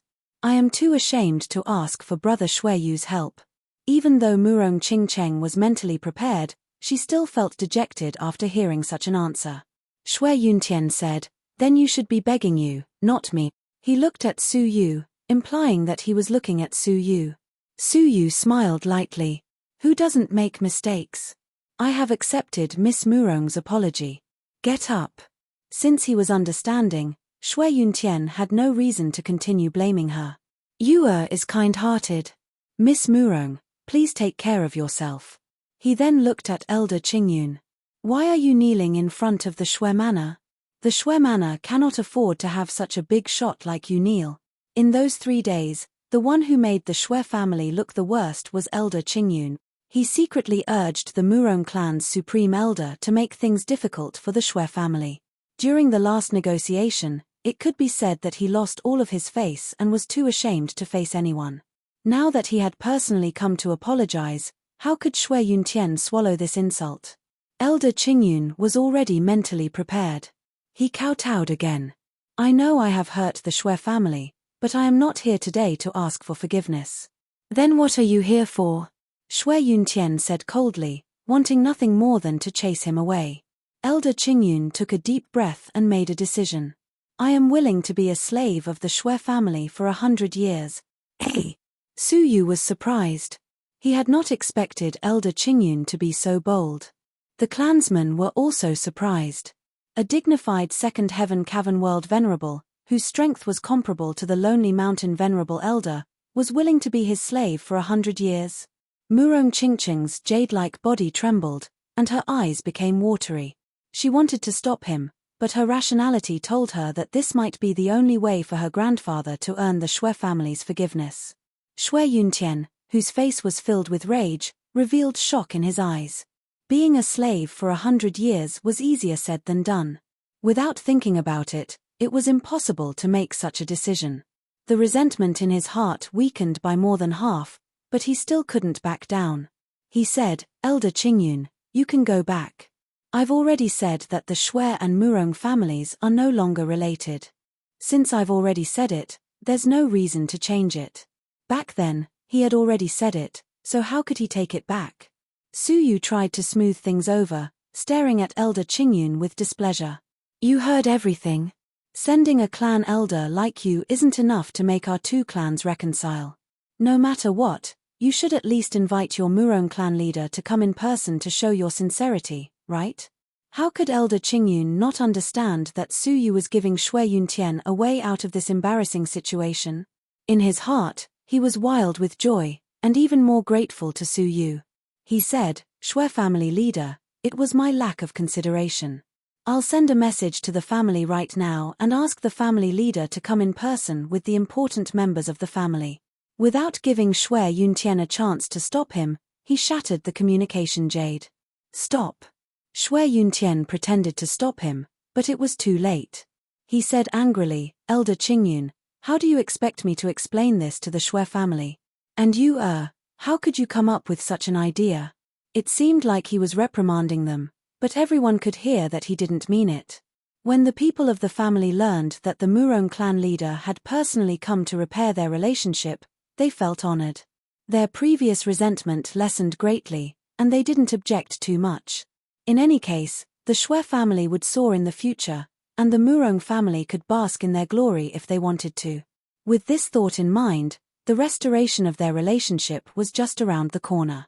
After the family meeting ended, Elder Qingyun and Murong Qingcheng settled down in the family. Shui Yuntian asked Su Yu to stay behind, and said, You've really put me in a difficult position. Su Yu voiced his thoughts. Shui Yuntian was silent for a moment, then sighed. Sigh, how could I not know? The Shui family has suffered great losses, and it's time for us to have allies. Otherwise, I won't forgive Elder Qingyun even if he becomes a slave for 1,000 years. Su Yu smiled. The relationship between the two families had been restored, and with the support of the Starry Pavilion in the future, even if Su Yu left the Shui family, as long as he was still alive, he would be safe. Murong Qingcheng, what do you plan to do? It seems like she doesn't plan to leave the Shui family for the time being. It's not a good thing for her to stay here for a long time, Shui Yuntian asked Su Yu. As Su Yu's ex-fiancée, if she stayed in the Shui family and didn't leave, rumors would spread sooner or later. Su Yu said, It doesn't matter. Let her be. After a pause, Su Yu asked, What's going on with the cave of 10,000 dragons? Shui Yuntian wasn't surprised, and said, You want to join this expedition? That's fine, you're the most suitable person for it. He took out 2 objects. One was an invitation letter with the words 10,000 dragons written on it. The other was the Sinun he had brought back from the Murong family. The Cave of 10,000 Dragons is the largest ancient relic in the Zhenxian territorial waters, Shui Yuntian said. Its source can no longer be traced. Since its discovery, it has been under the control of the Zhenxian territorial waters. It opens once every 5 years, and every island has 10 slots. The invitation letter was issued by the Zhenxian territorial waters. Su Yu said, Is the Zhenxian territorial waters so kind as to allow the island influences to enter instead of searching for it themselves? Shui Yuntian shook his head and laughed coldly. How could they be so kind? The Cave of 10,000 Dragons is too vast, and even if the Zhenxian territorial waters were given 100 million years, it would still be impossible for the Gentian territorial waters to stay here for 100 million years. Therefore, the Gentian territorial waters issues 10 invitations to the major influences every year, allowing them to enter and search for natural resources. 80% of the resources found must be handed over to the Gentian territorial waters, and the remaining 20% is distributed among the island influences. Suyu couldn't help but laugh. 80%. The Gentian territorial waters really doesn't care about the island influences. Shui Yuntian sighed. So what? If the island influences had the power to resist the Gentian territorial waters, we wouldn't be forced to hand over the starlight grass every year. When you enter the cave of 10,000 dragons this time, if you can, please take care of the people who are going with you, Shui Yuntian said. Suyu said, Me? Aren't you going? I want to go, but it won't be that easy. Shui Yuntian said, in order to prevent those who are too strong from hiding their resources, the Gentian territorial waters has clear requirements for the island influences. Those who are invited must not be stronger than level 3 Cavern World Senior. Touching his chin, Suyu said, What about the Gentian territorial waters? Them. Haha, every year the master of the Gentian territorial waters, Gen Ruxiong, enters it personally. What do you think? Shui Yuntian said disdainfully. Suyu smacked his lips. How fair. The island influences below only allowed those who were not strong enough to participate. But even the master of the Gentian territorial waters, an overlord-level existence, was involved. The island influences could not hope to fight for some precious items. No matter what, I will do my best to help them, Suyu said. Shui Yuntian cupped his fists in thanks and said, Take this, it might be useful. He handed the Sinan he had brought back from the Murong family to Suyu and said, When Murong Feng and I were still ordinary people, we entered the cave of 10,000 dragons and found this in a secret space. Because it looked ordinary, the Gentian territorial waters did not take it away. But that space was extremely secretive, and it was used to hide this thing. It must be very important, but the two of us have been studying it for many years and have not been able to discover its secrets, Shui Yuntian said. Now that you are going to the cave of 10,000 dragons, it will be better if this thing can be useful. There was one more thing he did not say. The reason he gave it to Suyu was because of Suyu's ability to appraise treasures. Maybe this thing would be more useful in his hands. Suyu sized it up and said, This thing should be used to point the way. Since it was found in the cave of 10,000 dragons, it might only be useful in the cave of 10,000 dragons. Shui Yuntian said, Anyway, I will leave this thing to you. There were still 2 months before the opening of the cave of 10,000 dragons. After Suyu returned, he chose to go into seclusion. In addition to studying the divine path, Suyu also studied the legacy of the demonic sword boundless swordsmanship. After almost a year of training, Suyu had a new understanding of the sword will. He pulled out the beauty under the moon. The sword energy circled around him and formed an arc around him, like a demonic moon in the night. Then, he slammed his left palm on the ground, and the long sword in his hand stabbed repeatedly. The stabbing caused bursts of sparks to burn in the air, like falling meteors. It was very mesmerizing. Suyu's eyes shone with understanding. Demonic moon revolving style, Dark Knight meteor thrust. If the demonic moon revolving style was just the tip of the iceberg, then the Dark Knight meteor thrust was the beginner level. However, it was only a slight understanding, and he needed time to consolidate it. Closing his eyes, Suyu held the long sword in his hand and entered a deeper level of understanding. Time flew by, and a month had passed. Murong Qingcheng stayed in the Shui family for a whole month. As expected, there were many rumors about the Twin Star Island. Some said that Shui Yu had reconsidered marrying Murong Qingcheng and stayed for a month to test her. Some said that the Murong family had sent her to serve Shui Yu, and that she was Shui Yu's plaything. When Murong Qingcheng heard all these, she only pursed her lips into a smile and did not deny it.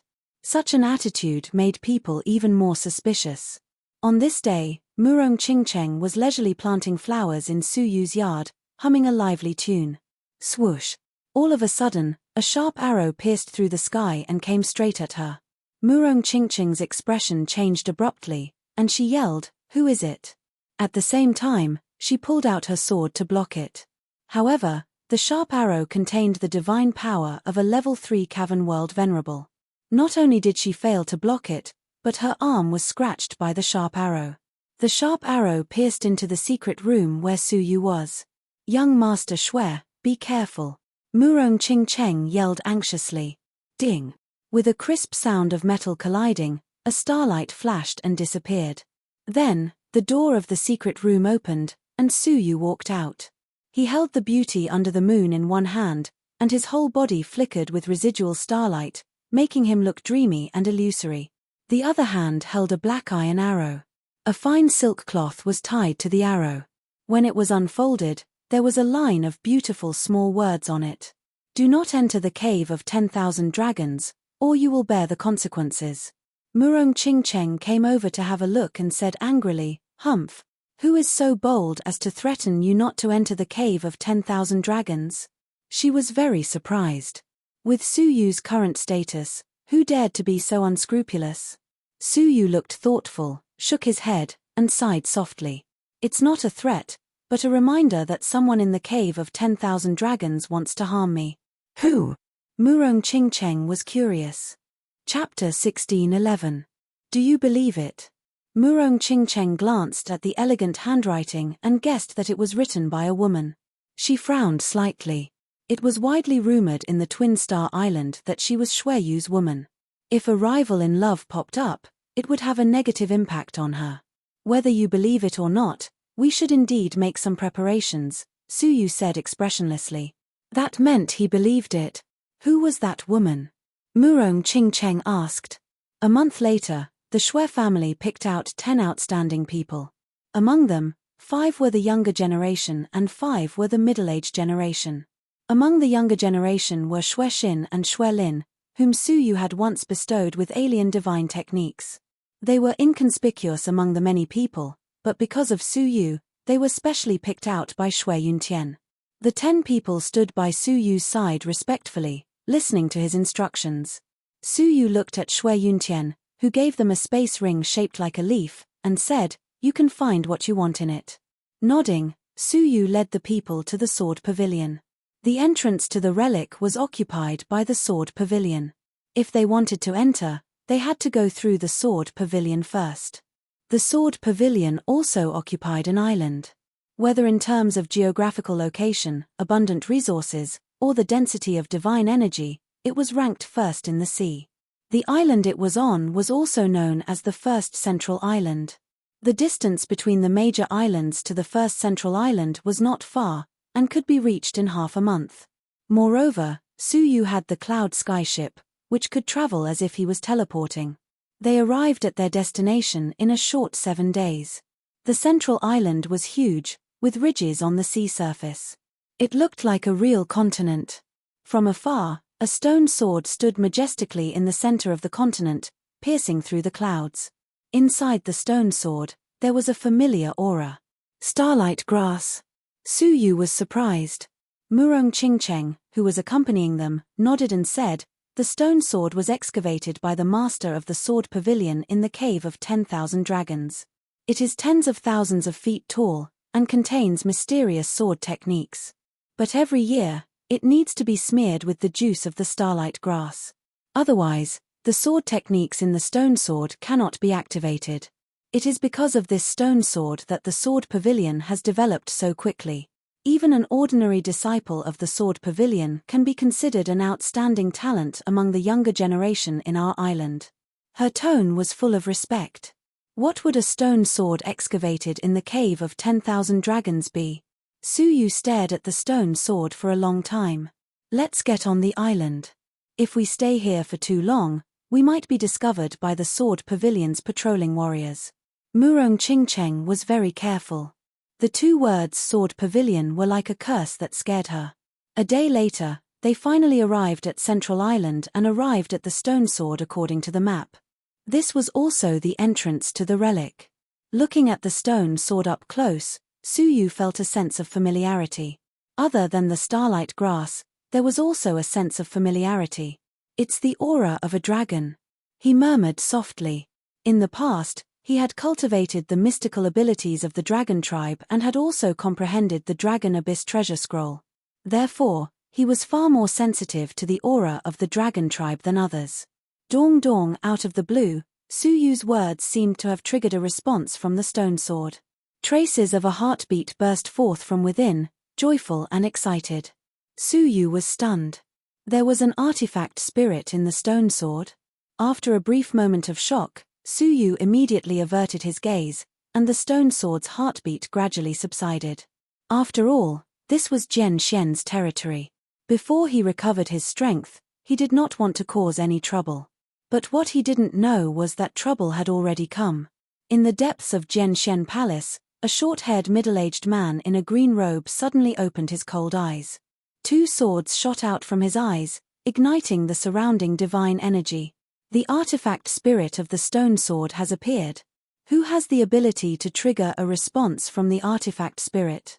The middle-aged man was shocked. He transformed into a sword light and rushed out of the secret chamber, arriving above the stone sword. His sharp eyes were filled with excitement. The stone sword was excavated from the deepest part of the cave of 10,000 dragons. A celestial venerable dragon at the level of an emperor was nailed to death by the sword. If I can awaken the artifact spirit and refine it, who among the overlords would be a match for me? Even the high and mighty purple dream divine warrior would have the power to kill me. His eyes were filled with insanity. After listening for a while, there was no heartbeat from the artifact spirit. He immediately scanned the area below and muttered to himself, "The artifact spirit can only sense within 1,000 feet. His sharp eyes quickly swept across, but he could not sense who was most likely to sense it. "Men!" he shouted. Swish, swish, swish, the sound of armor clashing could be heard from the horizon. Tens of thousands of silver-armored people came in front of him and bowed respectfully. "Greetings, Sword Pavilion Master. Arrest everyone within 1,000 feet of the stone sword," Jian Ruxiong shouted. The silver-armored leader looked at the densely packed crowd below and said, "Most of them are from the island forces below. If we arrest them all, would it be, The more island forces they are, the more we have to arrest them. Do not let any of them go," Jian Ruxiong said. If they were from the Sword Pavilion, it was unlikely that they would trigger a response from the artifact spirit.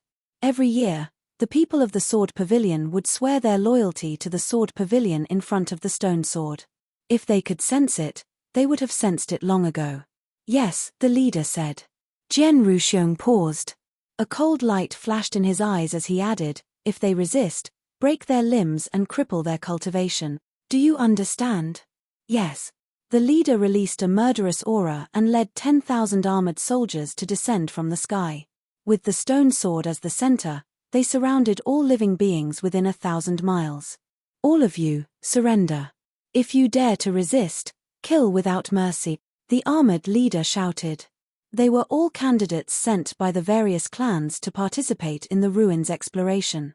Why would they be wary of being arrested? Subconsciously, a few of them wanted to break out. In the end, they were quickly suppressed.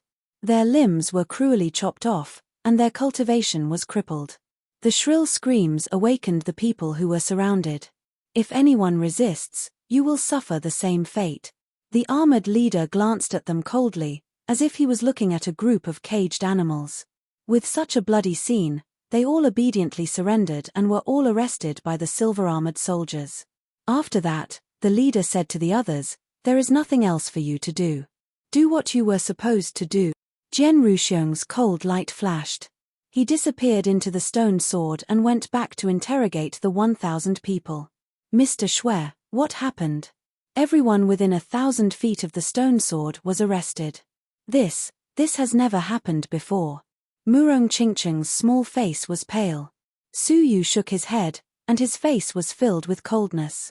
After he had triggered a response from the artifact spirit, he knew something was wrong and led his people away from the stone sword. Almost as soon as he left, the silver-armored soldiers descended from the sky. They were almost caught as well. "Miss Murong, has the Sword Pavilion always treated the island forces like this?" Su Yu asked. Murong Qingcheng looked around and said angrily, "Of course. I can tell from the starlight grass that even if you owe me one, even if you have contributed to the sword pavilion, you will be expelled without mercy. The Shui family had just experienced this cruelty. They had moved their entire family, lost their homes, and died. Perhaps, in the eyes of the sword pavilion, a force like the Shui family was less than a fly and could be replaced at any time. Power is king. The more chaotic the area, the more it is like this, Su Yu said. Slowly, the people from the various island forces arrived one after another. Around the stone sword, a large number of family members gathered again. The Li family of the Twin Star Island, the Murong family of the Murong Island, and the Feather God clan of the Star Island. Tuoba Lun was talking to two well-dressed young men of the same generation. Tuoba Lun, I heard you have practiced the Ice Feather Divine Incantation? Not bad, your strength has improved a lot. The one who spoke was a girl with big eyes and 3 strange flowers on her head. Tuoba Lun snorted coldly, Bai Hua Fairy, if you want to try, I don't mind fighting with you right now. Bai Hua Fairy. Su Yu had heard of this girl before. She was the daughter of the 100 Flower clan, ranked 3rd among the island forces. Her cultivation had reached the peak of level 3, only 1 step away from the gate of level 2. Hihi, you are still as arrogant as ever. Always with a cold face, you are not likable, Bai Hua Fairy said with a smile. Tuoba Lun said unhappily, I said, if you want to fight, you can try now. Bai Hua Fairy squinted her eyes and smiled, sure, don't think you are the only one who has improved. Seeing that the two of them were about to kill each other on the spot, the young man who had been smiling gently all this while said, Hehe, little sister 100 Flowers, brother Tuoba, now is not the time to waste your divine power. We are not enemies. The real enemy is over there. He glanced at the direction of the sword pavilion. The two of them understood and withdrew their divine power, stared at each other, but did not fight. The biggest enemy of the Cave of 10,000 Dragons was not the competition between the island forces, but the sword pavilion. The sword pavilion had mobilized its entire army, from the disciples of the mortal fairies to the masters of the sword pavilion to the masters of the sword pavilion. They were all powerful and their cultivation was not restricted. Plus, the island forces were their subordinates, so they were unscrupulous in their actions. In the past, the island forces that entered the ruins would lose more than 30% of their members. Some of them died in the dangers of the ruins, but most of them died under the hands of the people of the sword pavilion. In order to get more resources, the people of the sword pavilion would choose to attack the island forces. Of course, a small number of them died in the fights between the island forces. The two of them stopped arguing. Tuoba Lun snorted coldly and turned his head away. Unfortunately, as he turned his head, he saw the Shui family in the corner of the crowd. What was even more unfortunate was that Shui Yu, who was surrounded by a myriad of stars, was so conspicuous that he could not be any more conspicuous. It's him.